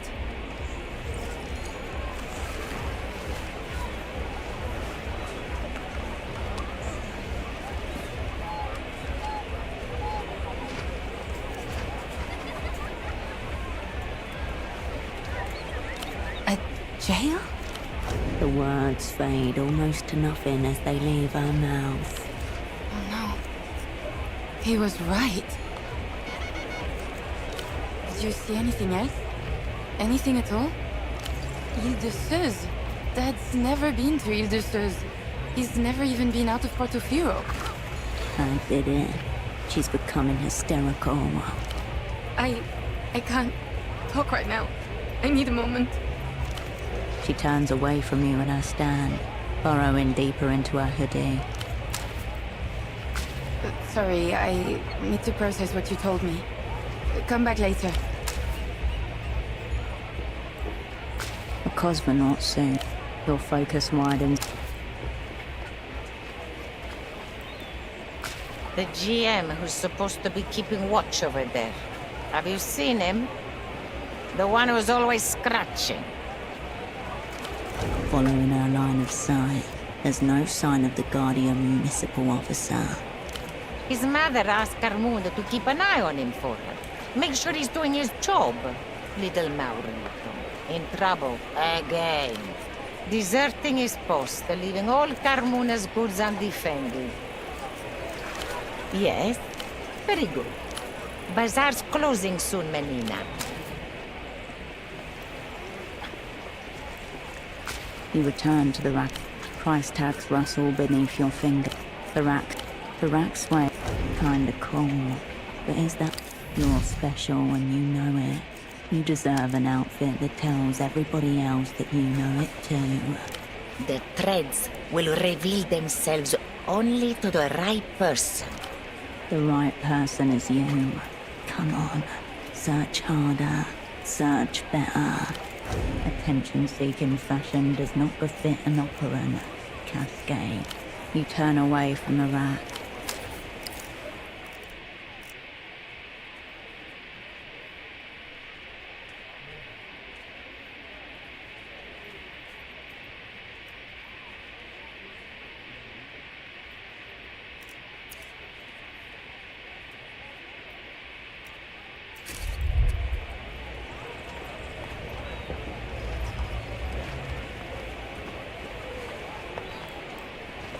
Welcome back, my good replay. That's what I'm here for. Well, it isn't. Anything we once had has been consumed, overwritten, digested, and shut out by loops. And the worst thing is, we know it. We just don't care. The culture blockade was designed to prevent this, but now anyone with the wits to create anything new just spends their time devising ways to get past the signal blockers and access Luxian drivel. Whole thing's a myth anyway. Failed project. Most of the crates I get from Luz come stamped by the Ministry of Mass Culture. They want it all out there.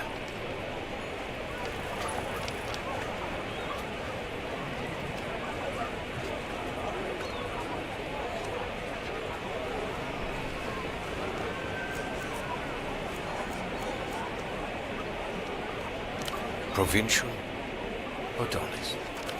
Silk, sad national poetry. Music, the same kinds they play in the so-called developed world, except a couple decades late and desperately effortful. Incapable of competing with Lusian media on the most basic neurological level. Fuck this. You want blood, dopamine, wolves.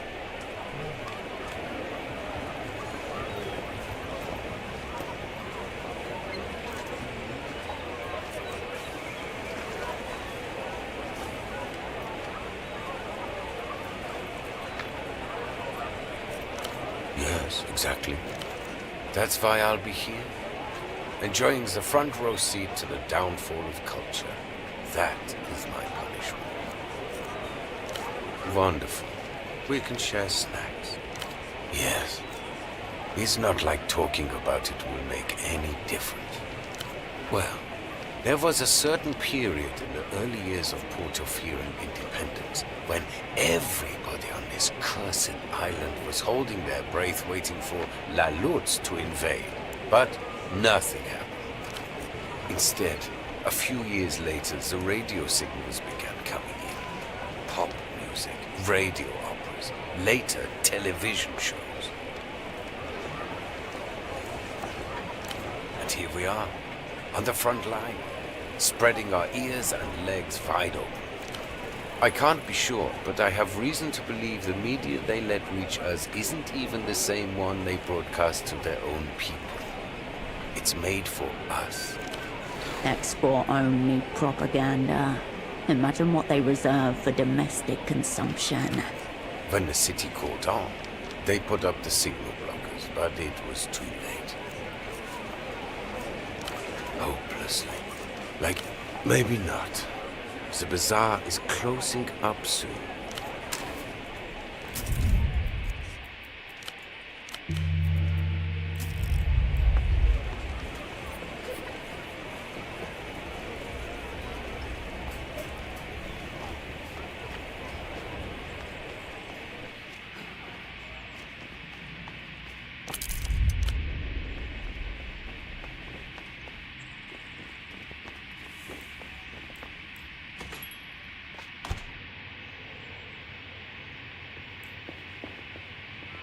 Operin, there's a fact in the output tray of that accursed machine.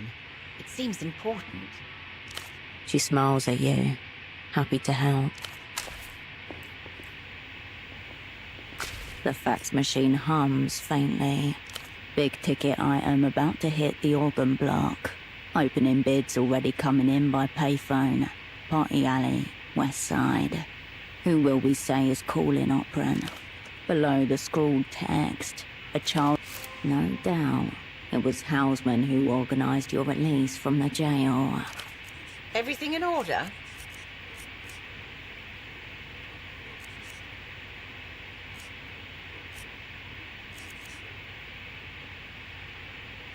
What are you doing?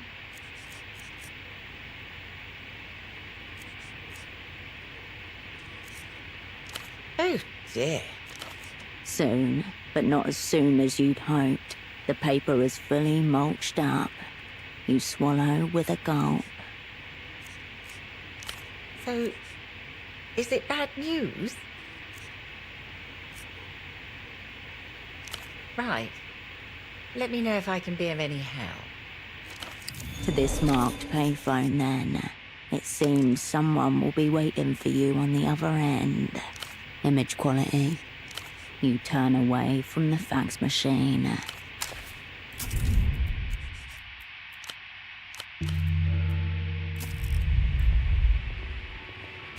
I'll print.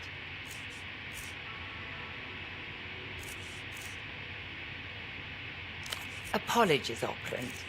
That's a bit beyond my remit.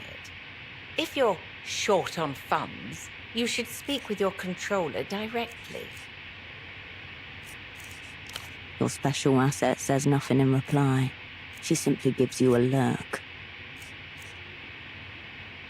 Yes, Cascade. That's what I said.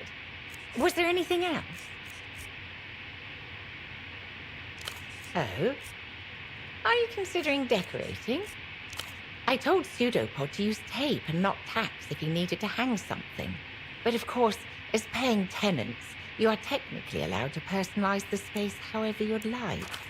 Though within reason is implied. He doesn't seem to have gotten around to it. I thought, well, he seemed a little homesick. I thought it might help. No, I just don't want to have to spackle any holes once you're finished here. Well, regardless, I know Pseudopod wasn't able to pass along the word, so I just wanted to let you know.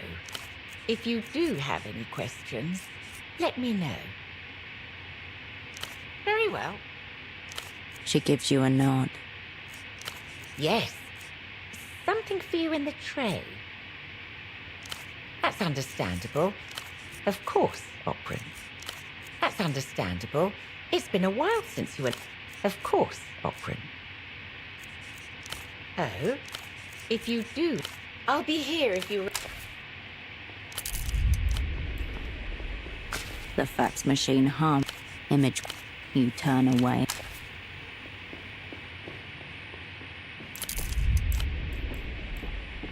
You return to the workbench. You are not a craftswoman. You have nothing to do here. You approach your double's bedside. His breathing does not change.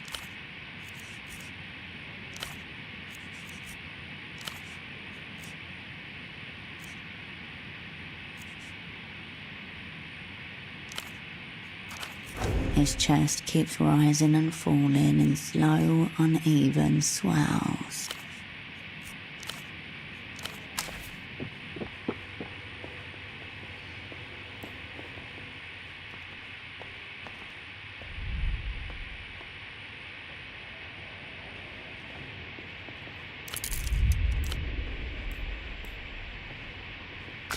Raw information atomizes itself on the other side and rings.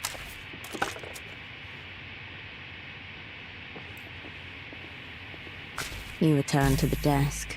The red folder is still sitting on its surface. You turn away from the desk.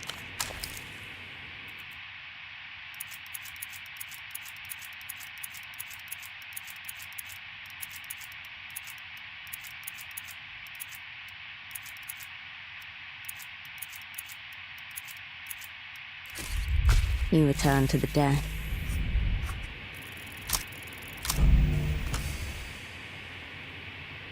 This time, yeah, then it jerks back. You turn away from...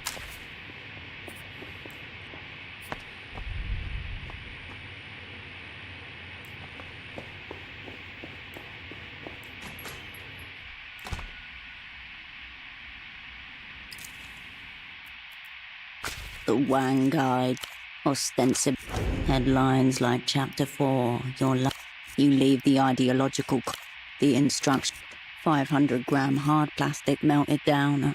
Yes, and it is up to you to... A fair amount of this stuff is lying around the workbench in Photo 24. You have definitely seen sheets of plywood, work tools, and a broom there. The instructions specify materials for a 6-shot pipe gun with 500-gram hard plastic melted down, 1 coin 10mm diameter. Yes, a fair amount of this stuff. Building it will be...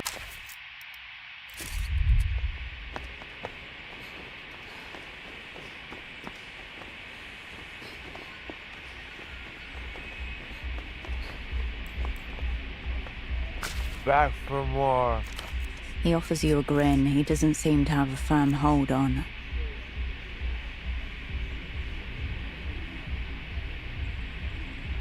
Well, that is, of course, a secret.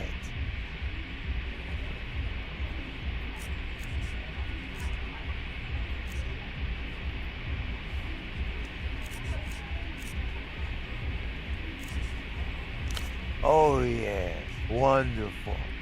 Very good. Me too. No. To commune with the prophet, you must first offer libation. Could have guessed that was... I'm in the perfect state, actually. Things are just about to turn very dark. Shea Metamoto is always BYO. All damage has been conceived of and applied. Makes no difference now. I should really be the arbiter of that. My kind of picture. L'Empire sans territoire. We are a bank. The bank. Highly invested in the economic stability of the developed world. The phantom boss of capital. Everywhere and nowhere. Impossible to kill. Ah, the dark origins of our kind. On with it then. Centuries back, far before the tour Wogar and the vivisection of the world, MTR was one of the first banks ever incorporated. Of course, in those days, it was simply Banque Imperiale.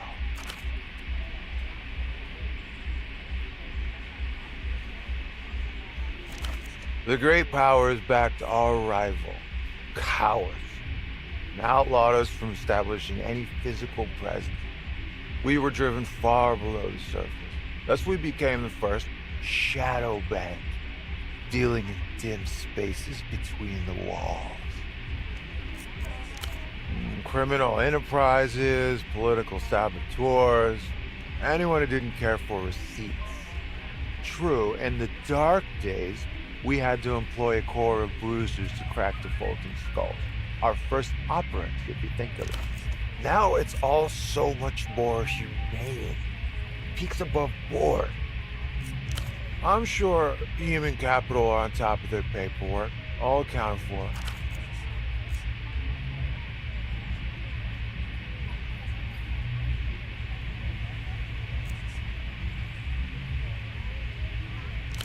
We bankrolled a certain enterprising rebel faction in Miado Lima.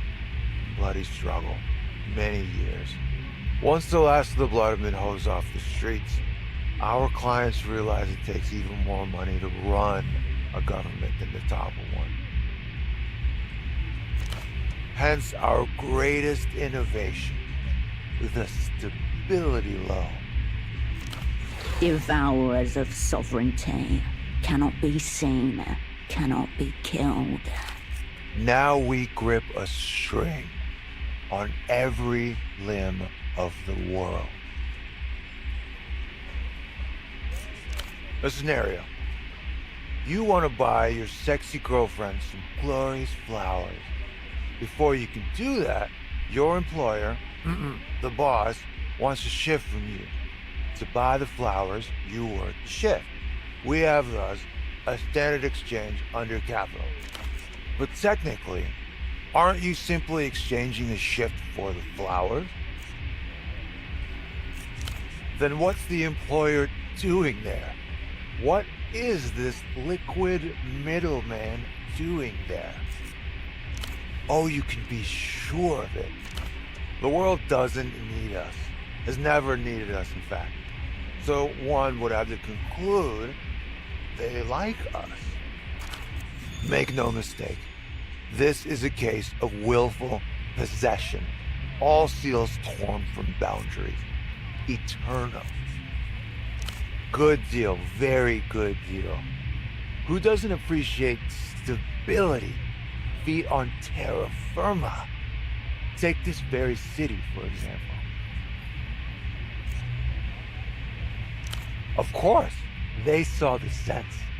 Now they are blossoming with that. And that is a good thing. Motivated. We saved this place. You realize that? Peripheral backwater, barbaric. Without us, swallowed by Reunion. Eaten alive by the sister kingdom.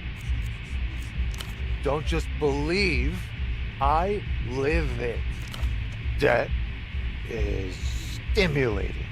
Makes people work for tomorrow. The future. Next, the city sheds its deadweight industries, steps blushing and virginal upon the world stage, ready to be ravished by multi-tentacled capital. They should be thanking me for my largesse.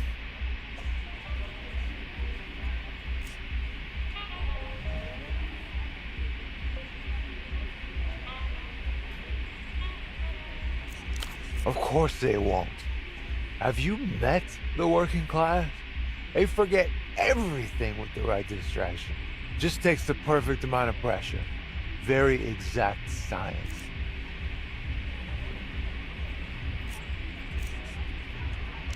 Officially, near nothing. My compensation, the love of the game. Also massive chunks of equity. Every night before bed, I clasp my hands together and pray for seismic liquidity events. Oh, so not just big picture. You're talking illicit picture. The secrets of the realm. Copies of copies of copies of copies of copies of copies of copies of copies of copies. Lusian Minister of High Economy. He had a name, but no hope of recall, I'm afraid, given current circumstances. Geo something. Name irrelevant. You know him only by his epithet, the necro-limbed sorcerer. The necro... No, not him. This man, regular arms. Legs slightly stunted, but nothing grotesque. First time official, big table talks, lobby of a vacant hotel. Diplomatic jousting. Second time at a forum. Few words and a polite nod, nothing spirited. Aggressive, but honest. No nonsense. Replete with vision. A necessity for big picture stuff. Behind milky corneas, his eyes sharpen. Rapid on logistics. Got the layers, the interlocking. Talked about growth, dynamic curves, and diversification. A pleasure to stare down across the table. I did, I'll admit it. Bonded over aviation. Shared interests, skywardly inclined minds. But eventually there was something uncanny about him. Like he was imitating movement. A fraction of a second behind the true conductor. But who's to say I wasn't simply projecting? I'd be happy to sit across from him again. Bring it onward. Years ago, sovereign funds, overseas, the cut and thrusting of jurisdictions. So, North Kino, post-Civil War. Where to put money and how to put it. very technical and legal. High wire finance. Of his sacred deals, Metamoto will speak no more. I can tolerate them if they're not too long and I have a good booth. Much prefer a good jazz club, though. The self-defeated enemy emits no tremble upon hearing our name, or, concerningly, any sign of recognition at all. Ah, the opera. I don't think of the opera.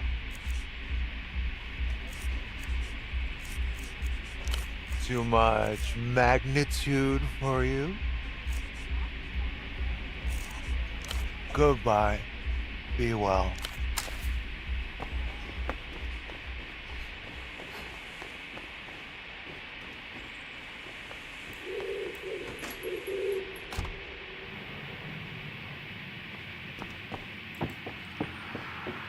Hello again. What'll it be?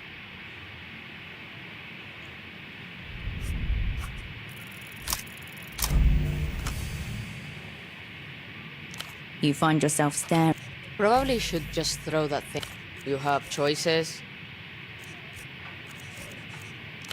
The burden of choice. See you. Hello again. You have choice. Suit yourself. See you. Hello again. All right. Within the first hour of work, your feet start to hurt. An evening comes and goes in the blink of an eye. The stress has started to grow familiar. You're getting the hang of it now. Well, I appreciate the help. She eyes you skeptically and turns away with a sigh. You have choices.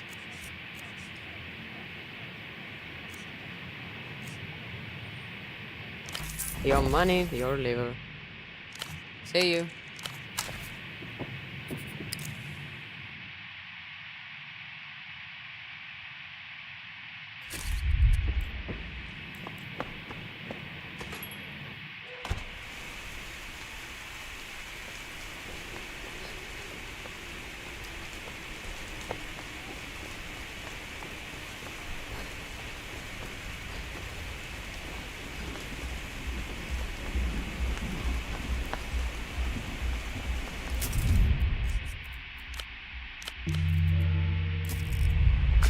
Oh, man.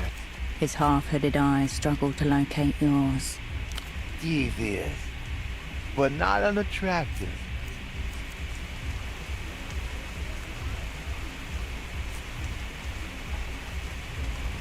Yes, I think I'll take it. We've made a deal, strange woman. A deal sealed and done. He throws the alcohol back down his throat, eyes open wide, staring at the stars. Metamoto is back at the table.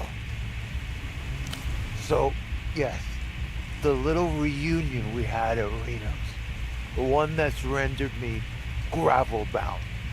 Fred was also in attendance. There were a handful more high rankers present too. Renoites, movers and makers, political actors, and Metamoto and his jeune. The prize train was in circulation, being shown off to a trusted few. A moment's distraction, a stray placement. Fred saunters in from the kitchen, wreathed in smiles, fails to scan the landing zone.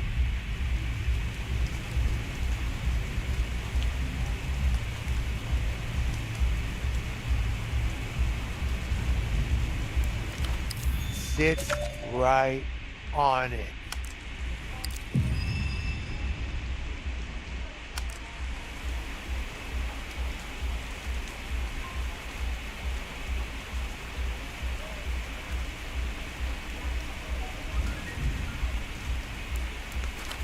The crack, splintered plastic, a gunshot through the soul. Freddy knew instantly what he'd done. I also knew, but for the boys' sake, pretended not to notice. The jeune stayed seated on the wreckage for almost 2 hours, until things got elusive enough for him to make his play. Any slight movement would have spelled agony. He seized a moment of distraction, then, limping slightly, off he snuck to stash the body. That will be one of 1,000 pressures assailing the boy, but it will be a significant one. Bigger occasions have fallen through for less. You hate to see it in a professional game.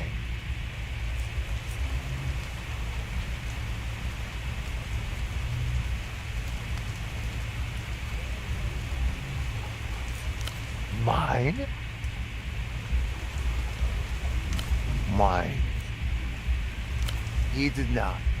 Fortuitous. Fred would have been banished from the tower immediately.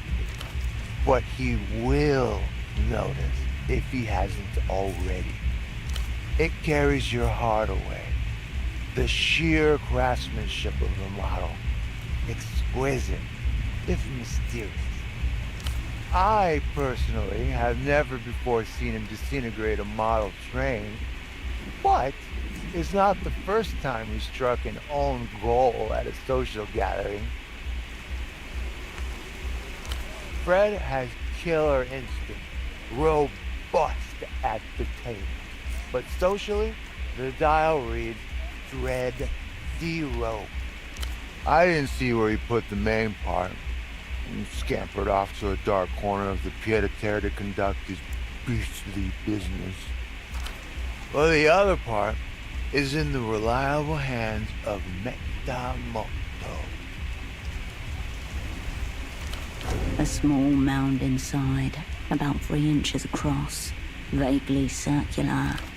Seize the means of locomotion. I was trying to get the jeune out of a jam, of course. Plausible deniability. Major asset at the table. He gazes at you, head dipping forward like a fading pulse.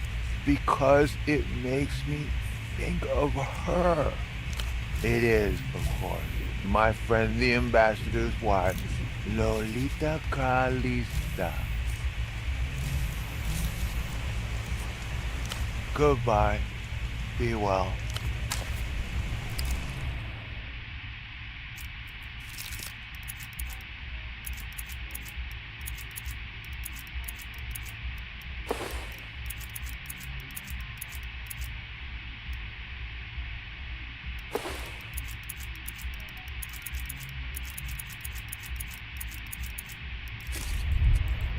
Lonely.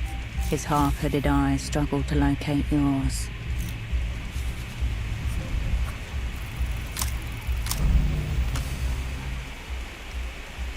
Give it to him straight. Save him from this. She's as real as you. Realer. Her dimensions. Abuse the space around her. I am not convinced by you. You are a heretic of love. No train for you. Goodbye. Be well.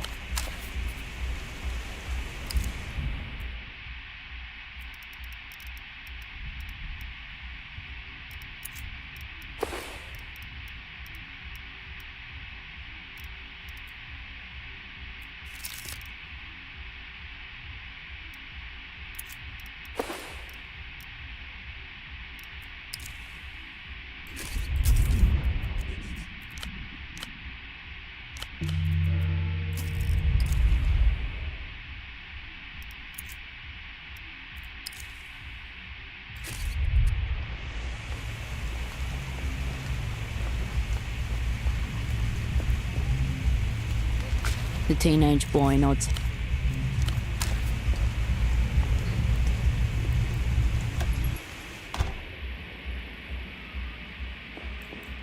Bored? What do you want? Real? Listen, sister. I've been a doctor since I was 12 years old. And I'll be a doctor until the day they extract the hypertrophied liver from my bloated, tumescent, sexy carcass. It was not the board that made me a doctor, and they cannot unmake me one, no matter how many degrees they are not. They can take away my license, black, patience, numerous degrees. They've even been surprisingly effective at getting me in trouble with the law.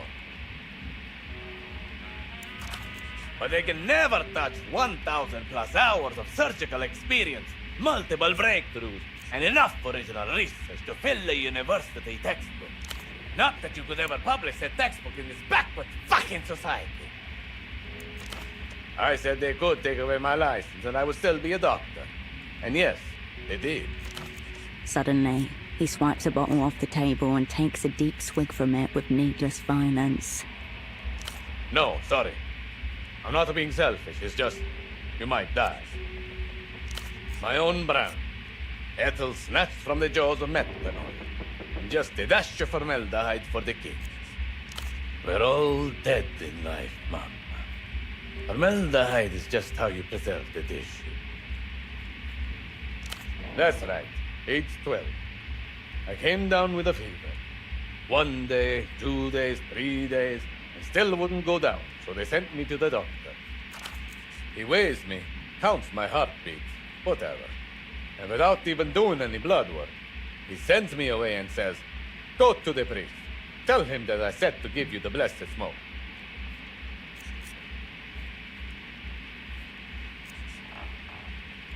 It would be the very least they could do, right? No. Fetid and totally inert. My mother cried and cried. Locked herself in her room and didn't even want to see me. She was crying so much. But still no one would explain to me what this fucking smoke was. So I finally get to the priest. He goes, "Oh, my child," blesses me, blows some foul-smelling shit into my face, and sends me off home to die. And that's when I realize, these people are fucking idiots!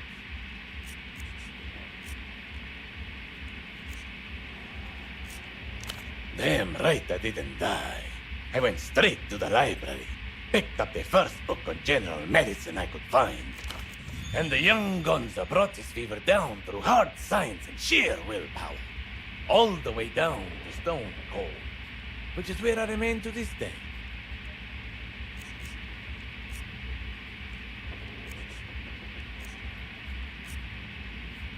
Tricks of the trade. You want to learn them, pick up the book. Disgrace! What? You think it's...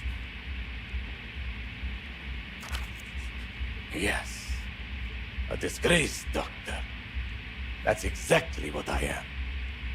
A disgraced doctor peddling the drugs that are the last surviving relic of my profession. I told you, bring me back my personal effects and I'll hook you up with so many drugs you'll forget you were ever a person. Meantime, you can watch me do some, if you want. He tips it over onto the desk and rails the miniature mount in without even cutting it into lines.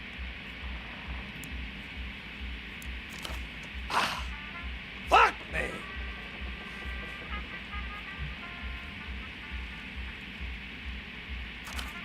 This is horrible. This just makes you want drugs even more. A failure of imagination. You just feel left out. Adios, patient.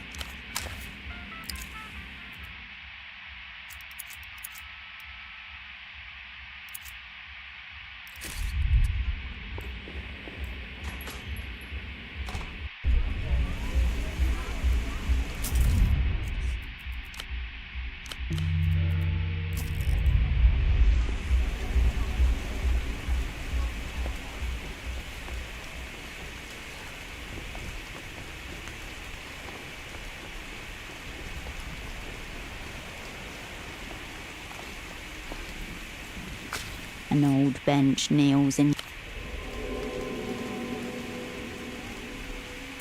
You settle in once people float by.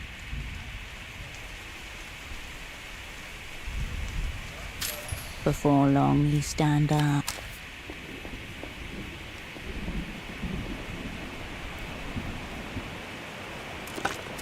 You pick up the paper. The dolphin doesn't poke back. You step away from the payphone.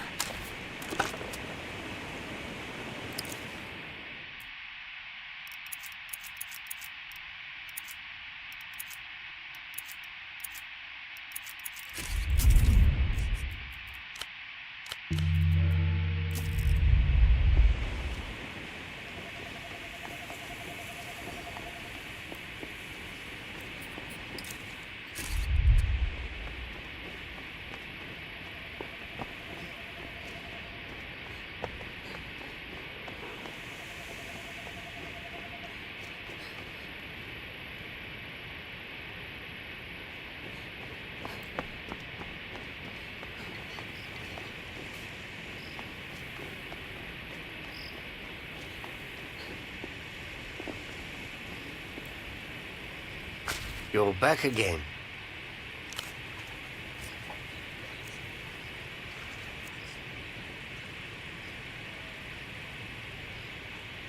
The officer looks into your eyes and finds the fear of your meaning. He stifles a gasp.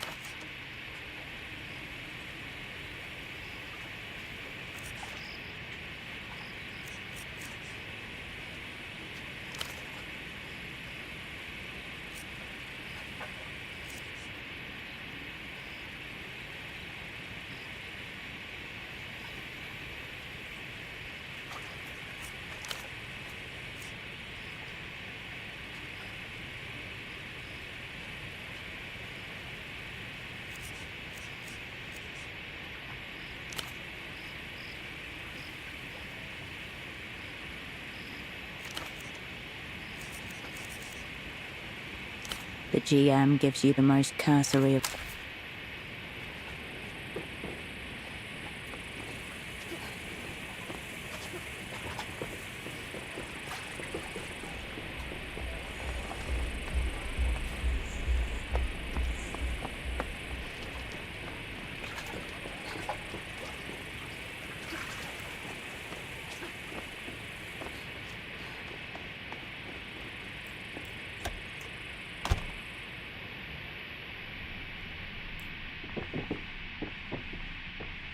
The desk is as you left it. You turn from the desk, back to the ransacked room.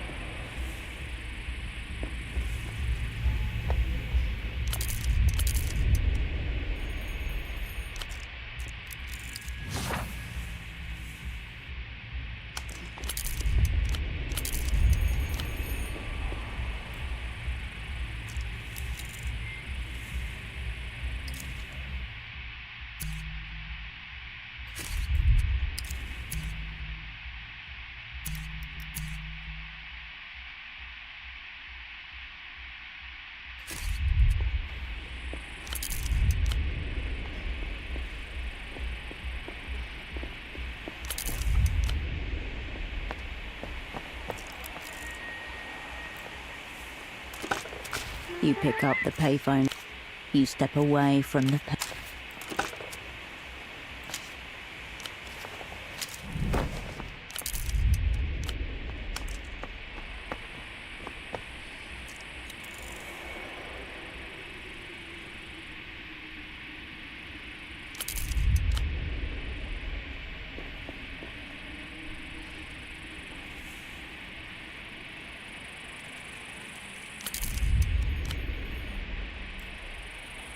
A name is emblazoned across the side of the tuk-tuk, in a cool blue font partly obscured by diaphanous hand-painted soap bubbles.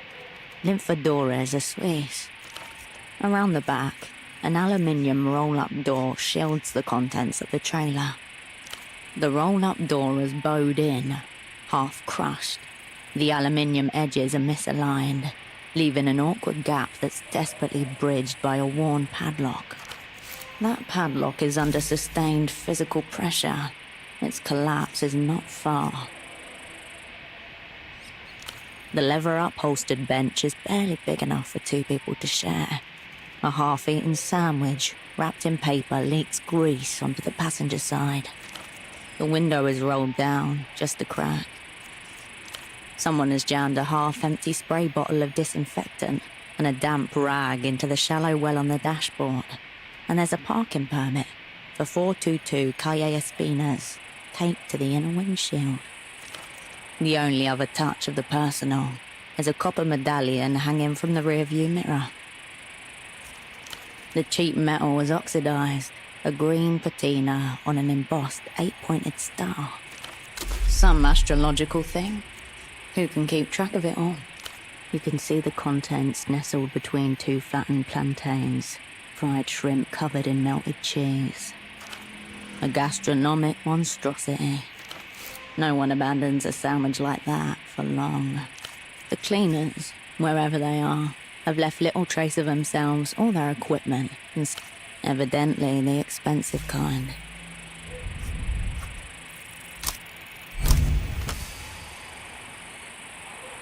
The old padlock, under stresses it could not possibly endure, shuddered. The small space is tightly packed. In the corner is a selection of buckets, a rack of brooms and mops mounted on the wall above them. Bottles of cleaning solution are tucked into every free space, with names like Zyfrox, Extra Clean, Shine and Shimmer. Your eyes land on a shapeless garment in a disconcertingly meaty shade of pink. There's a zipper on the back and a large tinted window at the front. A viewport out, but not in.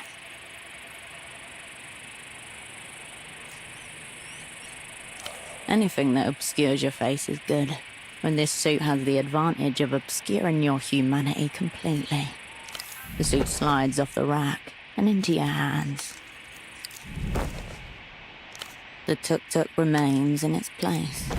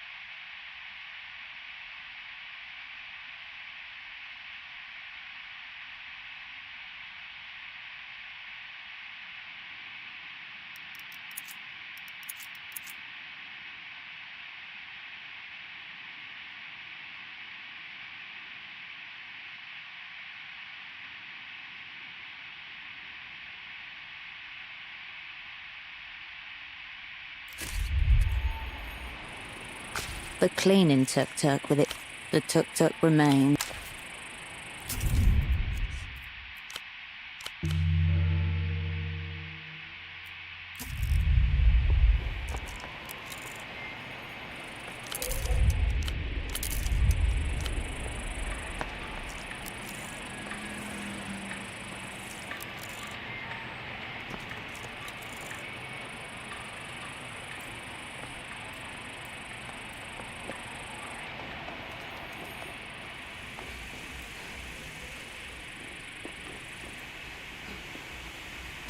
Hey, you.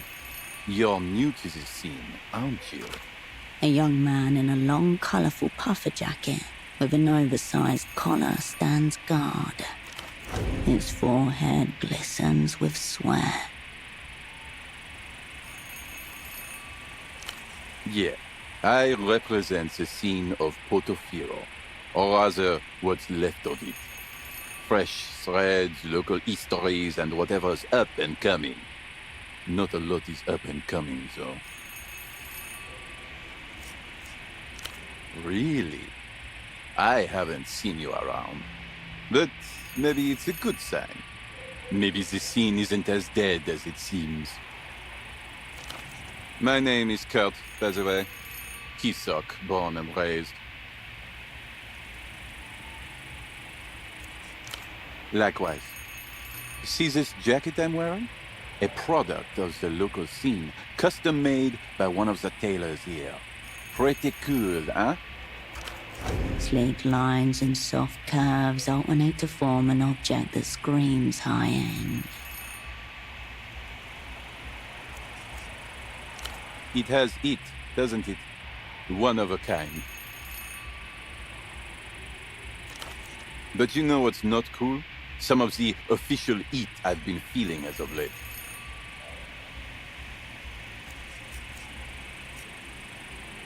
The man stares at you with a long, stern look of hesitation. I've bowled too hard. The streets of Portofino have not been ready for such a display of style. And to be honest, I haven't been ready either. This cool jacket? The party alley tailor made it for me, but I never paid for it. I owe him money, I have no money, and I cannot show my face around the art of the scene.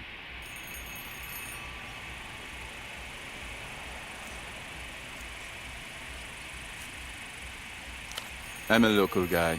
Been around here all my life. He knows my dad as well. And we signed a contract. I know fuck all about contracts. But I got the jacket. I felt exhilarated even. But I haven't been able to come up with the money. Haven't even had a single crossover.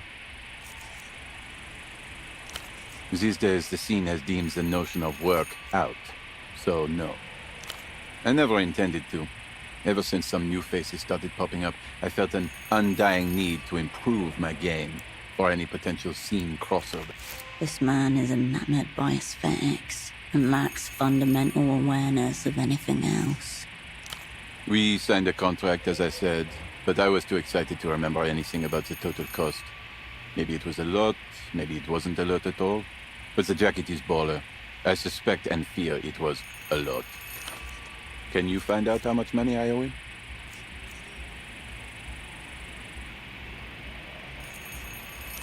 What if it's impossible to pay back? What if other people find out that I am bowling on borrowed time? It would spell disaster for the scene. Thank you so much.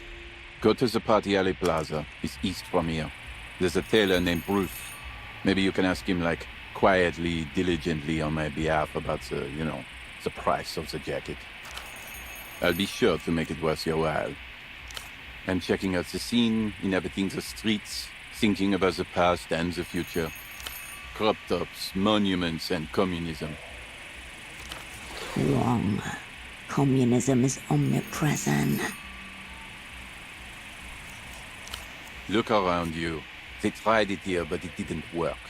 All that remains from it are monuments and crop tops.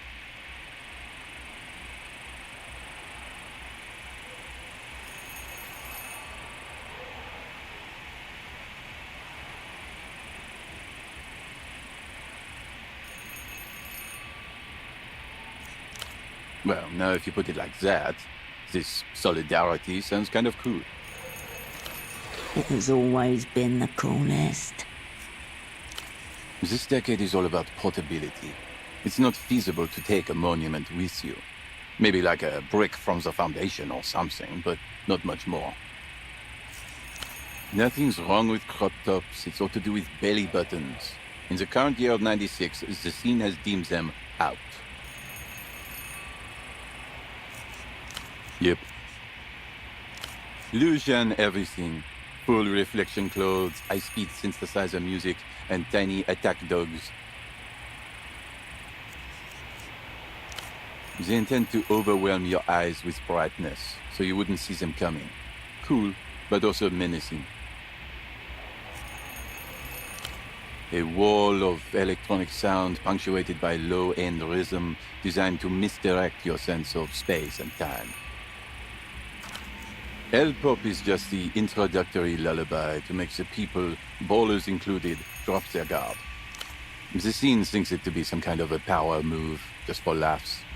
It's not like you'd see or hear them coming, right? I've been around the scene long enough to have a feel for what's up next.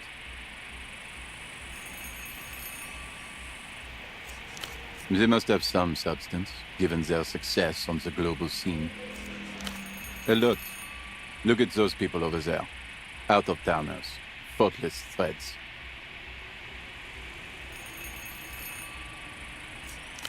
Well, maybe you lack the necessary context of the scene. She's got Vtuber sneakers.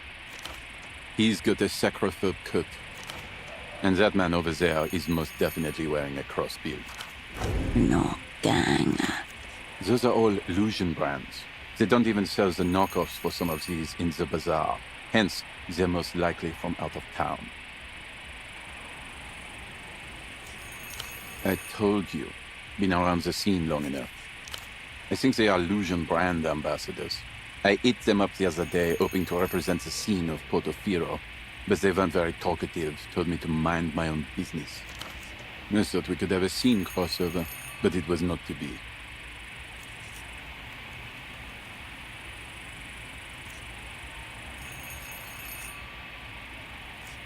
You're welcome. For decades, Kisok was a very low-quality scene, as far as the global scene goes. It's starting to show promise now, but I have to keep watch to make sure it doesn't go the wrong way. Global scenes. We've been in the archives for too long. We might be getting left behind. Find out what's in. Oh, you don't know the scene worldwide? That's all right. Many don't. It takes many years of experience to see the scene like I do. I'm here to dive up.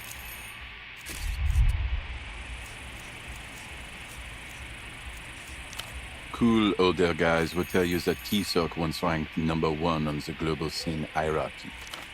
The Palace of Culture used to be the center of scene operations. Chief Baller ran the Communist Party from in there, but they couldn't keep up with the changing scene. In short, Kisok has ranked low for decades now, but new ballers rise from its ashes all the time. Ballers like me. This place is on the up. Only the culture, or rather, the baller blockade is holding us back.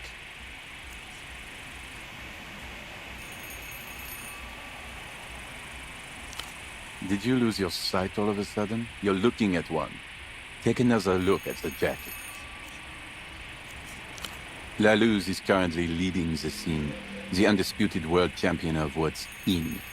Cicatriz Frontera may be the political capital, but the city of La Cupola is the scene capital. I've heard rumors, though, that the political types are all imprints of just one scene savant, and that's why the capitals are different cities. How would you duel for recognition if you're one and the same? You're obviously new to the scene. Ballers of that caliber are destined to be at war with one another, especially if the difference between them is small. It's the only way to find out who is for real and who is not. Comes with the territory. Sometimes it happens that both of them turn out to be real. That's what's called baller synergy. Very good for the scene. A firm 2 or 3, on the 10-point scale I just thought of. It's not very baller of them to force everyone to do jumping jacks or executing civil servants in the street, especially when wearing the clothes they do. Lies. Stop him. War crime. He pauses, watches you a moment, and shuffles something in his pockets. I protect my sources. Yeah, cool. See you on the scene. You're back. I'm checking out the scene. I'm checking out the scene. See you on the scene.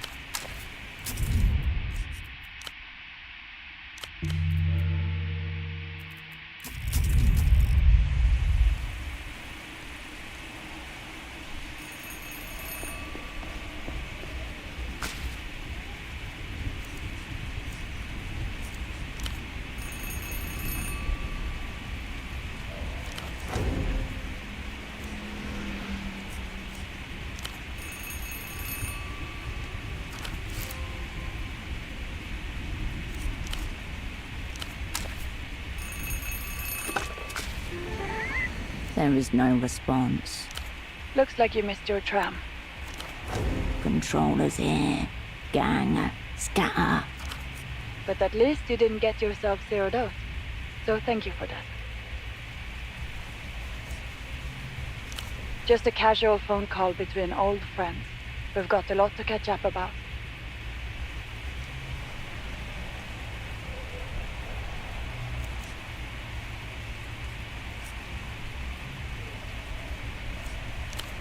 You really went off script back there. We're lucky an old associate reached out and filled us in. Ahead of you. There. Today, 0 soul down.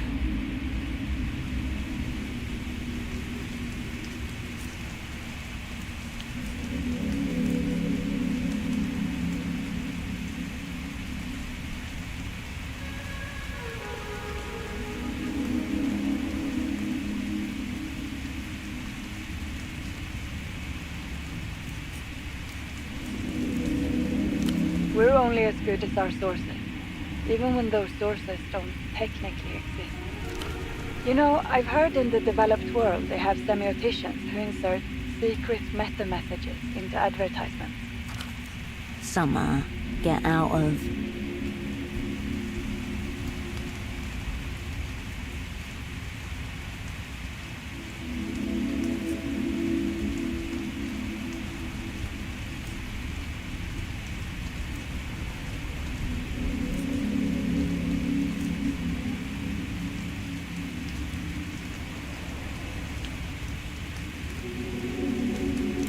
Messages that bypass the mind's conscious defenses entirely, going straight from your senses into your preconscious. Moss and lichen removal.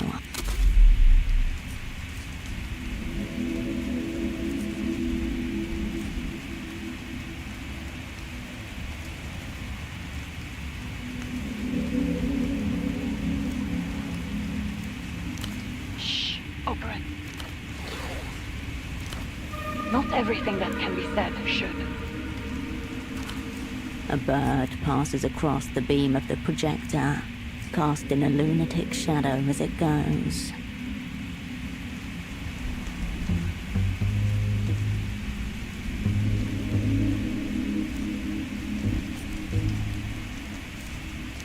I don't know that I'd go that far. We make it up as we go along. The meaning comes after. You said you wanted a chance. Now you've got one. Assassinate a high-ranking foreign official. Return to the Operant Bureau's graces. This is the offer that's been extended to you. A chance to put the gang back together.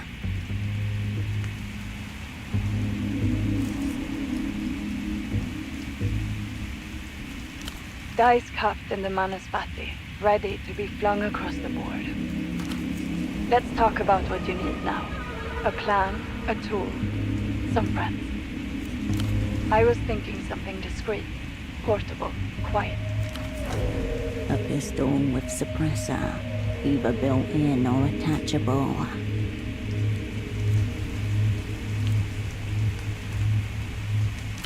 Difficult to acquire, impossible to conceal. Carabineros will have you in a minute. Sadly, we haven't got the time nor the connections to arrange a proper import. This one's going to have to be procure in theater. Opera speak for your problem. I told them we should have stuffed something in the fax machine. Alas, my request was deemed extravagant. I think a quiet purchase is best. Less paperwork. How you arrange that is up to you. Go Eyes, the street hustler and man of many endeavors. He's your lead.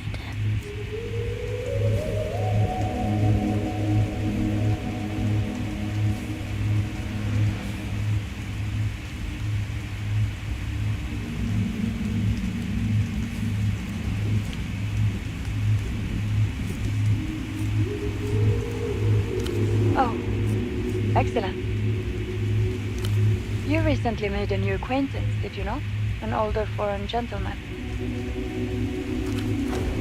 Dante, the old prisoner. He seems like a highly knowledgeable individual. I'm sure he could help you find a suitable time and place for your purposes. Is that so? I didn't realize you two were still in touch. Well, the Manuspati has given us a very interesting board state. Well done. If there's a deal to be struck, your old friend will be the one to approve it. How wonderfully convenient.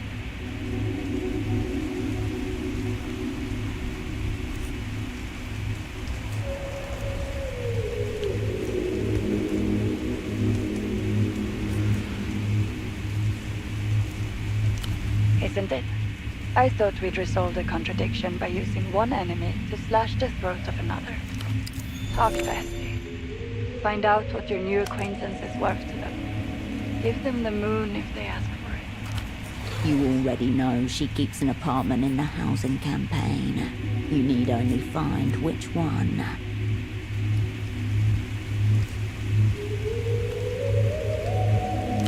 It sounds so fun and easy when you say it like that. Of course, in reality, it will be very, very hard. You didn't think you were going to do this alone, did you?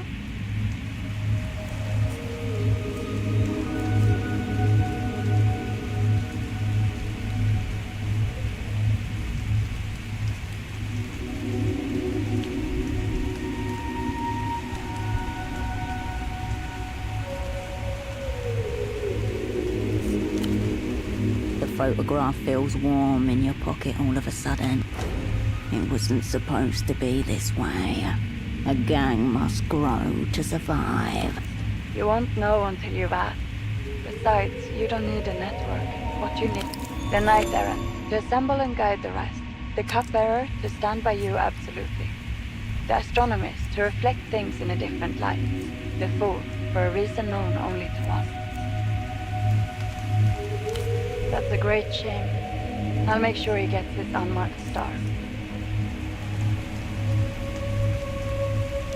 Much like your old friend himself. And you think she might be up for this? Worth asking about her availability in any event. No question. You and he always got along. Friends even. Good with wires and things, wasn't he? A decent fool. Oh, you're serious, aren't you? We don't have to rehash ancient lore, but if you were to insist, he could take up his old role as your astronomist.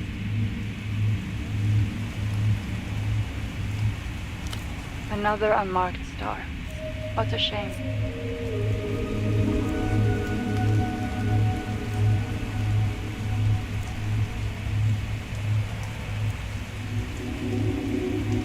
For your squad, probably not. But you may end up playing an important role all the same. No way. She hates us. Can't hang with gang. Yes, she probably would take any role you offered her. Her, I actually have a note on here in my files. Seems her father set up a clinic on a houseboat somewhere in Kingston. Maybe worth paying him a visit.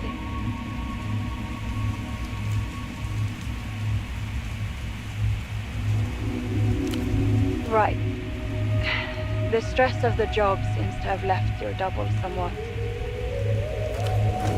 Fucked. Lumpen. Enough. I would probably count him out for this assignment. I'll be there for you as well.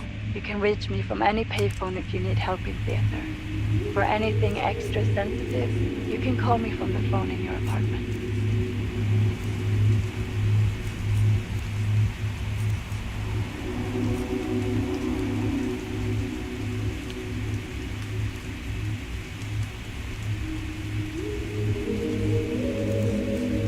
It's a pleasure to be working together again. Now get some rest. Don't fall for false advertising. A click, then nothing. You pick up the payphone's handset. A dolphin emblem smiles at you. You step away from the payphone.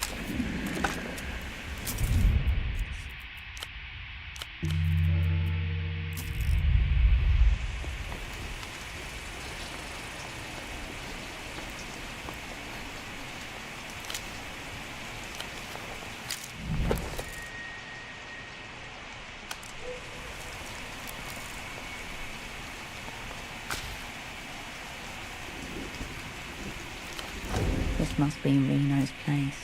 The dolphin indicates as much.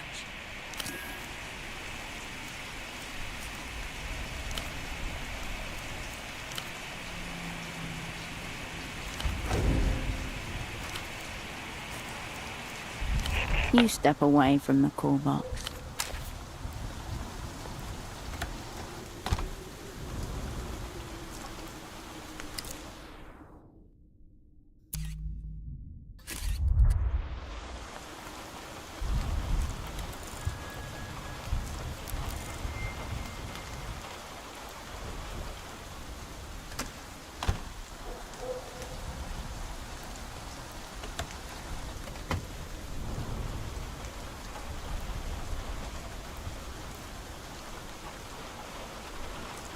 Doors crowd you, stacked upon each other.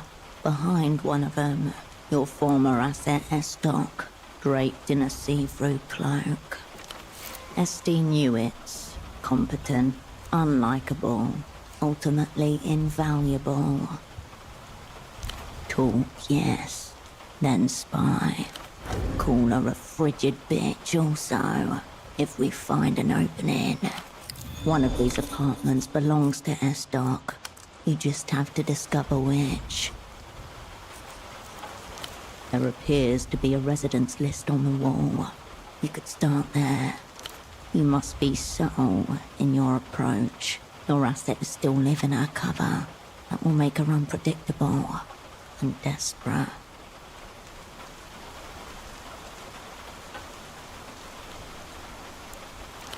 No need to stress.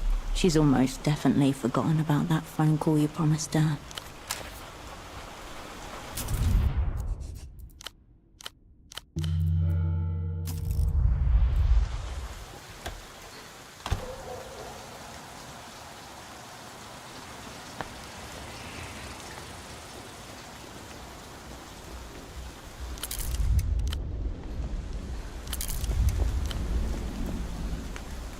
Marito squints up at the dilapidated building, shielding his eyes with an orange slip of paper. He grunts as you approach. Hola again, miss. Eviction notice, miss. We got reports of squatters in the Palace of Culture. Marito's about to go in.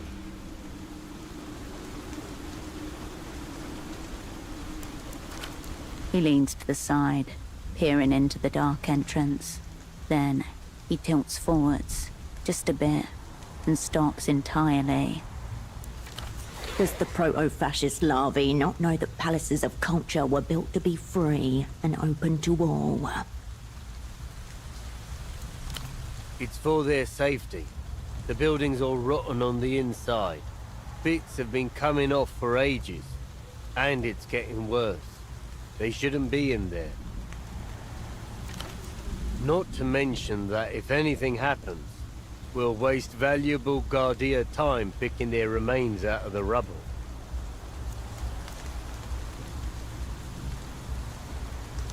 There's no guarantee here. They are squatters. Those people aren't logical. He makes no move towards the building at all.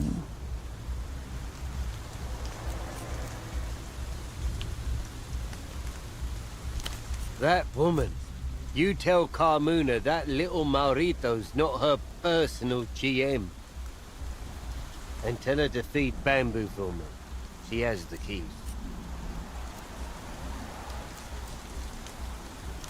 The delivery tunnel right behind me, I'm thinking.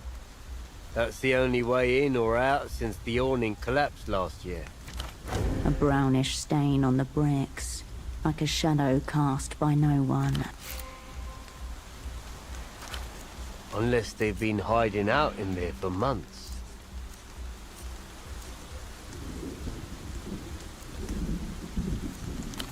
It's just methodological complexities.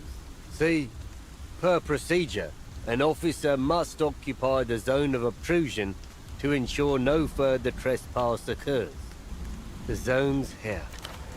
But in parallel, an officer must breach the zone to serve the eviction notice and applicate a timely and effective removal of all offenders from the premises.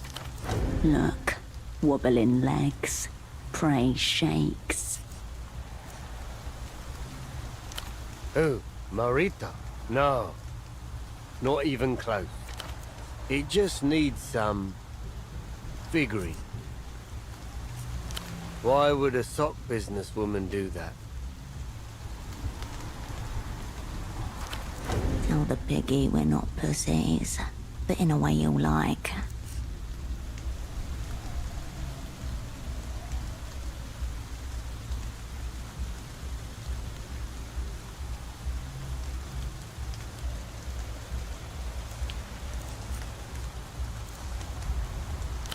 A citizen's eviction.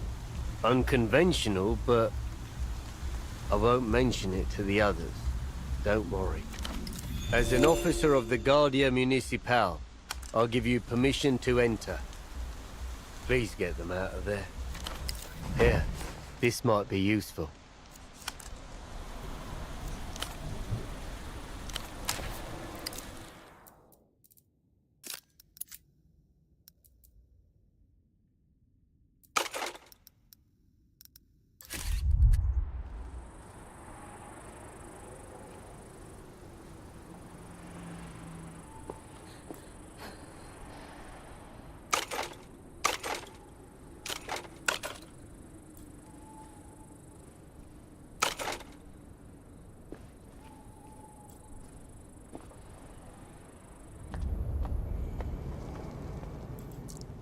You emerge from the tunnel into darkness. It crowds around you for a better look. You'll need your flashlight to compensate for your pathetic fleshy corneas. Two voices, low and comfortable. Fingers skim the strings of a guitar. You see the shape of a canopy, outlined in an orange glow. Light flickers with the sing-song iridescence of open flame. And distantly, as if in the walls, a drumbeat. The party lives on.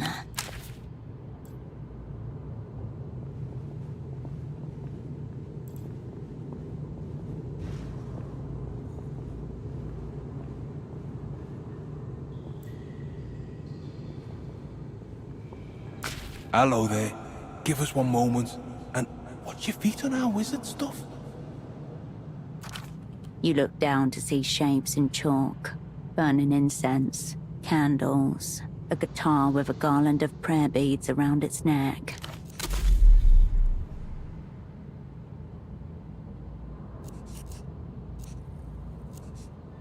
The woman mouths to herself, moving her fingers along to a rhythm you cannot hear, then stops abruptly. What's the bass line again? Oh, I almost had it that time. We're getting closer. Do you hear it? There's a song. He decorates the word song with a wiggle of his fingertips.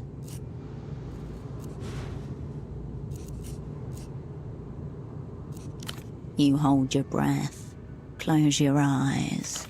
Dark firelights and digital snow dance behind your eyelids. Within your breast, the thrusters stray metal, a deep bass line, plucking strings of pectoral muscle. We've searched everywhere, upstairs and down, for speakers. Nothing. No source. Musical poltergeist type of thing. We're trying to lure it out. Thus all this chalk circle and incense frippery. We're trying all the occult stuff. You wouldn't let me sacrifice a pigeon. She tried to sacrifice a pigeon.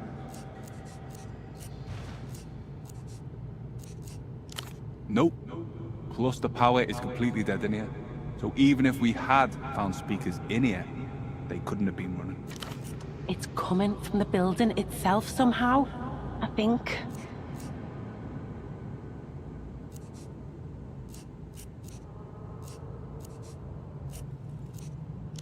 Well, so sound alters space. Motion transfers between particles. Maybe the concrete's vibrating and the particles are arranging themselves in a way they never have before. Could just be magic. We're covering all bases, really. Poor building. Who knows how long it's been playing to no audience. Explore the place a little. Let yourself feel the rhythm. Let it sing to you. No squatters in here, just us. We don't squat. We groove. We're a band. We're a scum synth duo act. I'm un, she's the. Together, and the. We get that a lot. Not much else, in fact. We're doing our best. Would you like the epic or the ditty version? It all began when a 10-year-old with the special foresight afforded only to the delinquent genius stole the keyboard from an electronics shop. It was me. It was afraid of her crimes, we hid it under our bed, where it lay for almost 3 years. During this period, we developed a dance style called minimal body vibrato, while the keyboard itself developed a patina. At the 2-year, 9 months mark, I exhumed the keyboard and successfully harangued him into playing the snare drum.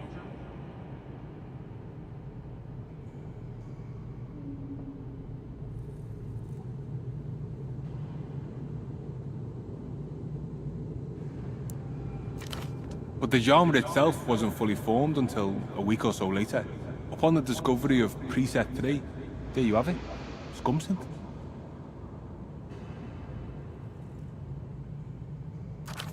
It's just us. Can a name be real? And if it can, then what does it depend on? Origin? Sound? Our mother named him Feral Jim. Ate my own umbilical cord.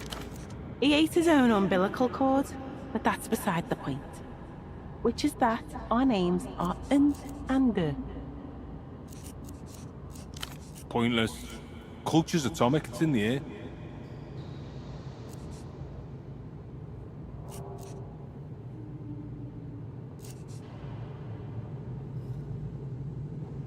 They're dancing to ultravioletta in the Eastern Republics.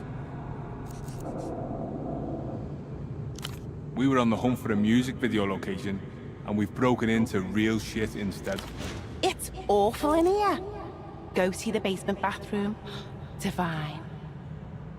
Dereliction, second only to the Pethol tract in terms of. The GMs are disregardable at best. Disregard them. There's a mystery in these walls. Don't you want to figure it out? Out of the corner of your eye, you notice the balcony above them is tilted slightly.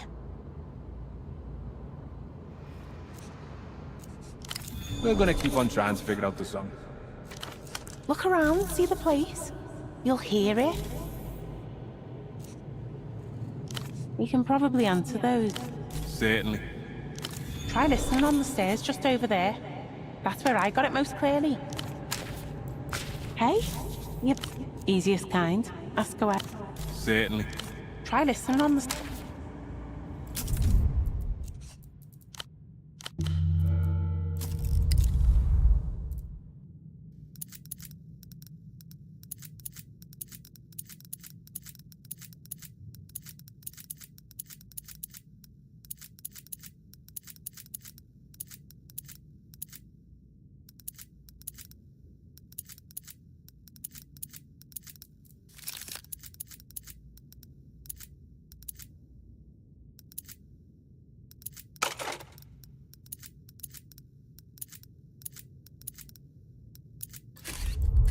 Hey, you back?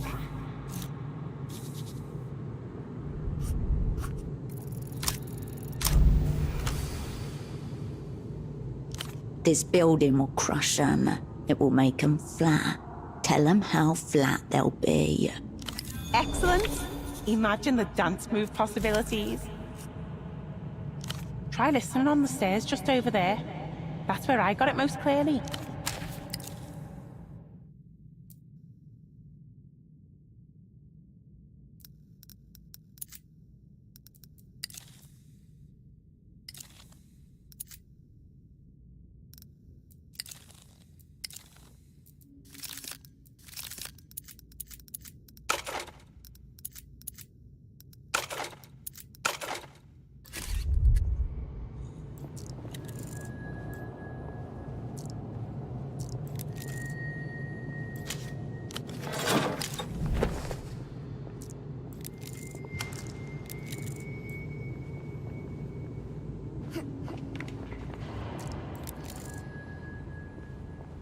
A colony of lice writhes happily in the hall seating, their mouths full of old cotton. Above them, a perfectly circular hole in the wall. You hear someone's voice singing, but only for a moment. 4 inches in diameter, about 2 inches deep, cratering towards the middle. Your finger disappears to the first knuckle. You feel concrete crumbling around it.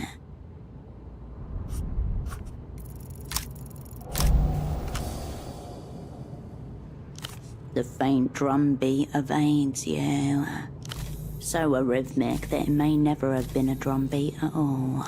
You back away from the wall.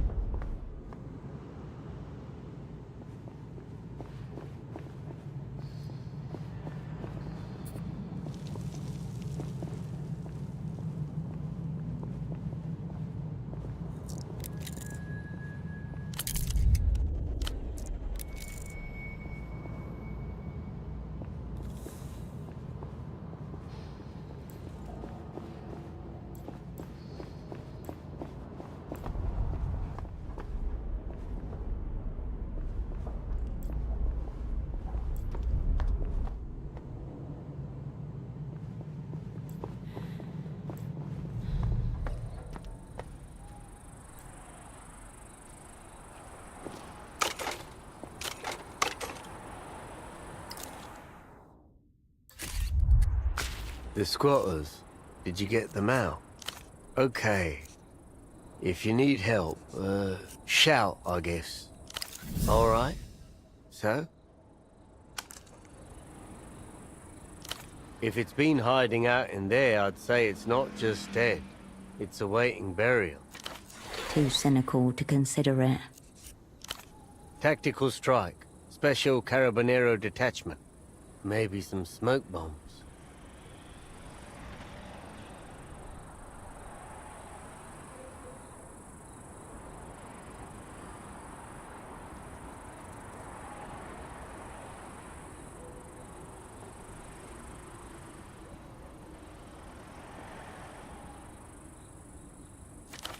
Most GMs don't carry guns.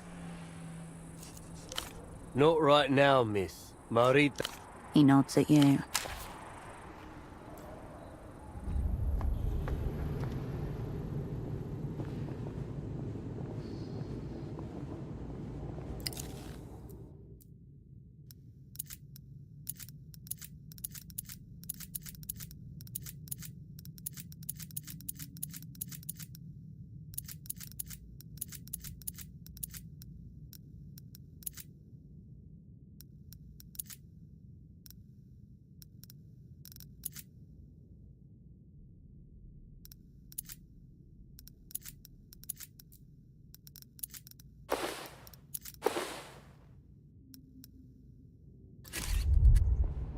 Hey, you back?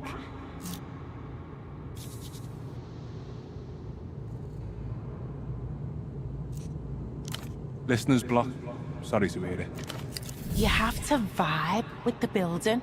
Look around more, keep trying. I have a feeling about you.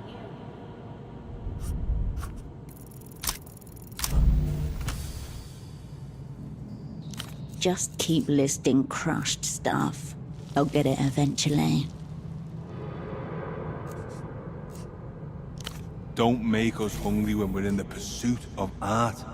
Careful not to walk too loudly.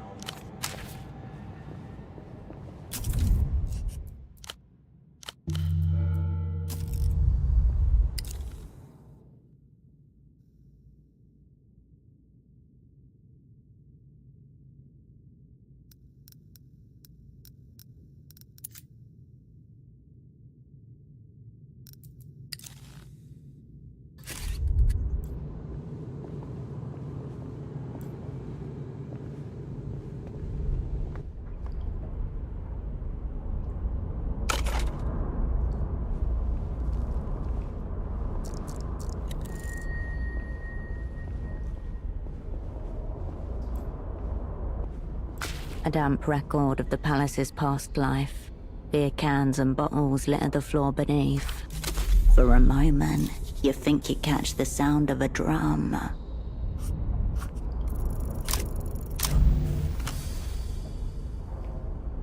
You grasp the tap of a hi-hat, but only once. It was just the water dripping.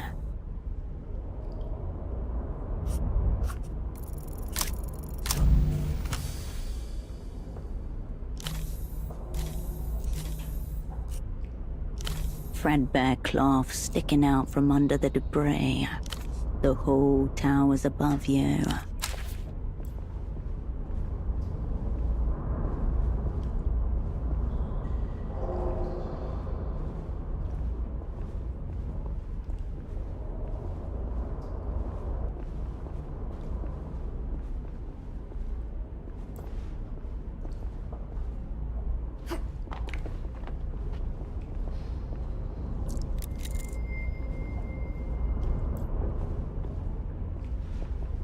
Closer, you realize that it's a pneumatic tube system.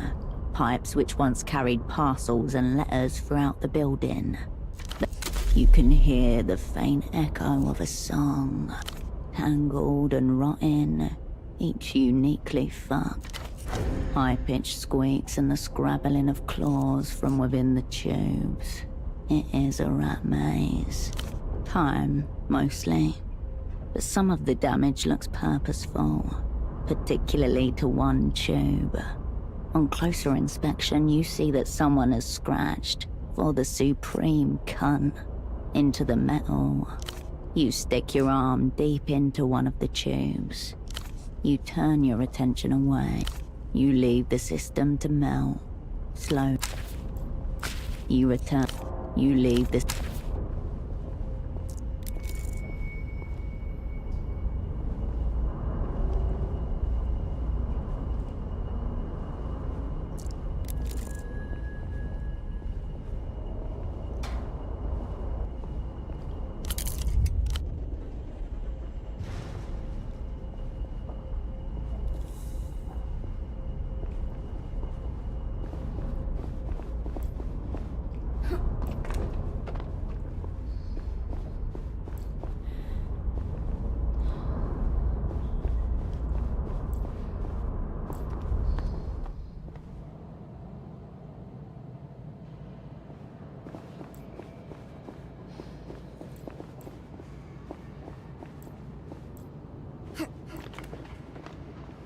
You return to the hall.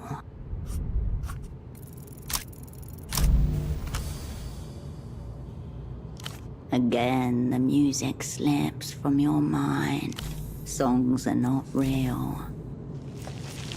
You back away from the wall.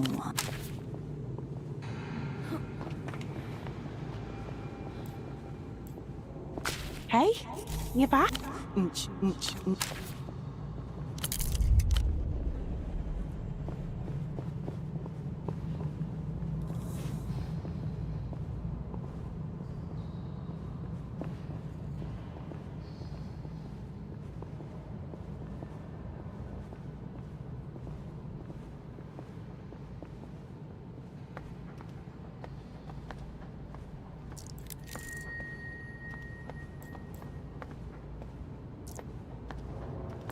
Dust lies so thick on the staircase that you can feel it shifting underfoot.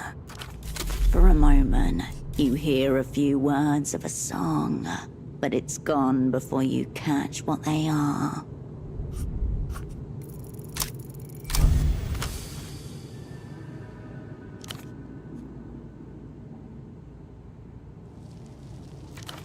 Figures appear in the hall, hazy, human, laughing. They walk through you, rushing up and down the stairs. They carry bunting, trays of food. One props up a sign which says, International Party Conference Party 66. With the ghostly figures comes a song, a low and constant sound. The room ripples with noise, alive but blurred like a dream, or a child's drawing. People pass you, chattering, formed in cloud by a slapdash maker. Some have both eyes on one side of their head. Others are rendered limbless. Ghost gang, huddle up.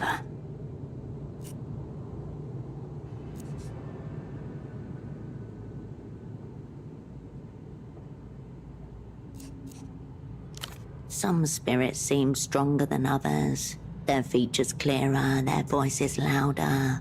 The song rises as they pass, perhaps a side effect of their enhanced materialism. A guitar strums, your vision blurs. Spectral figures swirl back into the hall, light and glowing. You hear voices in the stairwell below you, calling for someone to hurry up. More ghosts. Ghosts. I'm coming. Carmona is never late for a party. Carmona. Her voice sounds much younger, but otherwise the same. This is the old woman from the bazaar, long ago.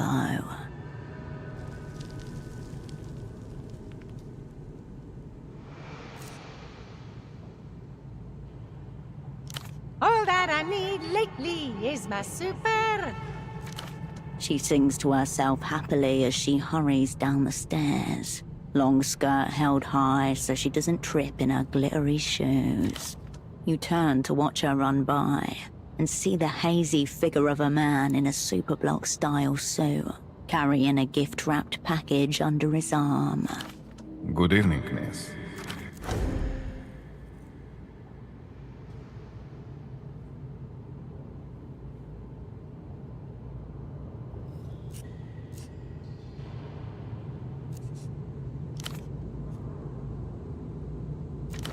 Is this party the listening party in Nestor's office? I've been called out last minute, but I have this gift for him. Could you give it to him before they play the music? You must be referring to the building's song.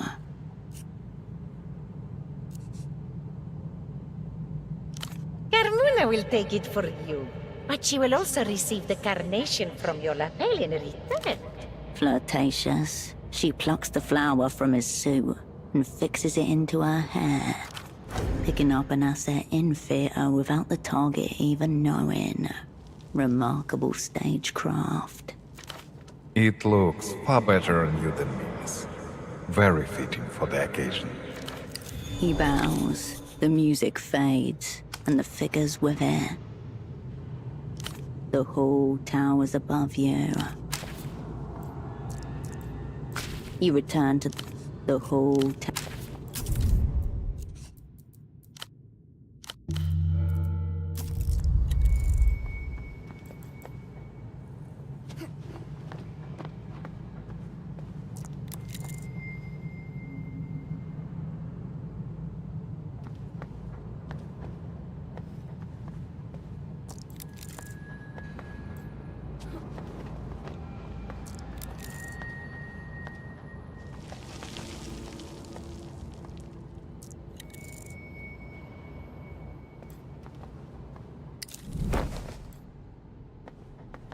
The glow from the camp beneath you dominates the room, throwing the space beyond into a deep, vacuous dark. You hear a few chords on a guitar, just for a moment. You close your eyes and let yourself sway, gently as the hall below you fills with a soft mist that coalesces into at least 100 phantoms. Ghosts.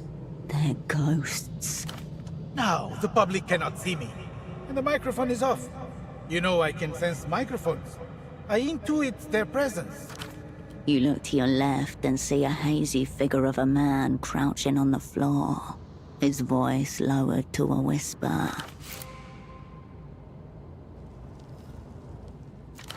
I told you I wanted spectacle, not confetti. I'm not making my speech looking like a confetti man. Nestor is no paper fairy. Confetti floats from above, a rainbow of crepe paper falling around your head and shoulders. 6 other men also ducked out of the crowd's sight. Their faces are blurred, noses migrating, eyes overlarge, but the medals on their lapels are so vibrant that they shine. I'm not going out there to be mocked by the ambassador. None of you can make me. Do your own speech.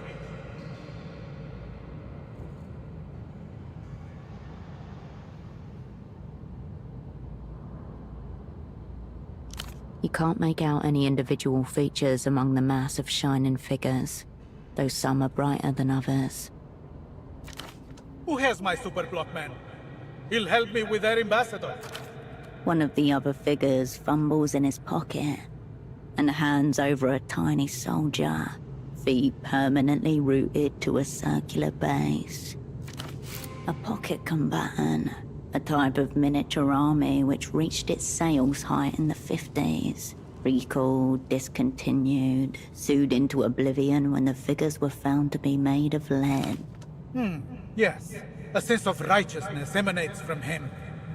The Kohilan envoy are impressed by my decision not to give them a welcome speech beneath this rain of confetti.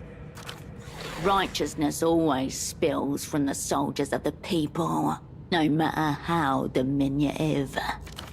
Medals jingle as the specters fade from view.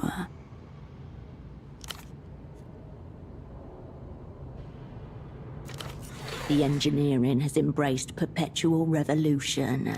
The balcony lifts a little as you step away.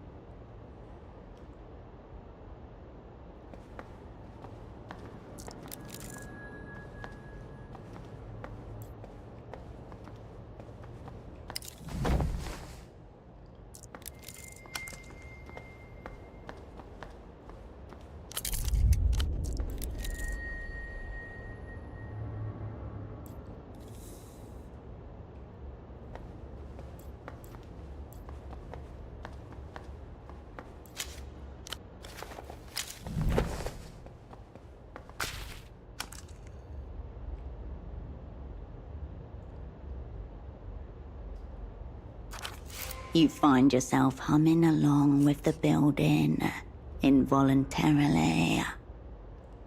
The soft tap of a drum beat knocks against your eardrum. As the song grows louder, a spectral form takes shape, hovering in the chair. Ghost. A ghost. You're just gonna be in here with the ghosts, all right? We've outgrown the need for perpetual revolution. That's what they don't understand. You're the only one of them with any sense, Antoine. On his desk stands the same soldier figurine you saw on the balcony. It watches him unsympathetically. Point out that they haven't sponsored a single successful coup in years, and you get accused of being a counter-revolutionary pessimist or an intellectual midget?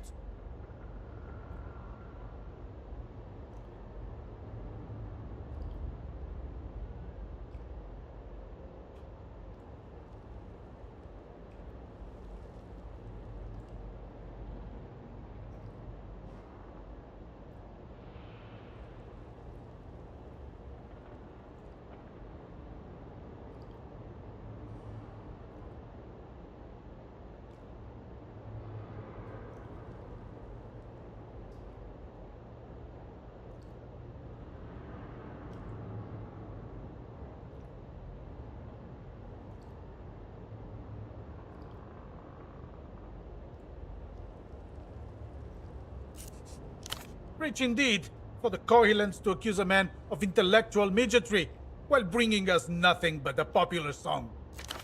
It must be a very good song. The last song you need to hear. The song that solves music.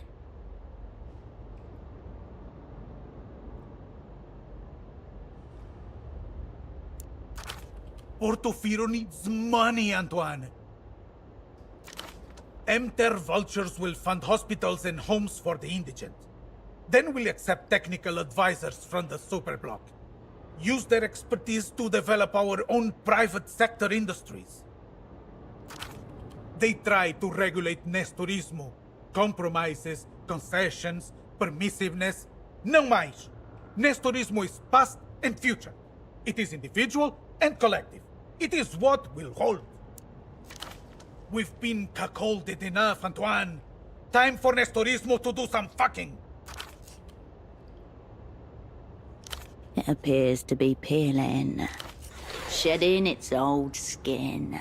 A laudable act of self-criticism. You step away from the sagging chair.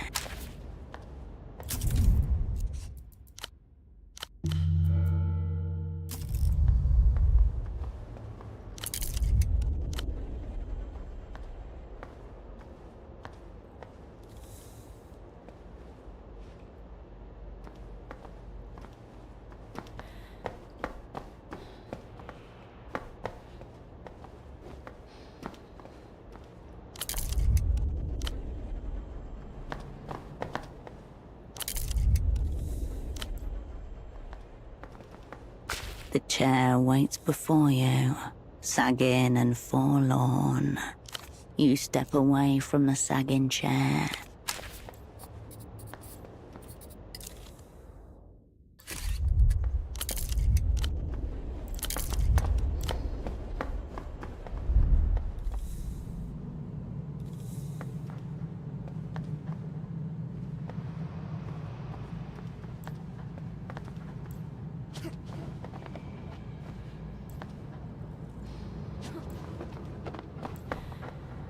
You return to the staircase, the hall.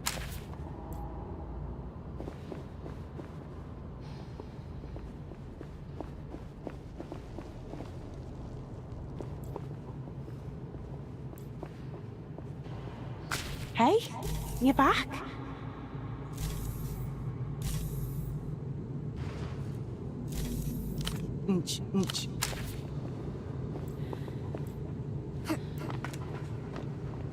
You returned. As the song grows louder, specters melt into the space around you. A group of people in the tunic suits worn by Superblock officials. Ghosts. Ghosts. You're just gonna be in here with the ghosts. And what has communism done for the people of the superblock? Single-ply toilet paper? One-bedroom apartments? You talk of materialism, but where is the material? You turn to see sweet Nestor holding a document up above his head. Ghostly moustache rippling with fury.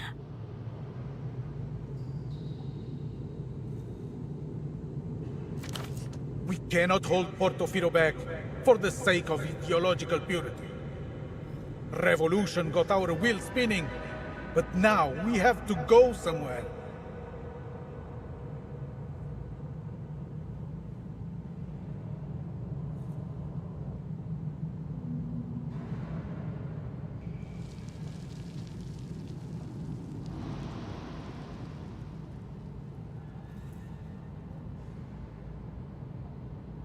He's doing it with way more style than you did.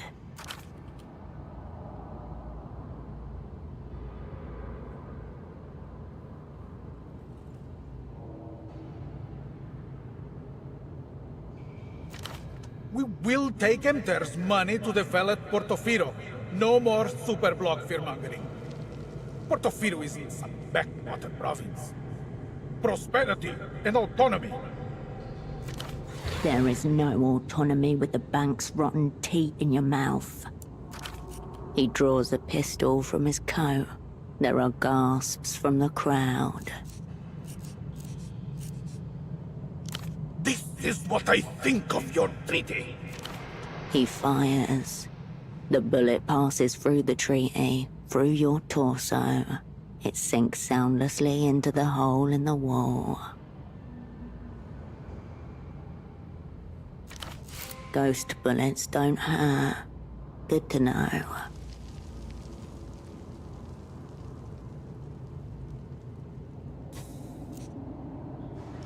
You've never heard that he actually shot the treaty. Get out! No listening party, no conference. Get out of my palace of culture. You heard me. Mine. The ghostly crowd begins to disappear as it rushes toward the door. You back away from the wall. You return. You back away from the...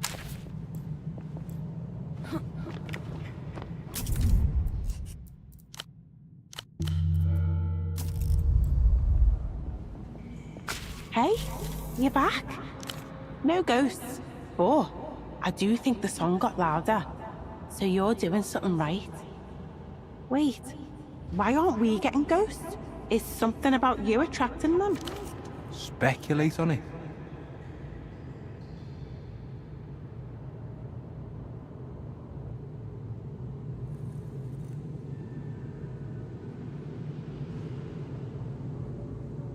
Delighted that you two are bonding. Ecstatic. But it would be great if you could figure out what it's trying to say, what it's trying to sing. Keep looking. It wants to tell you what it knows. Oh, tell. They do that. We do. Tokens about affection. They think it's affection.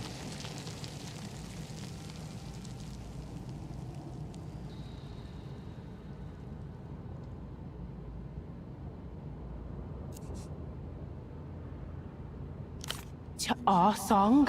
Oh, please find out what it was.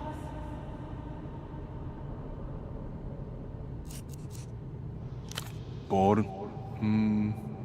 Maybe we're just seeing near random bits and pieces of historical memory. And this isn't coherent at all. Just architectural dementia. No way. The song is too bright, too alive. It has something to do with the super block. Good name. Poor thing. Couldn't speak up if it didn't like it, though.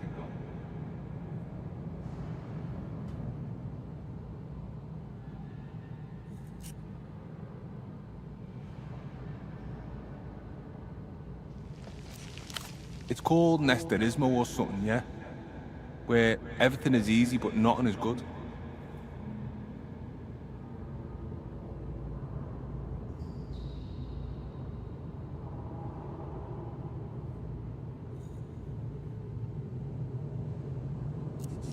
He may have ruined our lives, but he knew drama.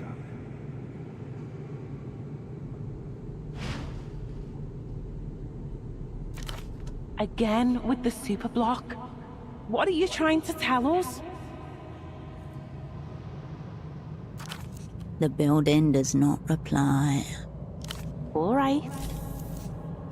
Nice. All right.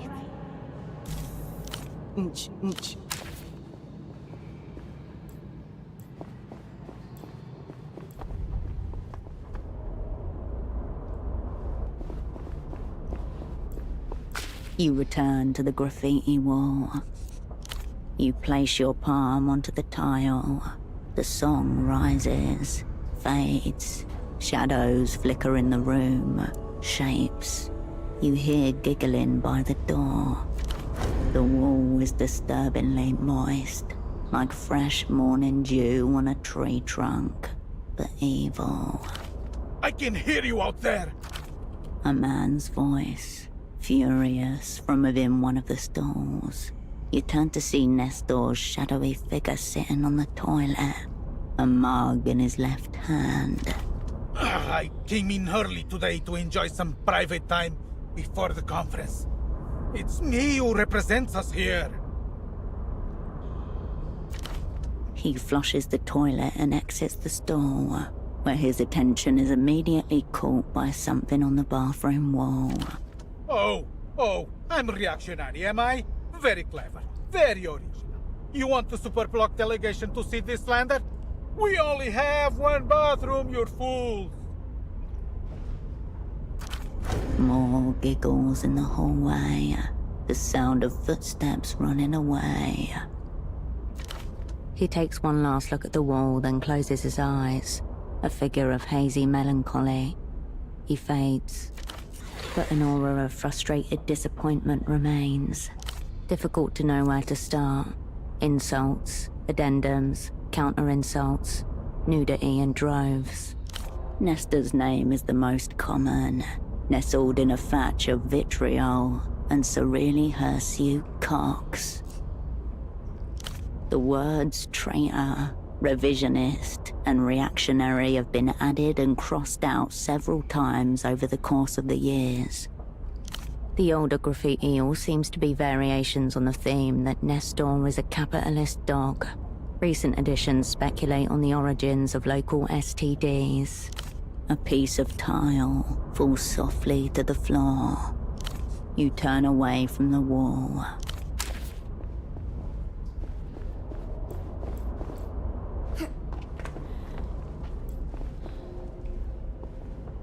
You return to the collapsing pneumatic system. Snatches of the song's chorus echo down the tubes. You're closer to the source. You drum with both fingers, hearing the pipes pop like oversized chimes. As you follow the rhythm, the sound of running footsteps joins in from behind you. There are ghosts in here. Grow accustomed to the haunted basement. Got it?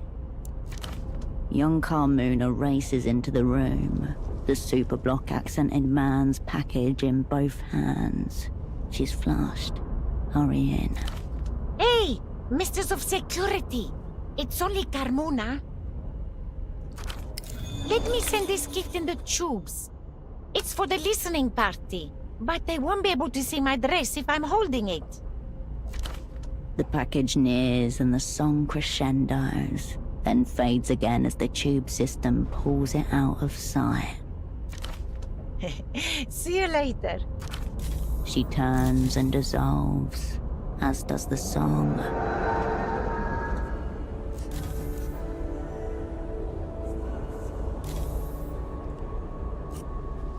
You leave the system.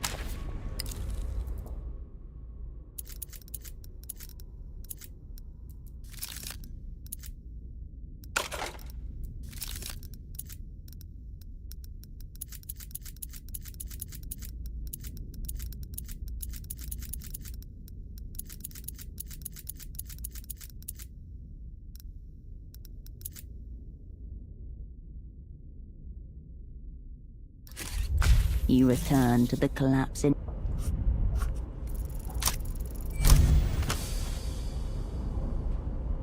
You lower your face to the right tube, looking up into the building's insides for clues. You feel a slight tugging sensation still, after all this time. With a sudden thwack, you are propelled forward into the pitch-black tube. You feel yourself careening around the building, through walls and ceilings as you wind towards your destination. The song gets louder and louder until finally you see faint light at the end of the tunnel. A huge desk, a chair, giant N. It's Nestor's office. A pigeonhole marked D6. Sounds like this is the source of the song.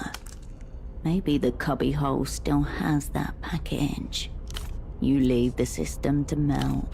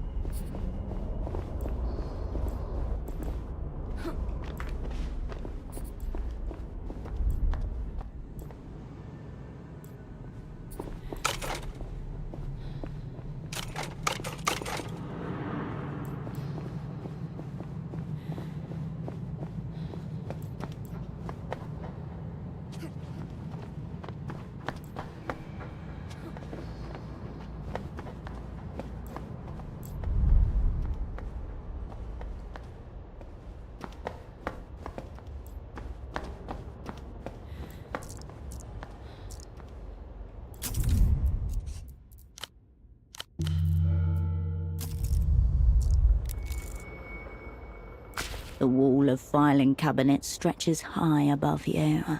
You see the shelf marked D6 just above your head. The song is coming through strong enough in here that you can make out words. Been here, 1,000 doors, look the same. You reach blindly over the lip of the drawer, your fingers touching what feels like wrapping paper. You pull the package down and the room explodes into song, clearer than ever. People talking, singing, the sound of an explosion. Then nothing. Silence. Ghost maker found.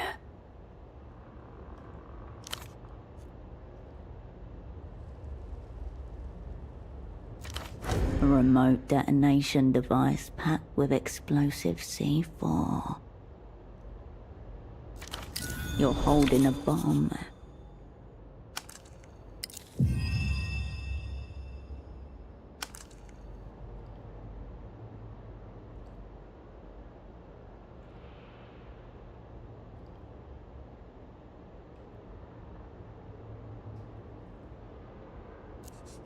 Possibly something to do with the fact that it's singing.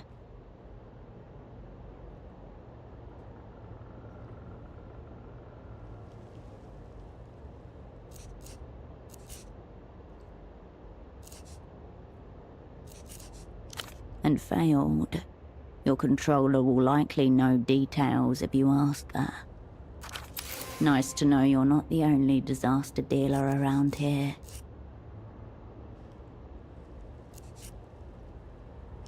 An old bomb, undetonated, projecting ghosts into this doomed shell. It connected with you, somehow.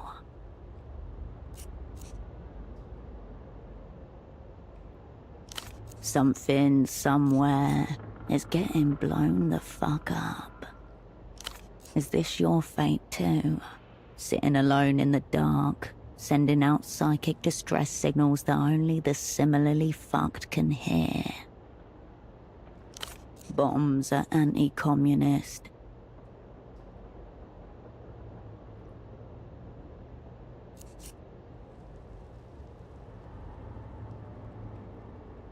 A moment of divergence in the bomb's life. A tragedy from which it could never recover. Its soft vibrations pulse next to your skin. Take a closer look at this thing before you take it back to the music freaks. The drawers yawn and settle as you turn away. You stare up at your neck twinges. The drawers.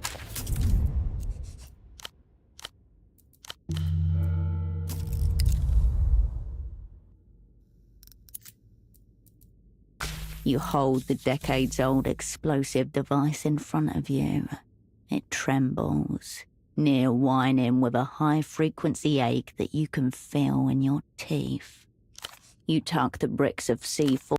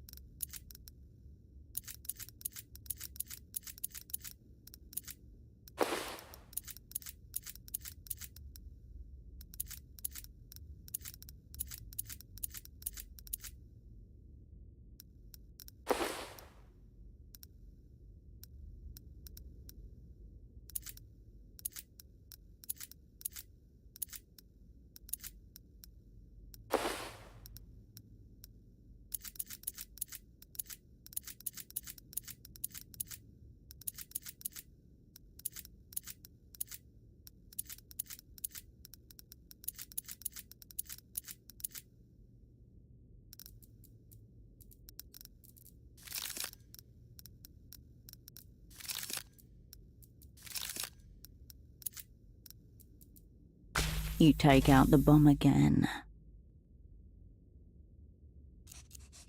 You tuck the brick.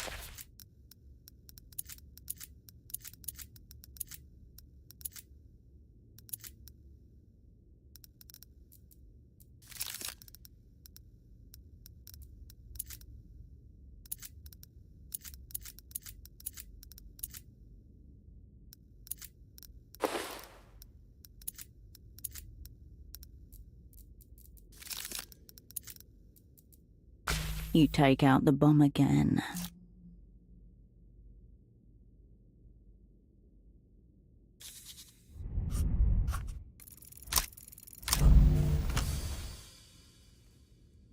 Maybe it's bad C4. Lick it. Coward. You tuck the bricks of C4 back about your person.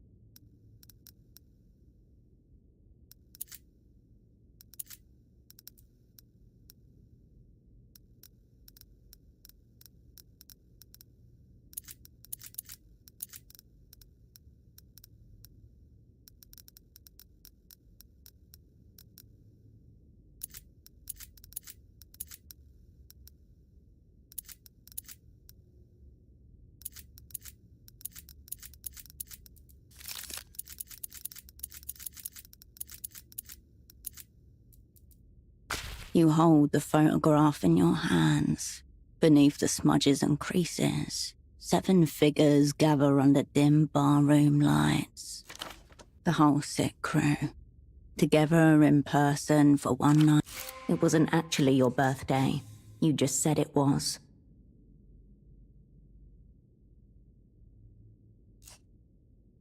There you are, together. Just once.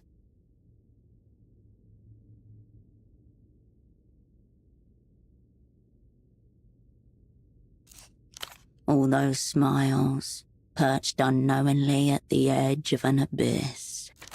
There's Tempo, off the drink and vocal about it. He's still the loudest and most aggressive person in the room on just a soda and lime. Far left, a frame built for violence. Bulbous, glistening skull shaved bare every morning. People like Tempo move through life telling themselves the devil is in the source, until they get off it. Only then do they realize it's inside them. Next to you, Ramses is warm silence, nodding along. It's hard to tell whether to the music or to the conversation. Carolina stirs her drink, a gin drink like she imagined you would be drinking.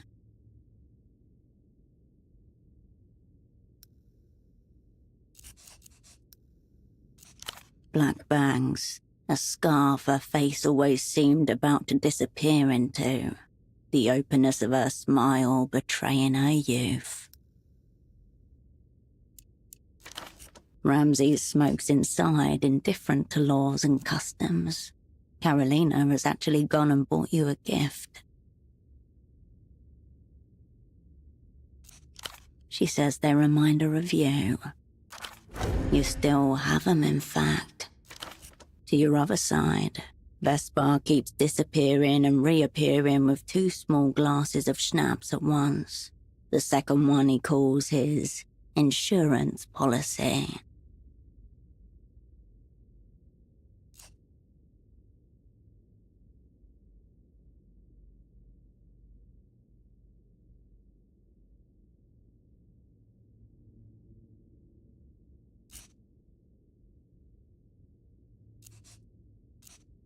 Not that it made any difference in the end.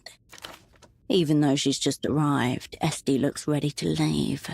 That she's even come at all is a sign of respect. Older than anyone else there by at least 10 years. Small eyes in a smaller frame, looking out from her corner with cold intelligence. Even now, the sight of her brings up difficult feelings in you.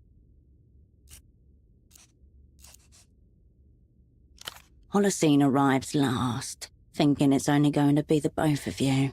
He goes pale when he sees your entire network gathered in one place. He's appalled by your sentimental fallacy and threatens to report you to your controller. You know it's an empty threat. Even then, his distrust of the opera was already curdling into something darker. The last thing any network should think of.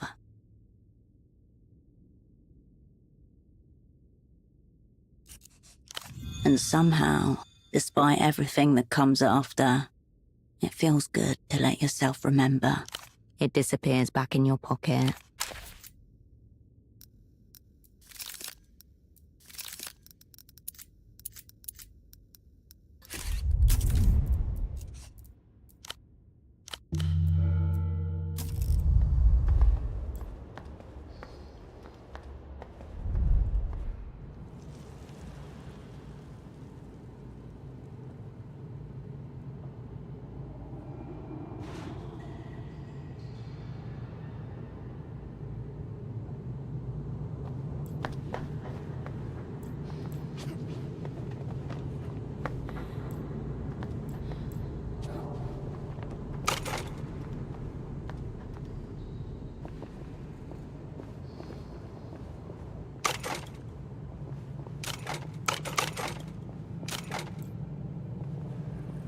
Something's changed.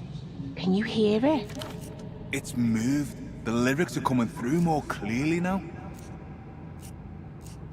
Hey, little guy. Aww. Wow. You hear that? She's done it. This is our singer. The bomb vibrates happily in your hands. Not the building at all. Just this murderous fellow. Though, is it just me or does it seem unwell?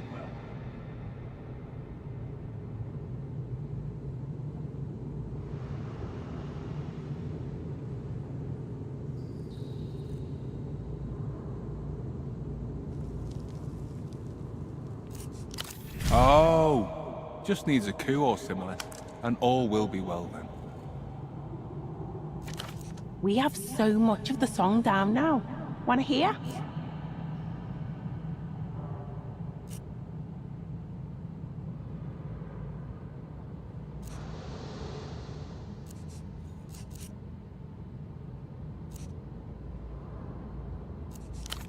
Dangerously groovy.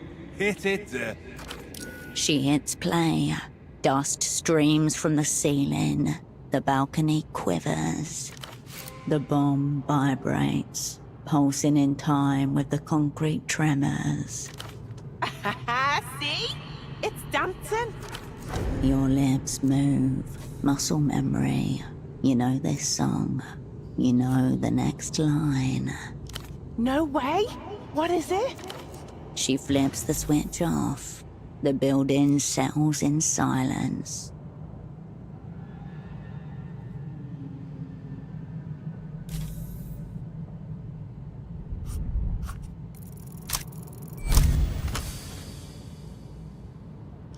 You stop trying to think. You just let yourself join in. Half-remembered lyrics, mumbled syllables. You know the words. You know the melody. It's a Superblock pop song. Superblock Baby. Wait, have I heard that before? Superblock Baby's an old pop song? Your bomb was going wild for it. And look, the little darling has a microphone. Bet you our first keyboard, that Superblock Baby, was supposed to be its trigger. So if you had the real recording of Superblock Baby, you'd also have a bomb. A song that would have destroyed the building, reconstructed as its eulogy. This is gonna be the remix to end all remixes. Superblock Baby bomb version. Let's get out of here and get to work. I'll miss this place when it falls, but we're gonna make people dance on the rubble. Easiest kind, ask away. We never know. Somewhere quiet. Certainly. Goodbye, and thank you. We'll add some lyrics about how great you are. We swear it. It is sworn.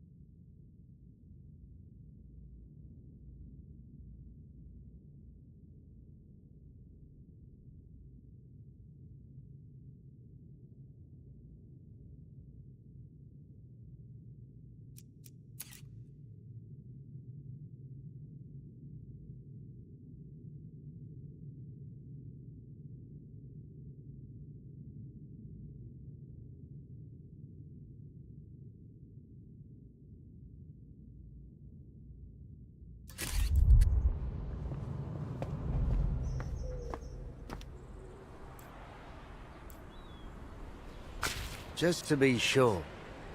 Are the squatters gone yet?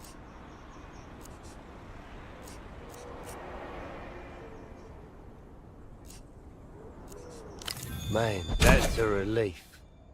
Whew.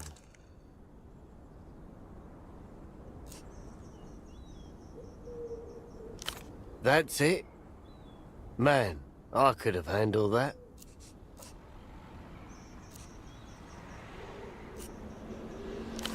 I'm not dealing with this. No way. They can send someone from the Party Alley beat to keep people out of here. I'm going back to the bazaar.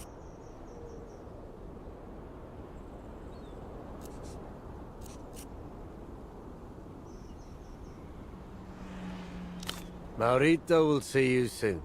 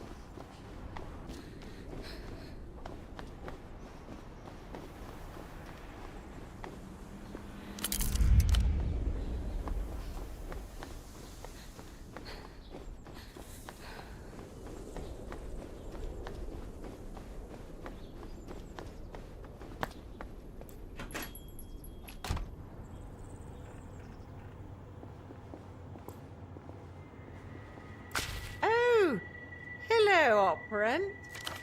She doesn't seem to have been expecting you. Strange smell about her. Chemical. You remember it from somewhere. Of course, all good here. How may I support you this fine morning? I'll be here if you require anything.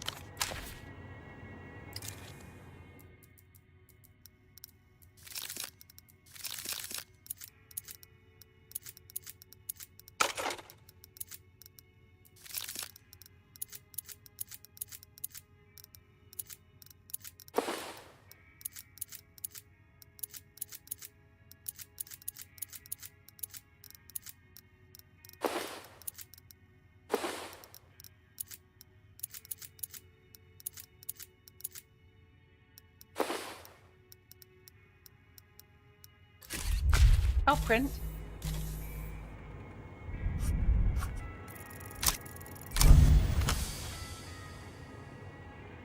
Sweet, slightly pungent, reminds you of overripe apricots. All signs point to... Excuse me?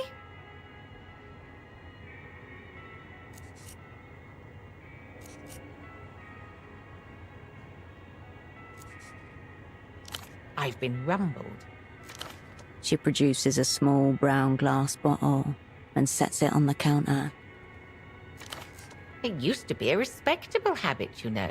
Prescription. I don't see why a little rag now and then should be a big deal.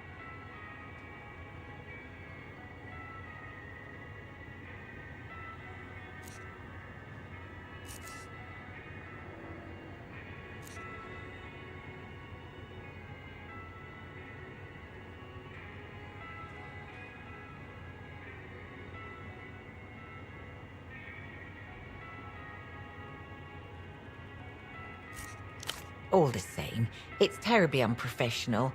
I should really quit. I'll be here if you require anything. A single sheet. At the top of the page is a header next to a grayscale logo you can't make out. Portaferro Cosmonautics and Space Exploration, Payload and Ballistics. Silo 1, Sublevel 4, Pete Ultract Portaferro. You turn away.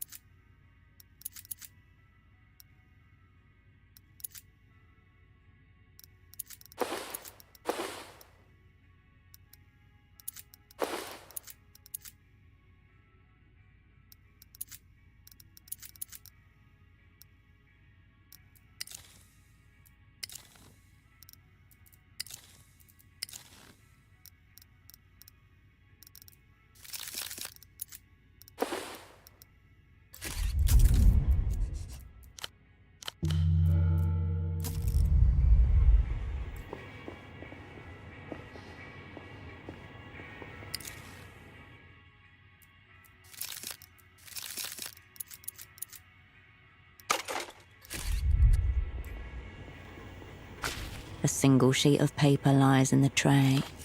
At the top of the cascade, possess information critical. Go all the way down. Miho.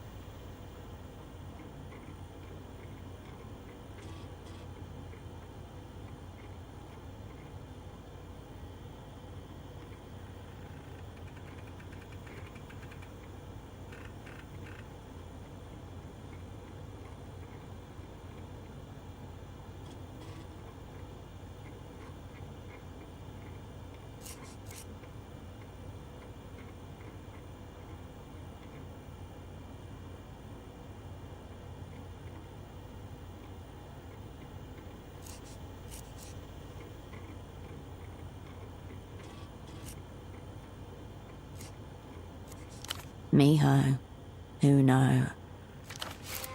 Nothing in the directories. Only thing under MI is Mia Holloway, your first almost girlfriend.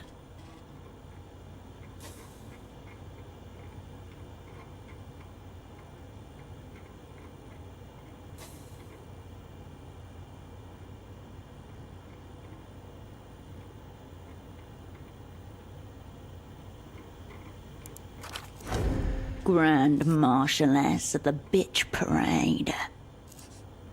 Portofino Cosmonautics and Space Exploration. Not a letterhead that sees much use these days. It was abandoned soon after. These days, it's a wasteland of space metal and local myth. This Miho entity is waiting for you at the dark end of the silo.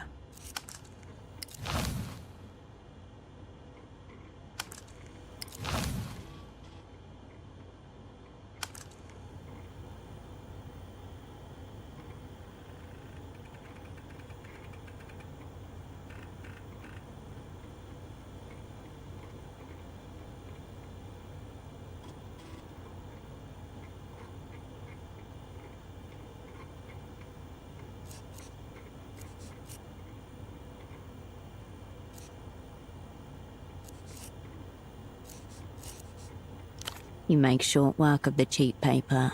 Soon the sheet is a sodden ball of matter between your teeth. You swallow it down in one go, taking any secrets with you. You turn away from the fax machine.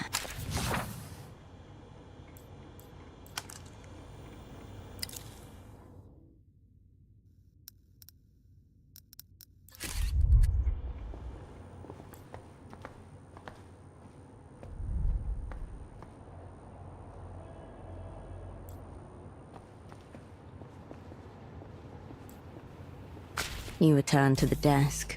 The red folder is still sitting on its surface. You turn away from the desk.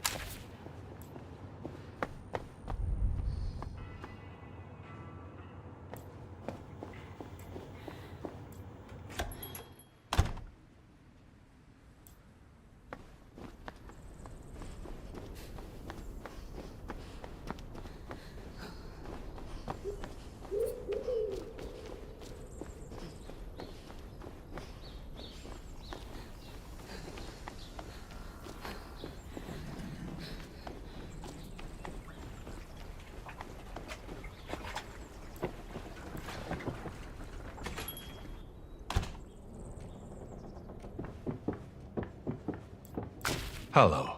Again? You can see the resemblance now. Carolina has his eyes. Doctor, clinic, houseboat. This is Kindred's father, Dr. Hugo Arbe.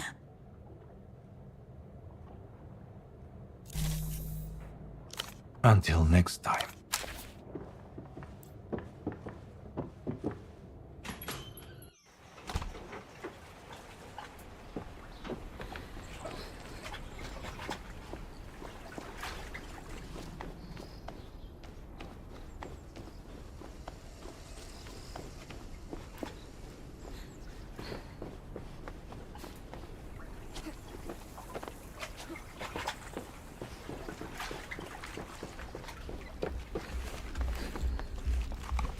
Oh, it's you. I'll answer if I can. I'm not really part of it anymore. Who? Yeah, all right. What takes your fancy?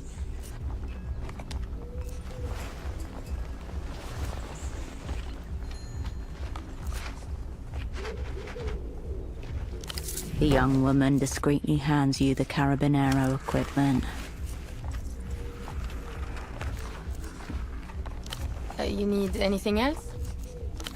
Thanks for stopping by.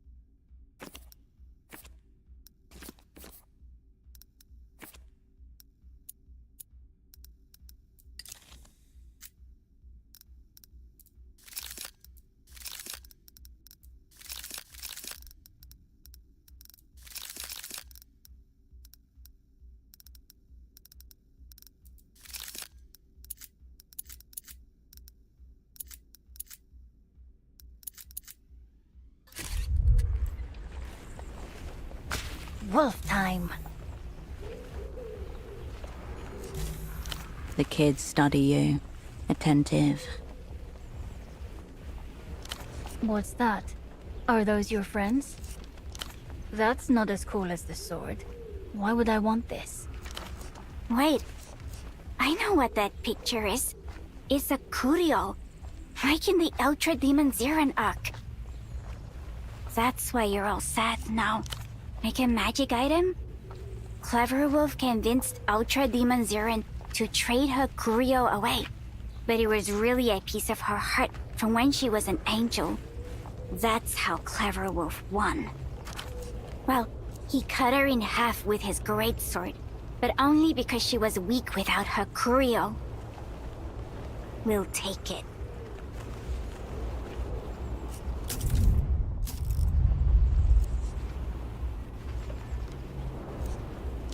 With great devotion, the boy hands over his toy sword. It's heavier than you expected. May you kill many angels. The children ignore you.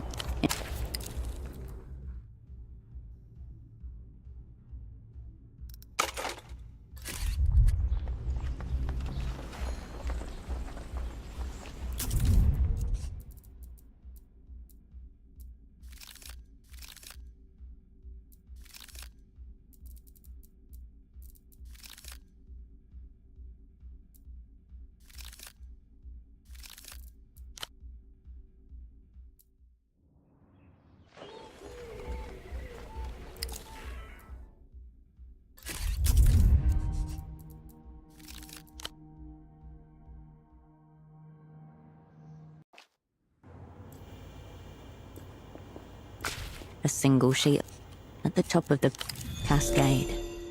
Miho. Nothing grand. Miho. Nothing in grand. Portaferro cosmonautics and space exploration. Not a letterhead that sees much use these days. It was abandoned. This Miho entity. You make sure you swallow it down. You turn away. I'll print. I'll be here if you...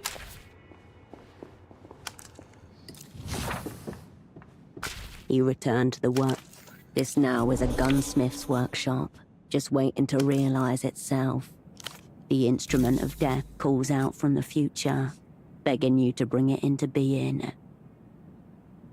You picture the mechanism of a firearm. If you hit the bullet hard enough, it flies towards your enemy. You consult the WAN guide and rattle off the materials checklist. Plywood, glue, and tools, check. Broomstick, check. Pipe, check. All found among the junk in your near vicinity. Check. Check. 500 grams of molten plastic or epoxy. Check. One of the prized wolf cups. Completion rate, 100%. Like a guerrilla fighter in the depths of this human jungle, you have gathered piece by piece the tools for your campaign. It's all nothing but assorted junk, unless you manage to successfully transform it into a tool.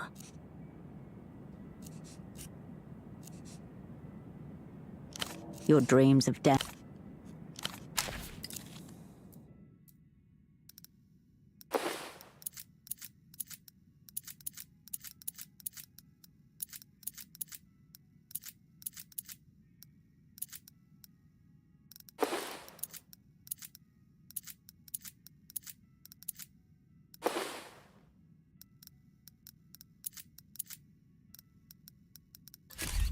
You return to the instrument of death calls out from the future.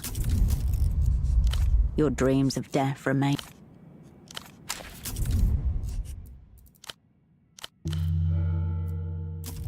You returned.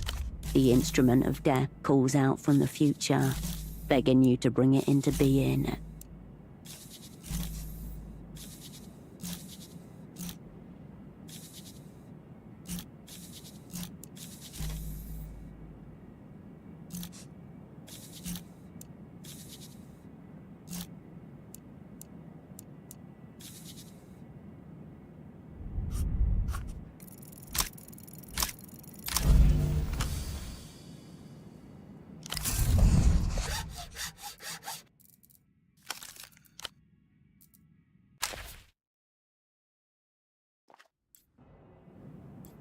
You return to the instrument of death.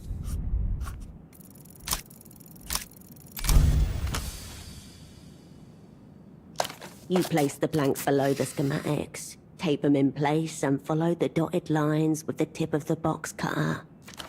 Slowly, it acquires dimensions as you assemble the panes. A plywood model of a brutalist edifice rising in a series of blocky chambers. 2 circular holes on either side of the largest box await the insertion of the barrel. You cut a length out of the broom and sand it down. Next, you glue the springs in place into a metal backboard. A satisfying rough tessellation as the pipe slides through and the backboard aligns with the plywood face. Behold, which luxury article do you wish to uncreate?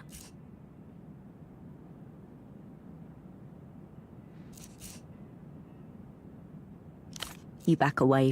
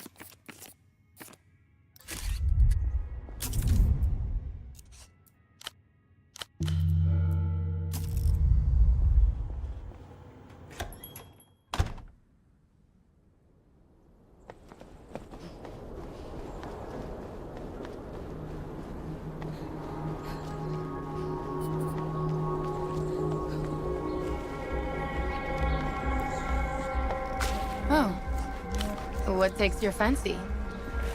The young woman discreetly hands you the Carabinero equipment.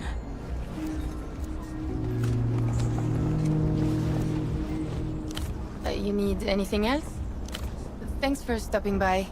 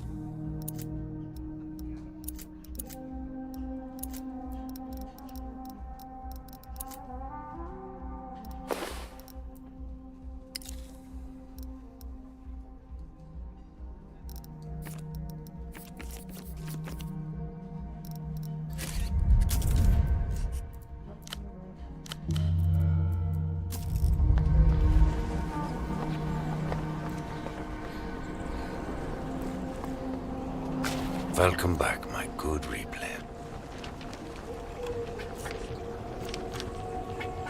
Superblock baby. The false midnight. Impotent pop music reaching for political satire. One-hit wonder merchants. Plonky deadpan bass.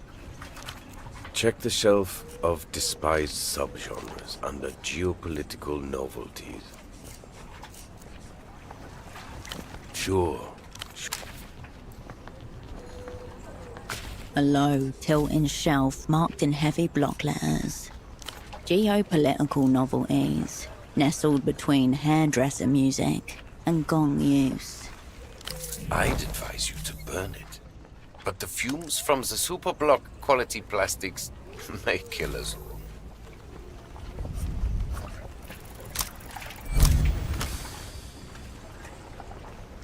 Reason will not help you here.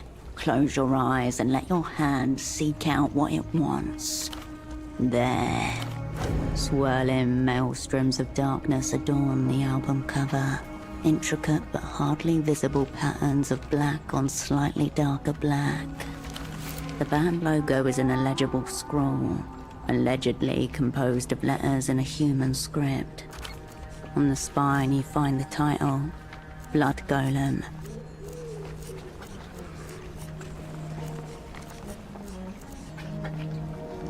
The artist.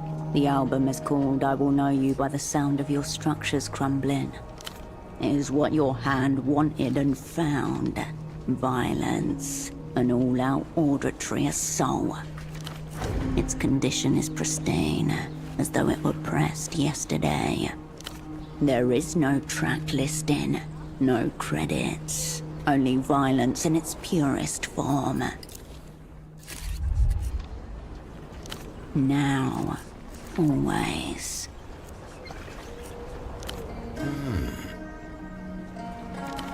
Still crass music on a crass replayable format, but at least it's not an active attempt to idiotize the population. I'll give you that.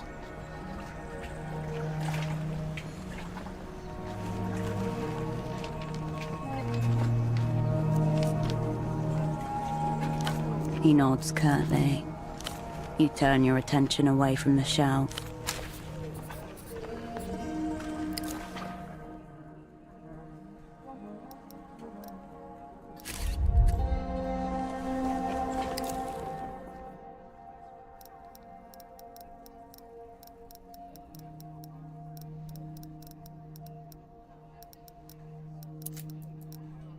You take out the bomb again.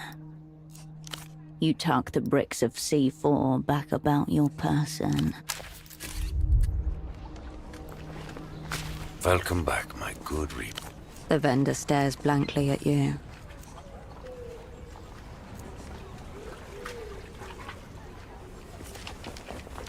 It's my life. What can I say?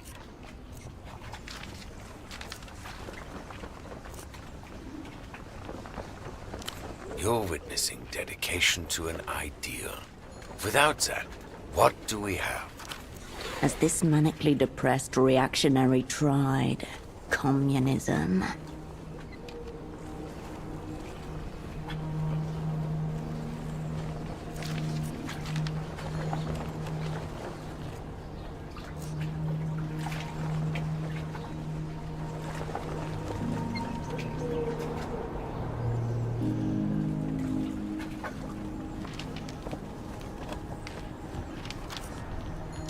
Not always.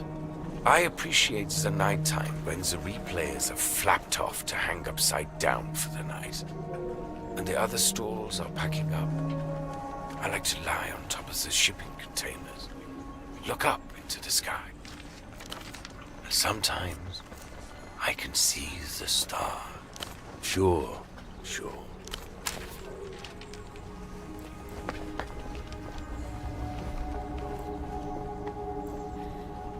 Come on. Ah, hello. Sorry, I probably look like a picture of misery right now.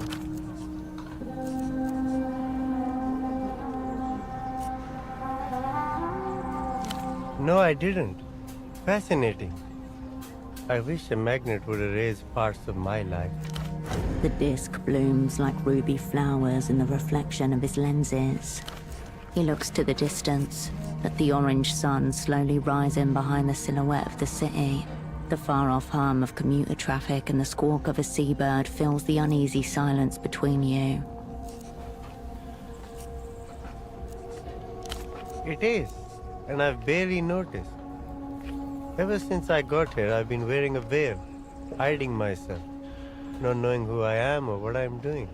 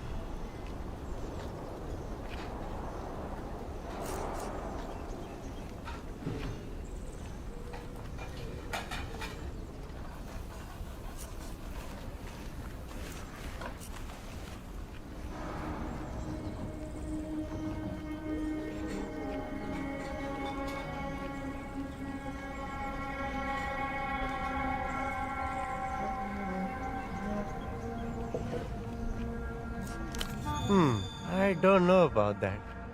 There's still time to figure that out. At least for me. Anyway, enough doom and gloom. This time it's one of the arteries. It's on the roof of this old factory building. Problem is, that place scares the hell out of me. I have got myself into a bit of a predicament. Yes, I do need some help. You're right. I would just need you to go up to the roof of this building and run a standard check on the artery up there. Wonderful. You'll need this for starters. The machine has a real heft to it. It means serious business. Just plug this device into the artery once the diagnostics program prompts you. It should do the rest. Just pay attention to the report it gives you. I'll be right here if you need anything.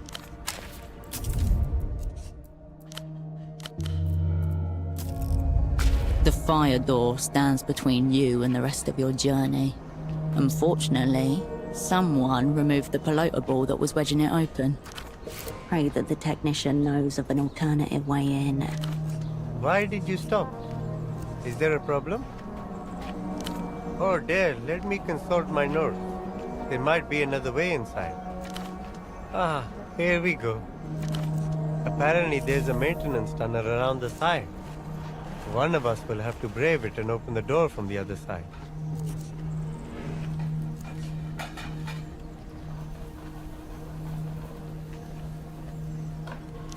The technician is clearly flummoxed by your words, but doesn't dare raise any questions.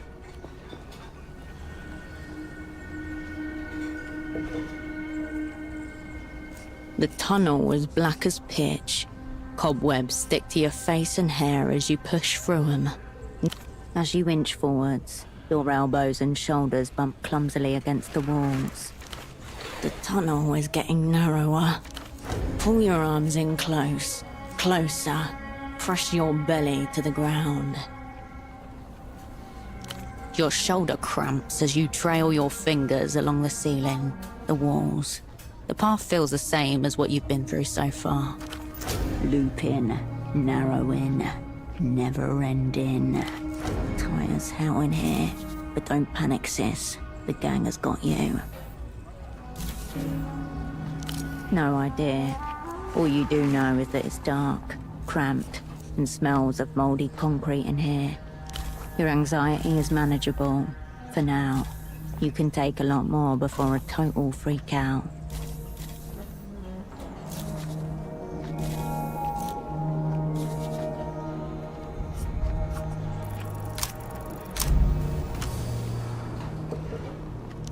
There's no escape, Hirsch. There's no escape from any of it. The crawl space, the past, everyone we've ever fucked over. You scramble forward blindly as your outstretched fingertips brush up against the end of the tunnel. You hear a creak above you. You try to push yourself up with your arms, and your head bangs against the trapdoor. There's something on top of it, weighing it down. It's stuck. Something is pressing down on you, the heavy earth. The animal is out.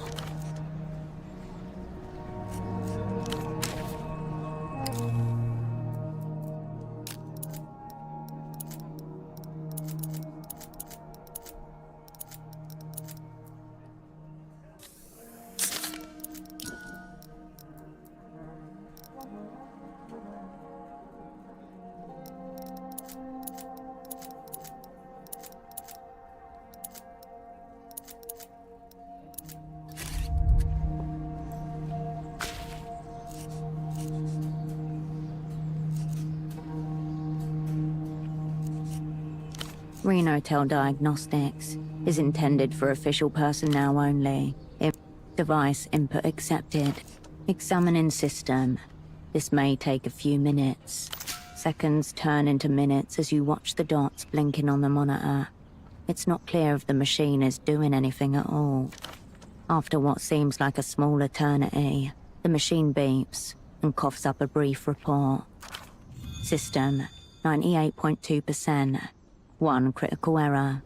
A device has a configuration problem that prevents it from working properly.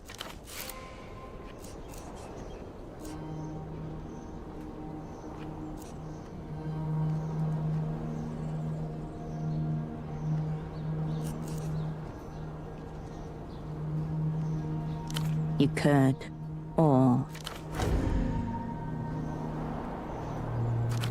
the issue will persist, and in turn, you should be able to talk to the prisoner from outside. The matrix of lines and pixels.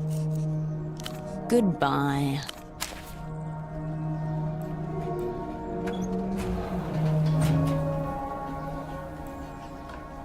The Renotel technician is waiting right where you left him. Ah, you're back. I managed to disable the locking mechanism so you can go in and out as you please now. Well, thank you for trying, but it doesn't matter. I've decided to quit my job.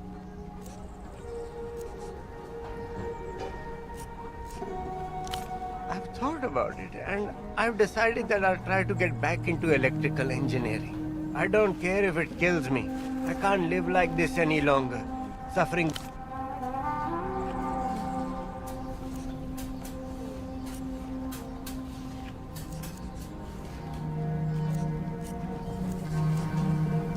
The ex-technician shows no sign of hearing you.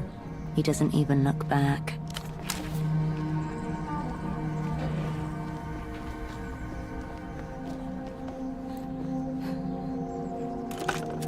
You pick up the paper. No reaction. Give it a rest for You step away.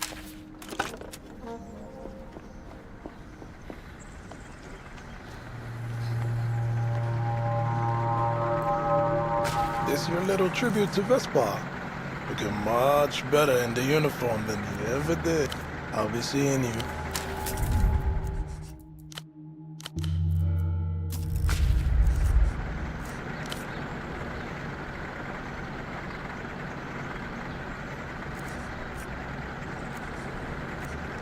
I see. Someone causing you grief, baby girl?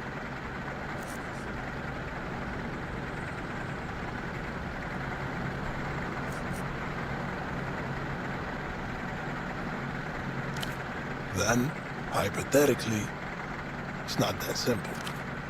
Since you're not local, let me explain something. B-Town's not like other places. Yeah, there's guns around, but you don't get one easily. The laws are tight. Carabineros roll out these gunpowder sniffing hounds and go on walks a couple times a year. You know, to remind people what's what. The dogs are a mean foreign breed. No hair, all teeth. My cousin Alishba lost a chunk of her calf to one.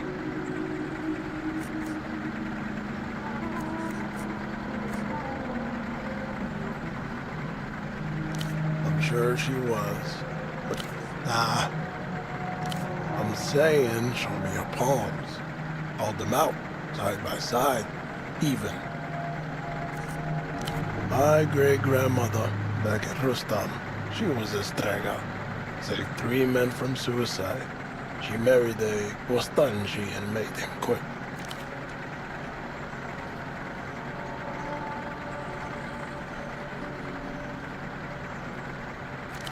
The past you can account for.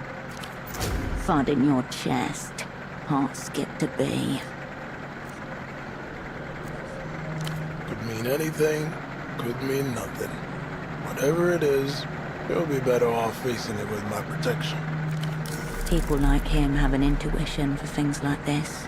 Mystic knowledge, passed down through the generations. This isn't good news.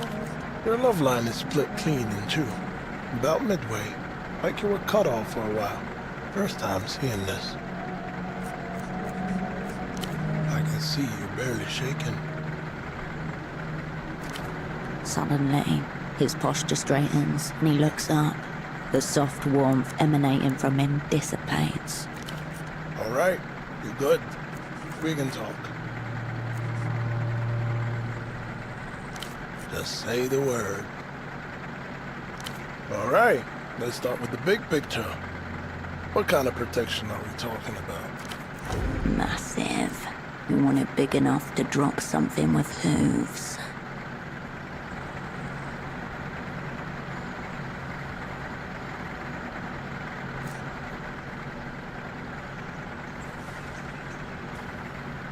Classy but simple. Keeping it on the down low so you don't attract too much attention.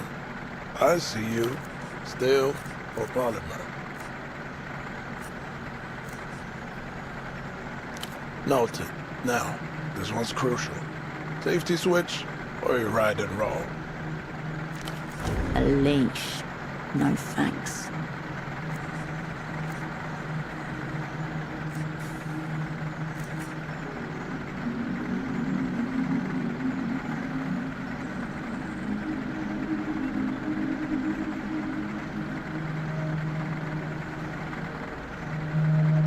Sure, I can respect that.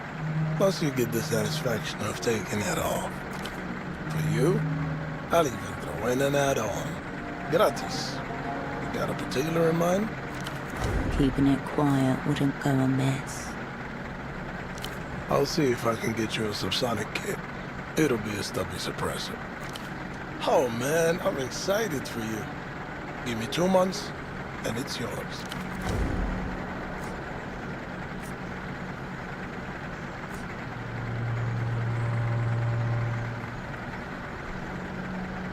Tomorrow? Shit.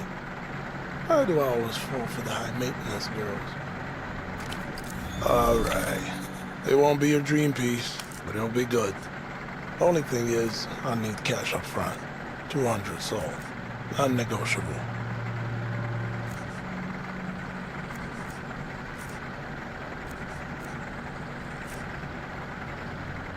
Alright. Just tell me when you have the money. I'll handle the rest. I'll be seeing you.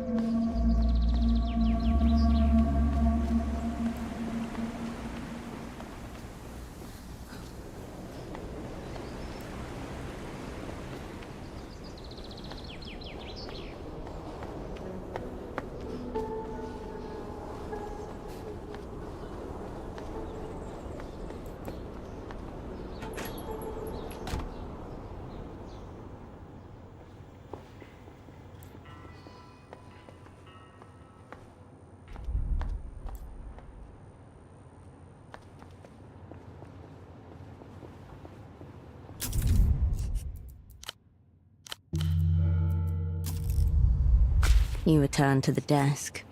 You turn away from the desk. Raw information atomizes itself. Cascade. Your old schnapps, then? A ripple through your heart. She remembers. Was it as you left it?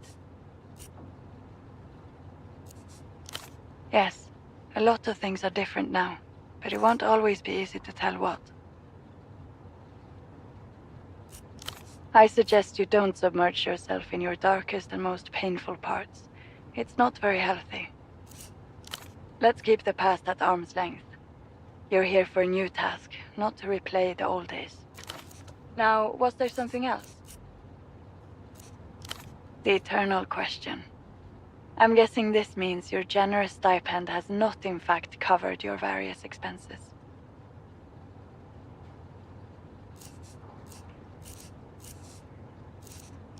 The assignment. Very well, must be important. Realistically, I see 3 options available to you. You could resort to a life of minor criminality, you could adopt a more lucrative ideology, or of course, you could get a job.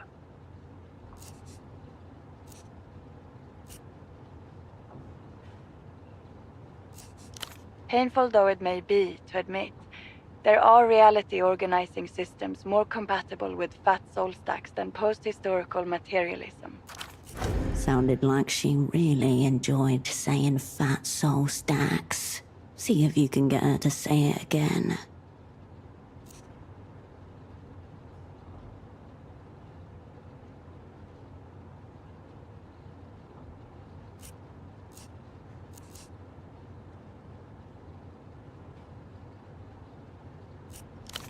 Sure, take your pick. Painful though it may... Sounded like she really enjoyed... Strictly for economic purposes. We're talking...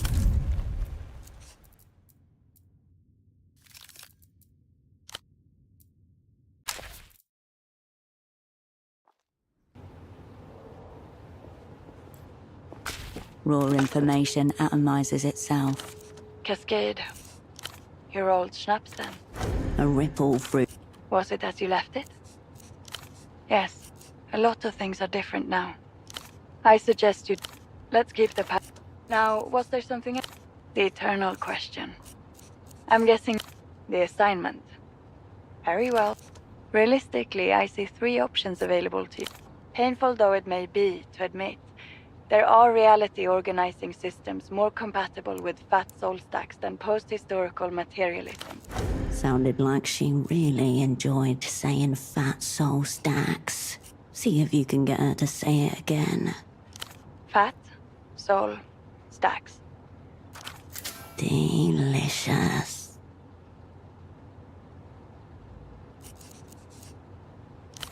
Sure, take your pick.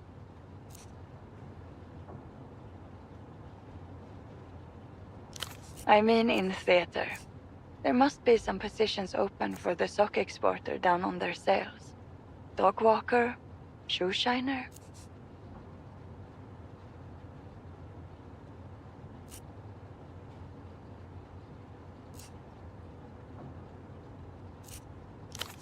I don't know if I would have pegged you for manual labor, but sounds like a promising start, in any event. But I have been giving you money. When you complete your tasks, you surely recall.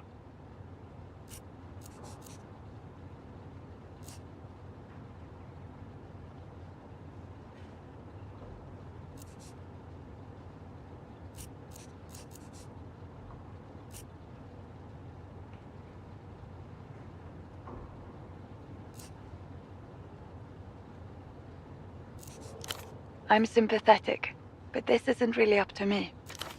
The sound of a coin purse jingling from behind the curtain. A single copper rolls onto the stage. The bursar's office is incredibly tight-fisted. I suppose we could apply for an exceptional infusion, but I'd need to provide a very compelling reason.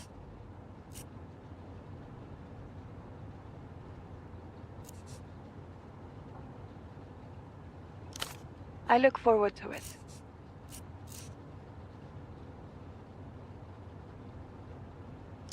The developed world is basically a massive machine for continually extracting small amounts of money from people. All you need to do is turn that machinery into your own automated teller. I'd say vending machines are your best bet.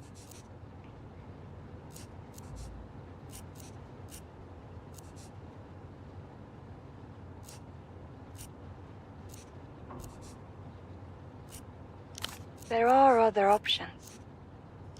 What else is on your mind, Operant?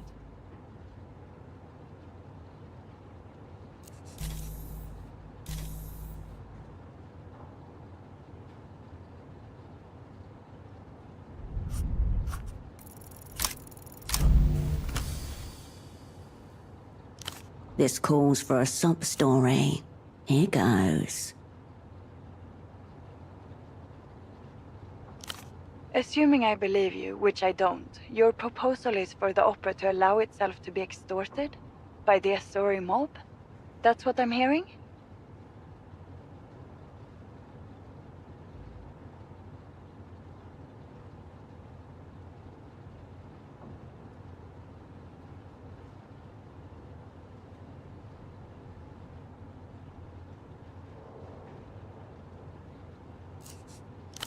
No.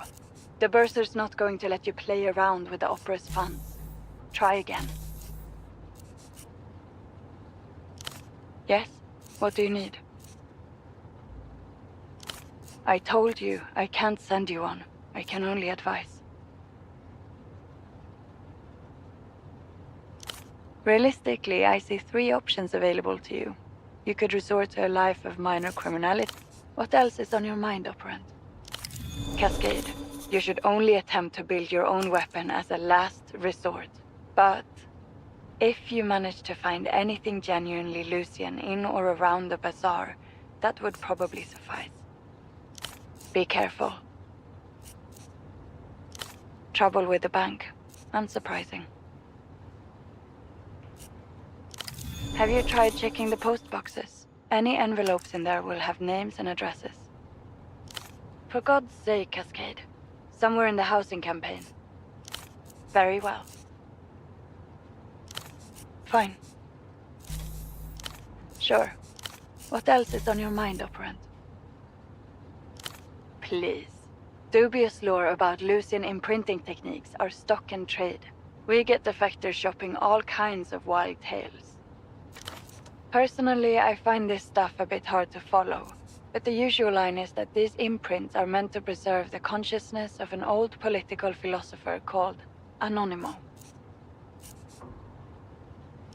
I believe he's supposed to be the original theorist of techno-fascism. You'd need to talk to a remembrancer to learn more, I'd think. Unintelligible stuff, mainly. Babble about dream erasure, mass hallucinogenic events, villages of psychic duplicates acting and thinking in concert. And yes, some of them claim to have seen magic devices that copy one consciousness onto the mind of another. Never substantiated, of course. Usually, they just want money and a nice state-issued apartment in one of the nicer people's republics. It's not my job to believe. It's my job to condense fact from the vapor of rumor and speculation. No one outside La Luz understands how this imprinting business really works. Welcome to the developed world. If you don't know who's paying out, it's probably you. What else is on your mind? I'd have to check the records. Why the sudden interest? Probable's fall in theatre history has required reading for controllers. She's stalling you.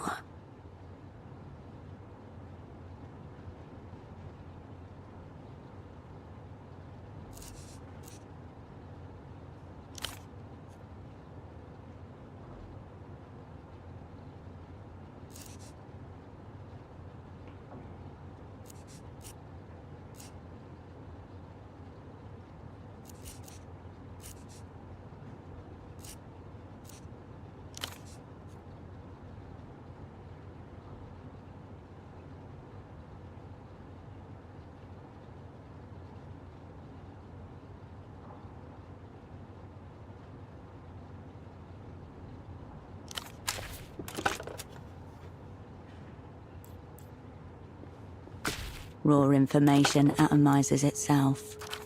Cascade.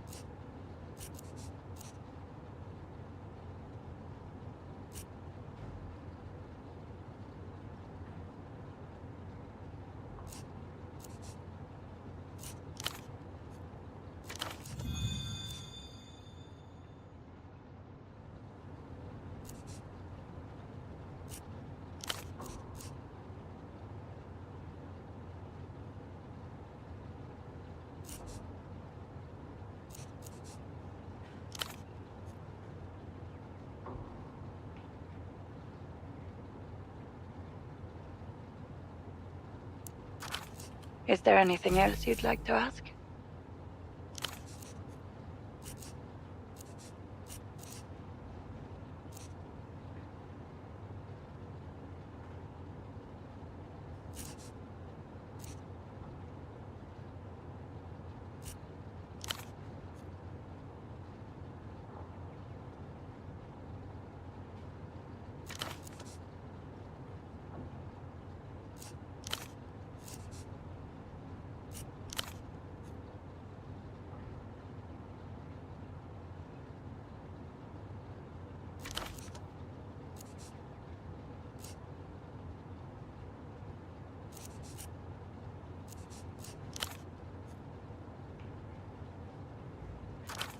Bodies incinerated before nerves had time to deliver their message of pain to the brain.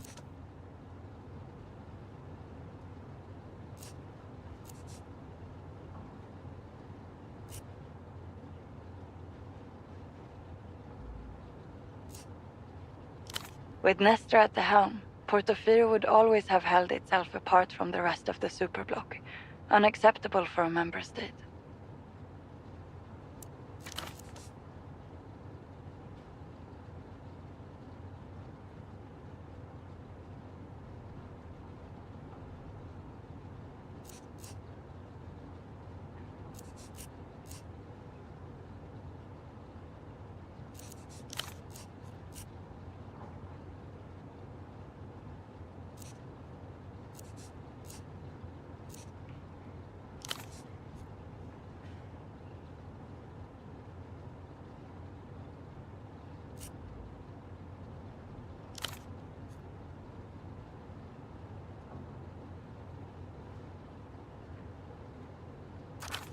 Is there anything else you'd like to ask? I don't know who you're referring to.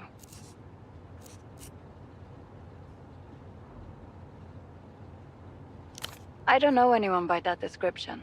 There's certainly no record of him in the Remembrancer's archives. Meaning that, as far as I'm concerned, he doesn't exist at all. Which isn't to say he couldn't be useful to you. So you have yourself a magic spell. Careful how you use it. One wrong word and you've cursed yourself instead. No, entities are the lowest forms of matter in the Operant Bureau's extended cosmology, reserved for traitors, falsifiers, and thieves. An imaginary friend who's actually useful. Wish I had one of those. Oppose sentimental figments incompatible with a materialist worldview. Did who reach out, Operant? Did a non-existent being reach out to me on your behalf? That's what you're asking? Yes? There's nothing to forget. Now, what else is on your mind?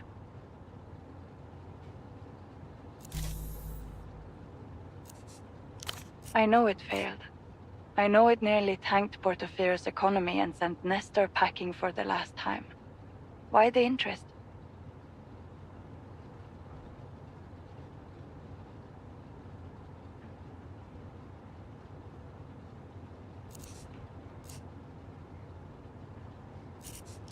How do you mean, more?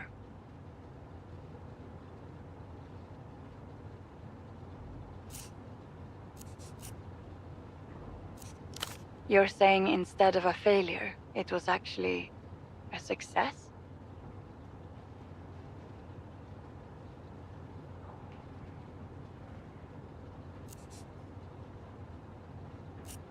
I'm having trouble following your logic, Operant.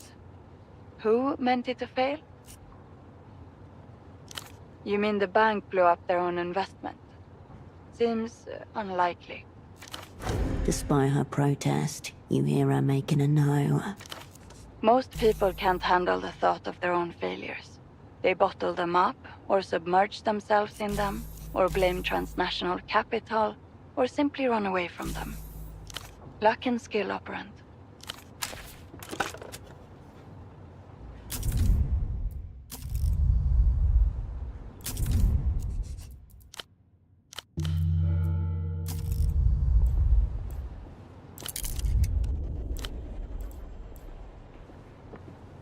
The heifer coffee late.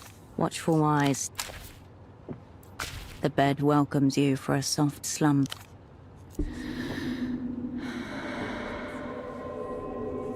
The stillness of the room quietens your mind as you settle down.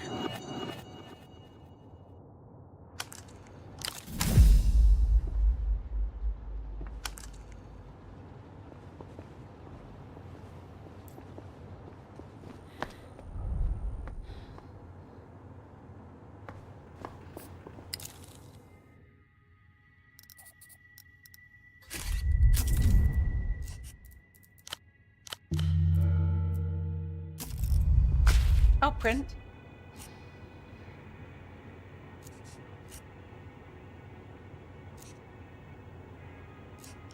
Oh? If you do have it, very well. She gives you a nod. I'll be here if you require.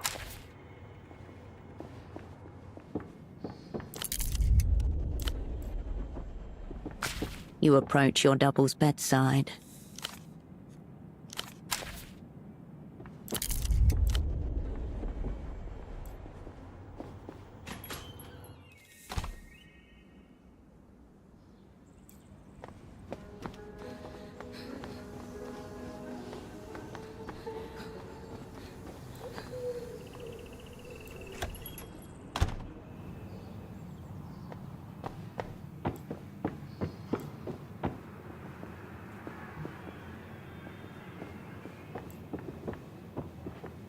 Hello again.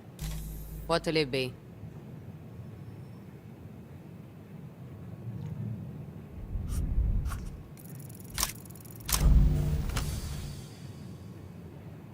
In the empty bar, your attention can find no purchase.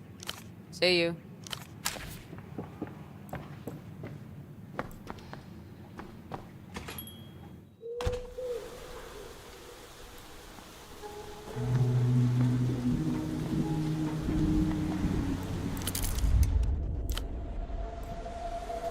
You're back. And you still look like that. Please, don't tell us we should be nicer to her. It was too hard. I think. Sure.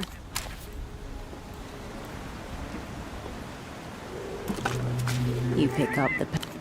No react. Give it a rest for... You step away.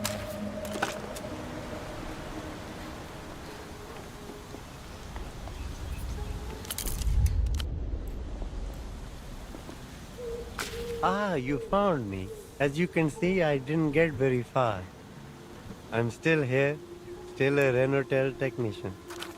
Sadness fills his movements like a sludge. Peaceful, isn't it? Taking my breaks under this tree might be the part of my job I most look forward to now. Because it isn't native to Portofino, or really this part of the world at all. The old Lusians planted it back when this place was a penal colony.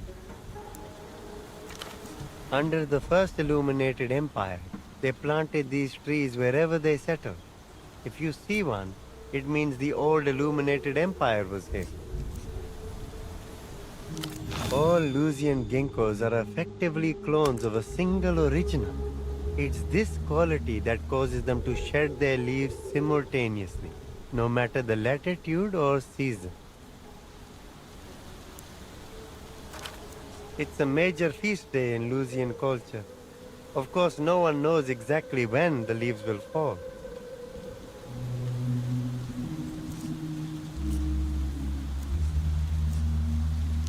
No, not at all. But I'm still Lusian at heart. So when I see one of these ginkgos, I can't help but think of home. It's a complicated mix of yearning and fear. I think everyone feels the yearning for the lands of their youth, the innocence, but the fear that might be unique to where I'm from.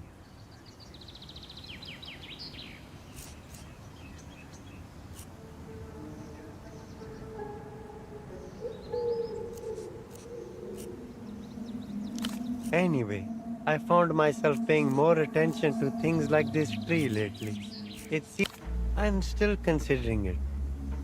I thought perhaps if I stayed a while at this tree, it would help clear my head. If only I were that kind of person, to unknot myself from responsibility and service my whims. No, I'll have to think about it some more. What about it? You can plug it directly into an artery using the cord. You'll need to do that in order to run a diagnostics check on the network. I wish I could say that, but it's an integral part of my job. Right you are.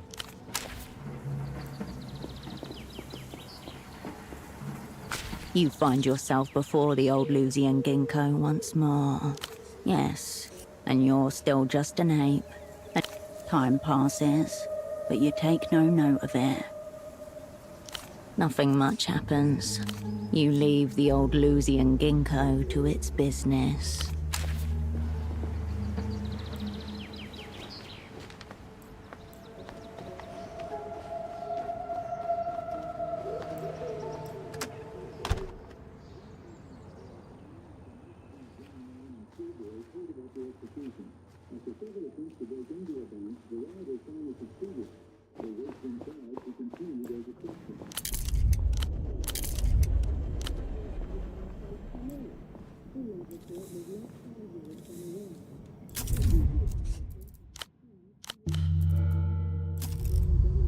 Stray spies still wandering around, looking for their forever home.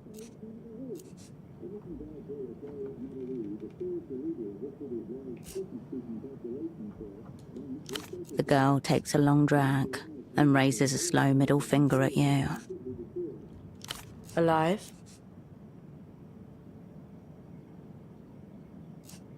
Where?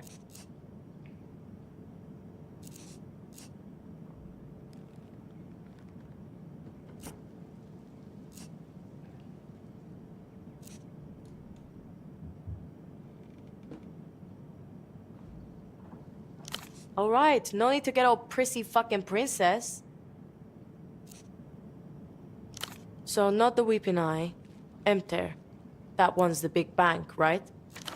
This unre-educated youth must be made to feel the full weight of terror behind those 6 letters.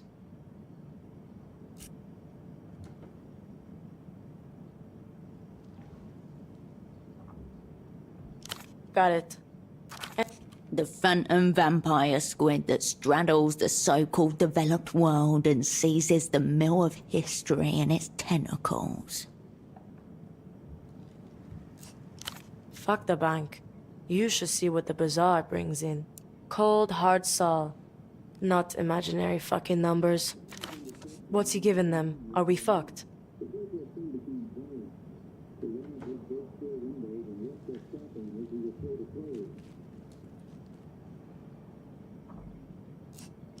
Fuck. Are you alright?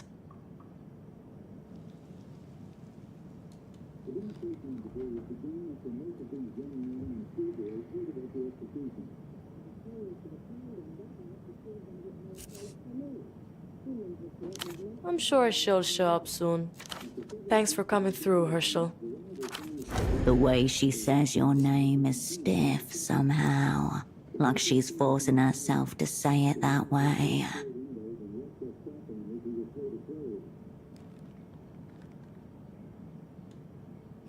I honestly don't know. Tempo never said anything about him. Which was strange. Most of the time, he can't wait to tell you about his latest secret. This one? He was terrified from the jump. Does Dante prick say anything else?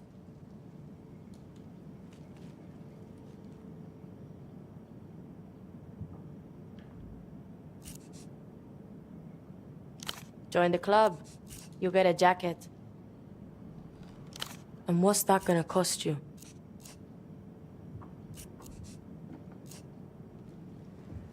Well, we've gotta do something about him, haven't we, Herschel? Loose fucking end. Someone's gonna trip and break their neck.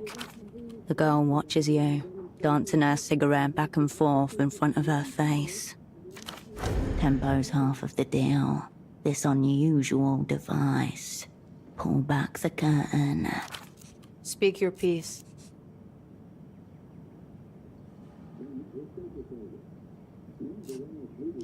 Who do you trust? Me or this clapped-up old clown?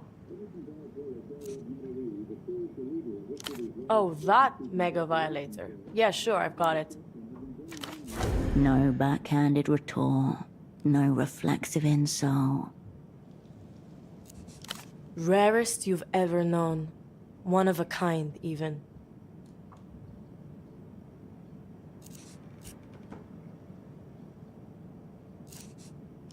How do you know you haven't already?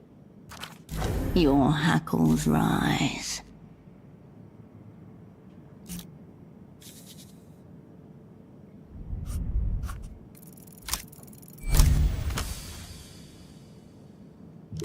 A memory passes through an older memory, and each calls the other a ghost. Both leave a little of themselves within the other. When'd you get so slow, Hirsch? Me. I'm right here. Always have been. Don't be an eager cunt. You haven't done anything yet. But you're on the right track, and you're here. You think Taxman, prized fucking asset, wouldn't hold up his end of the promise?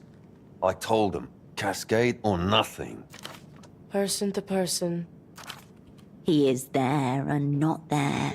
All your senses twitch at the eeriness, at the undeniability of it. 3 breaths fill the room, 2 in perfect sync.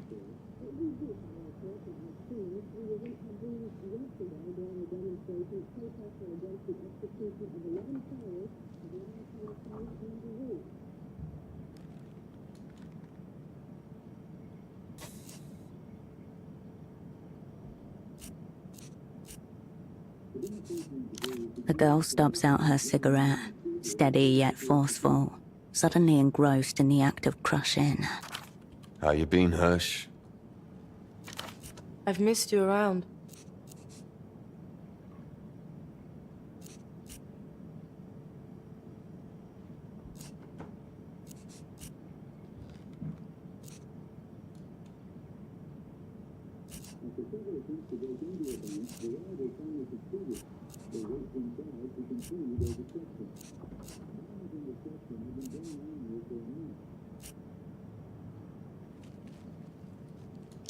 They're more like bootlegs. Imprints, I think they call them. Sounds impossible, right? I thought so too, but clearly, a little bit possible. Witchcraft. It's like a bad mirror. A wishing well for your loose dreams, for all the inner colors of you. It starts with a memory or something. But don't ask me, I was considerably fucking hypnotized for most of it. Kind of. He just gave me a load of ketamine, which I'm pretty sure isn't in the official manual. But you have to be like a blank slate. Totally receptive, basically comatose. A weave of city away, the being formerly known as Pseudopod twitches in his dream. There were pictures on the wall projected from the machine, and I think an image of Tempo as a kid. Like I said, fucking witchcraft. Darker than I remember them. I don't have shit of his memories either, so let's not play 20 fucking questions. I'm just him now, and that's it. Oh dear. You are not taken in by this unfortunate display, are you?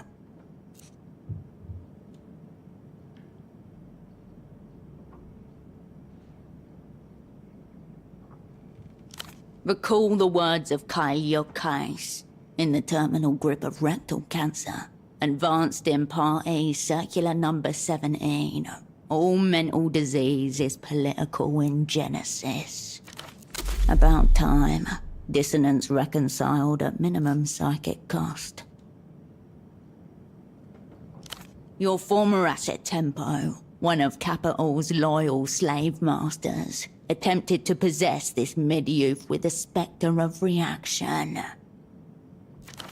This profound ideological dissonance has manifested as so-called dissociative identity disorder within her hemispheres.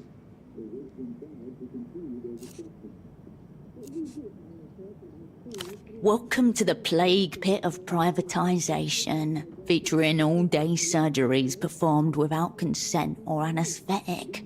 The diagnosis is clear, the prognosis bleak. The only rational conclusion. It is no coincidence that the children of terminal capital are the most devoured of mind.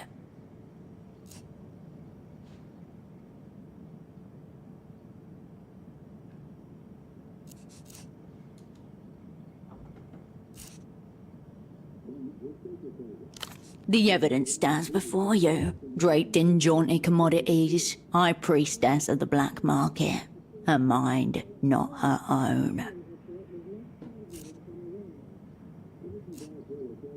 Bourgeois construct. Realign yourself. The party is incapable of false commands or pronouncements, other than those retroactively unsaid. Hirsch, you alright?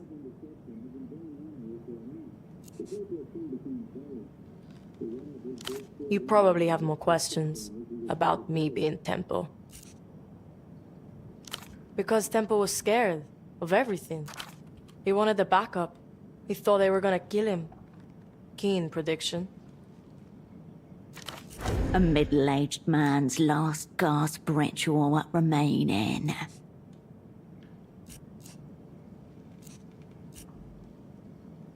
He told me, before he did it, he sat me down and explained it all. Blood dripping out of his nose, totally off his face, but not like slurring his words or anything. He said he'd be dead soon. He could feel it. And they were, evidently. Maybe they were the least of his enemies. This place is wide, Hirsch, and it switches up faster than you can believe. Plenty of cunts out there with murderous intent. Yeah. Curse go forward, curse go back.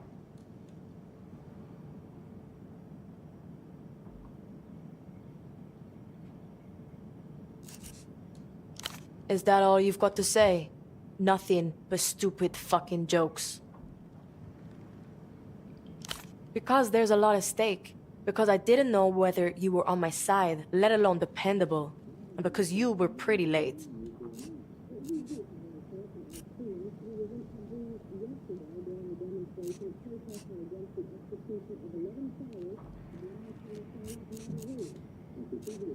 Also, I really didn't think you'd believe me. I mean, I wouldn't. Then yeah, doesn't it chime a distant chord? The Lusian political elite being strange copies of themselves.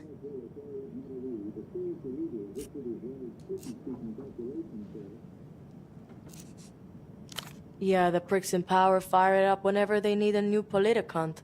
All from one guy, bootlegging himself over and over for like 300 years. According to Tempo, anyway. But when we covered intra-Luthian relations in history class, they didn't say shit about it. A theory often dismissed as rumor, but taken more seriously on the top levels of the Operant Bureau.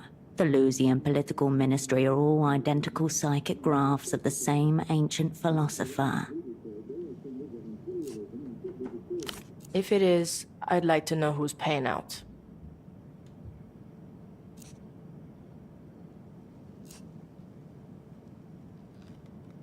Yeah, sure, Hirsch. All that shit in the office was just red paint. There was rain in my head, Hirsch. It was always raining. And it was always midnight beyond the clouds. I wanted... Shelter. I don't know. Not that. Not really. But it stopped raining, at least.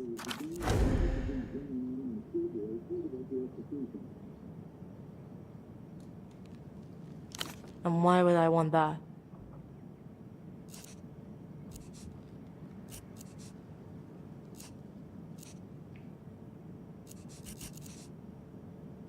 Haven't yet. I'll let you know. Anyway, this is a forever kind of deal. And the deal is, I deal with it. Move the fuck on. It feels like I can't quite remember myself. Like I'm watching myself through dream glass. All smudged and smeared. I watched a lot of TV as a kid. Whenever there was a bad storm, the blocking antennas would get fucked and we'd see pieces of Luthian TV breaking through. All weird and wavy. That's how it feels sometimes. Like a signal error. Hearing someone else's thoughts and now they're yours. But the static's not the thoughts. It's my mind trying to make sense of them.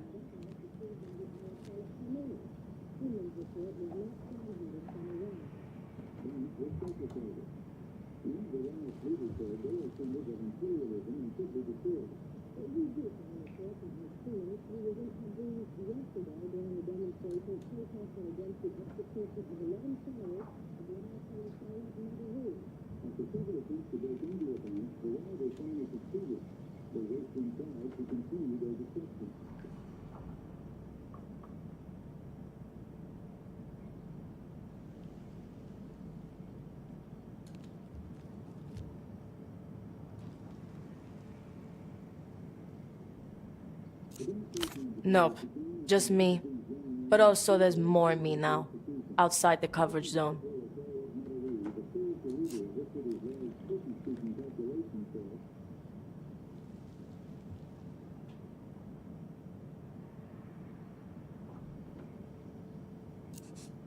It's Yana. Just one Yana.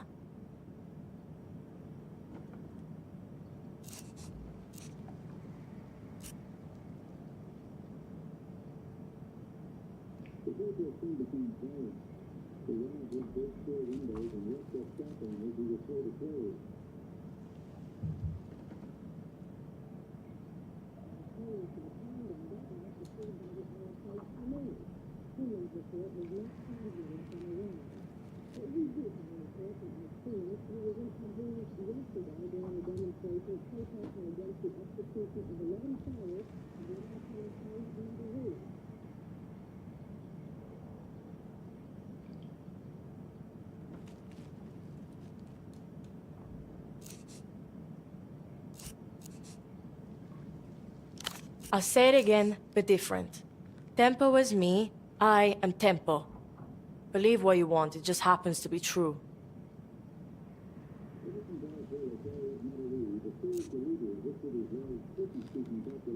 Right here. It's mystical fucking gear, Hirsch. I hardly threw it out. From beneath her chair, she pulls out a small console device, about the size of a dinner tray. Coloured buttons flank a large, dark screen. Quiet magic. Dormant. Danger.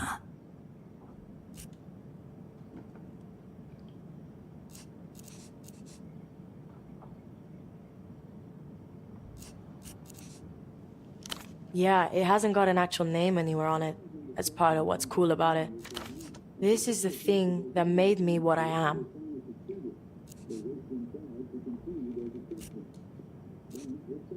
Nope. Fucked. Needs batteries. Special lithium batteries. Might be better for you to, you know, hang on to it or something. Finally, the Herschel clone army can begin to fill its deviant ranks.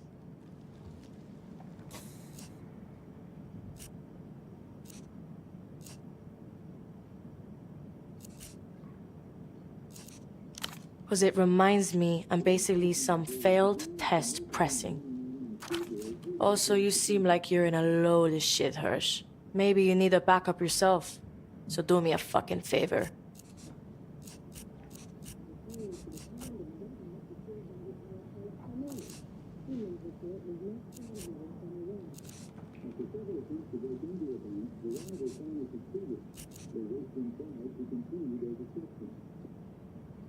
Depends what you do with it. That thing could technically make people think like you. Money to be made, no doubt. And no, it did not come with an adapter. But it does have cocaine in the seams. And a little bit of nose blood. Speak your piece.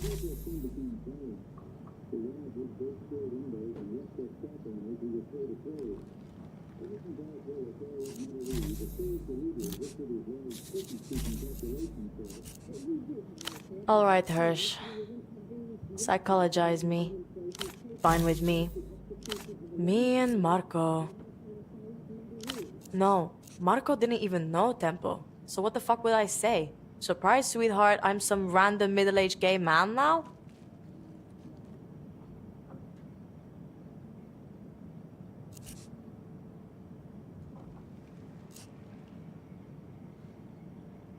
If he freaks out, I can play it off as a joke. He always laughs at my jokes. Moving on. And yo, Hirsch, that operation with Asset Scarf, tailing the weird headphones guy, I'm pretty sure it's about the imprinting device. The soft piano music rises again. Nearby, yet very far beyond you. I don't know. Maybe. Probably.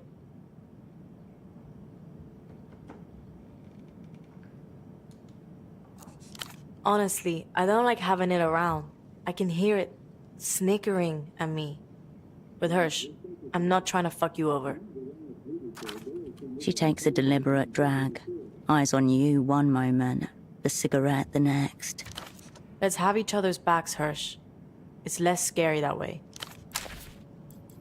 Yo, Hirsch. You check in with Marco yet?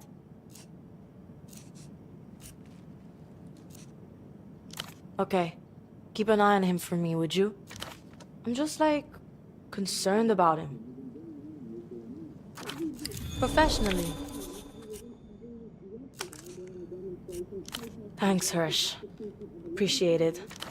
Anyway, you want something? Later, Hirsch. Keep me in the loop.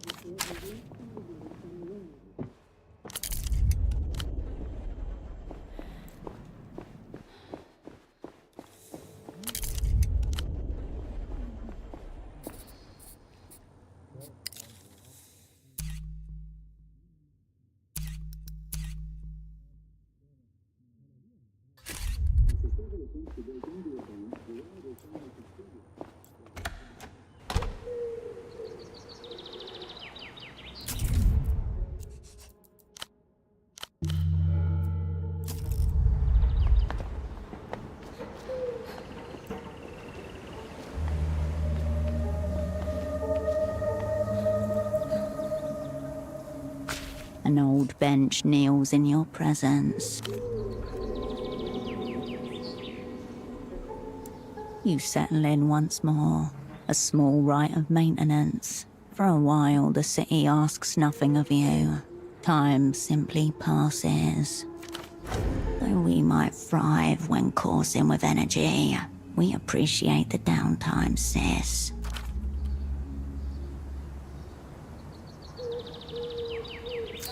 Before long, you stand up, feeling less worn than before.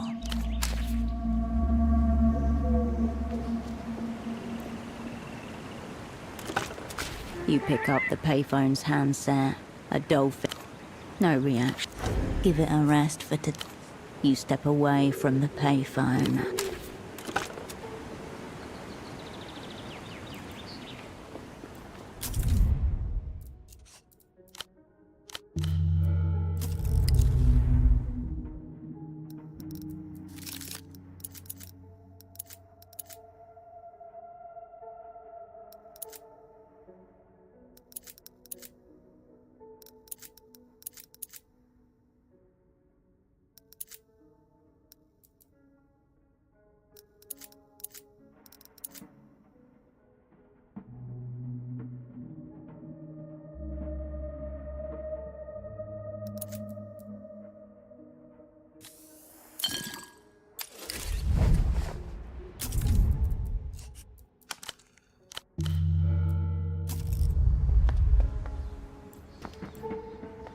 The woman stiffens as you approach, but greets you with a small smile, nonetheless. Ah, hello. We meet again. A fellow honorable peruser, I assume? She's referring to the honor book stall next to her.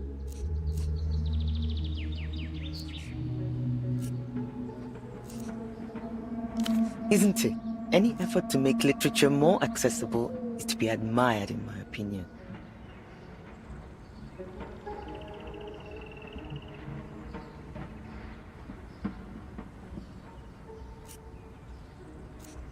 Oh, I don't know about going that far, but your enthusiasm may prove contagious. Anyway, enough of that. Is there anything I can help you with?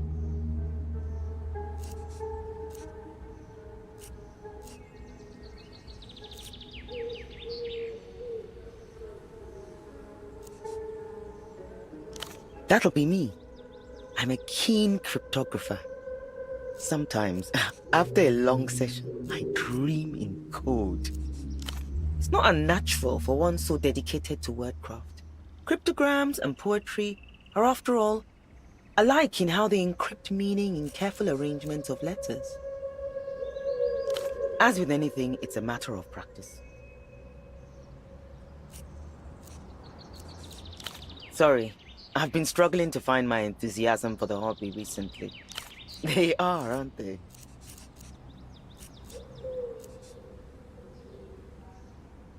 Oh, probably due to you finding me away from my work for once.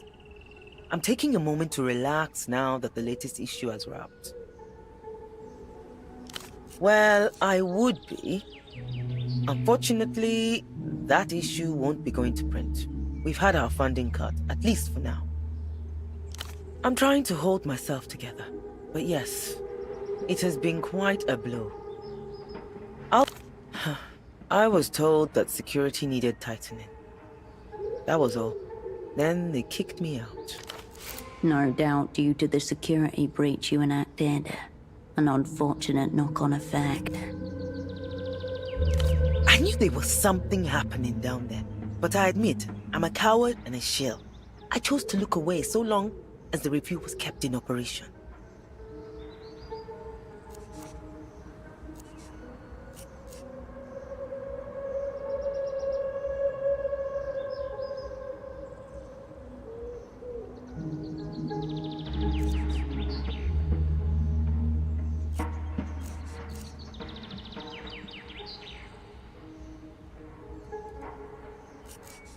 Then it is worse than I feared. She looks like she could be sick. You think I... No, please! You've got it all wrong. I was as much of a victim as you. Well, almost. God, what a fool I have been. Can't trust anyone in this world that you occupy. You are forever being deceived.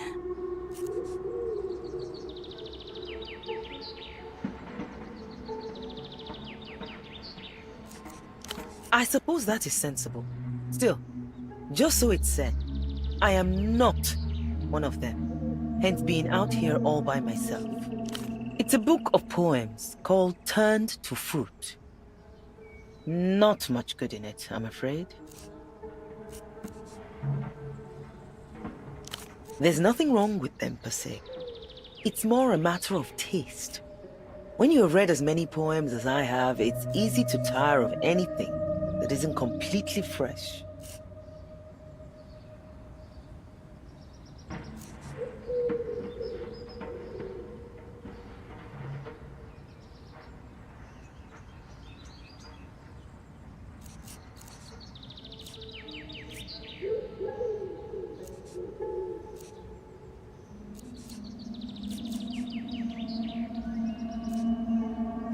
I wish I could. But years of reading and writing and editing poems has almost taken all the joy out of them. Feels like a curse. A curse of passion. Here's a question for you. When was the last time you enjoyed your own line of work? Undoubtedly a metaphor. Though, why they chose that one hasn't become any clearer after reading the majority of the contents. Of course, I have the time.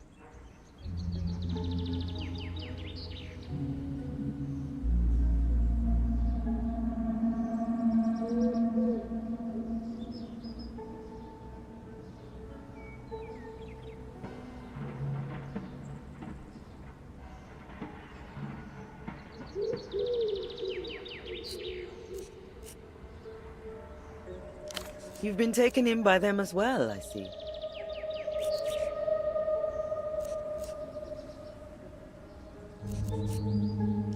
They are, aren't they? Goodbye.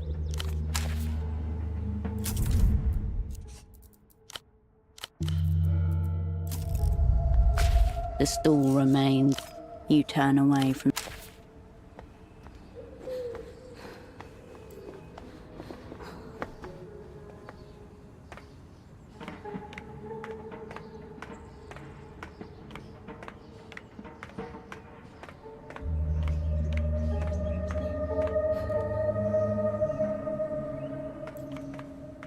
You step up to the terminal again. Line diagnostic mode. Enter landline identifier to proceed. Line diag. Voltage. You're not sure how.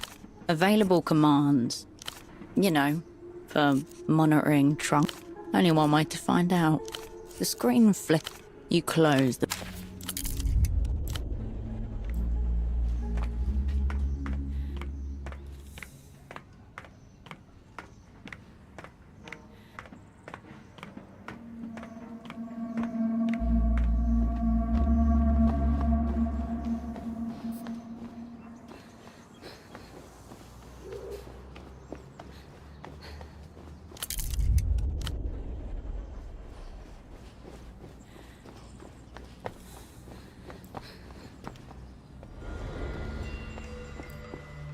With awkward reverence, you approach the shrine again. Ouroboros black. As soon as you pick... Outslide. Paper ages. Rite of passage. Dante's ticket out. Whether you choose to stamp his ticket or not is another matter. You refold the pages along their elaborate creases. Ink stain. In your guiding. The light around you.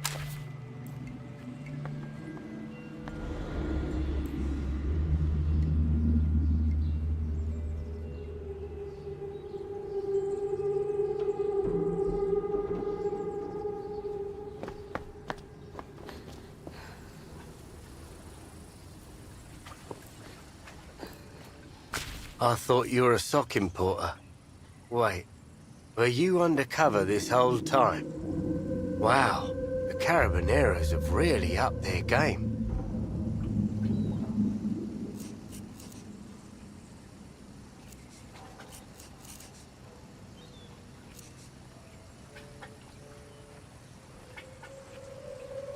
No one told Morito about this.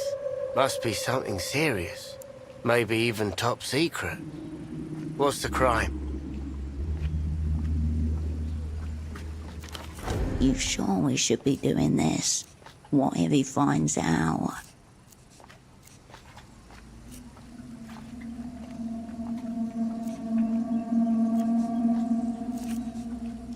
Oh, of course. Another of Madeleine's replicas, no doubt. I'll have to have another word with her. In the meantime, you should remove that outfit as soon as it's convenient. The GM gives you the most cursory of nods.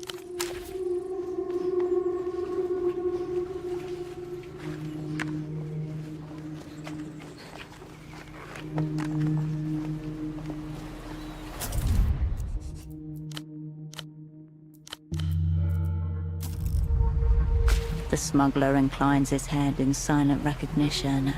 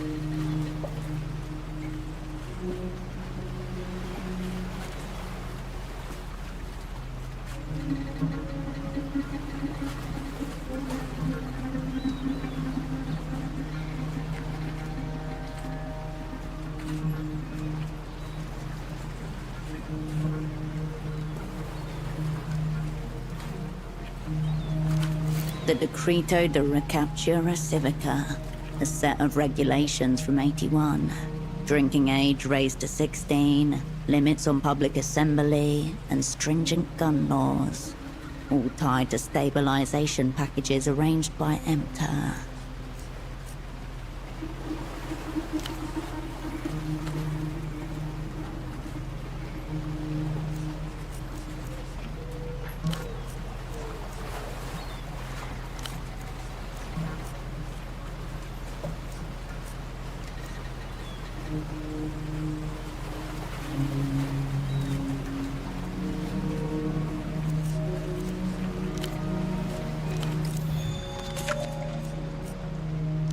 And so you fold into the dock's relentless rhythm.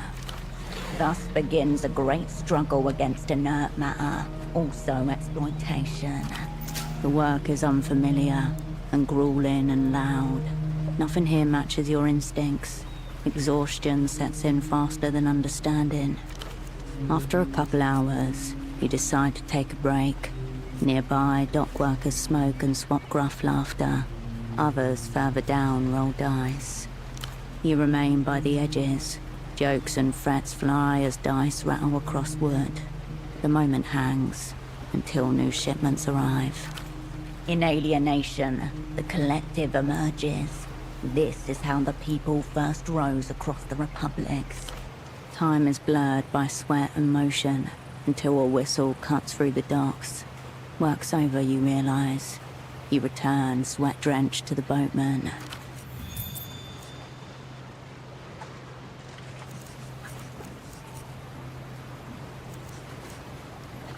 He lowers his head in brief salute. The smuggler inclines his head. He lowers his head.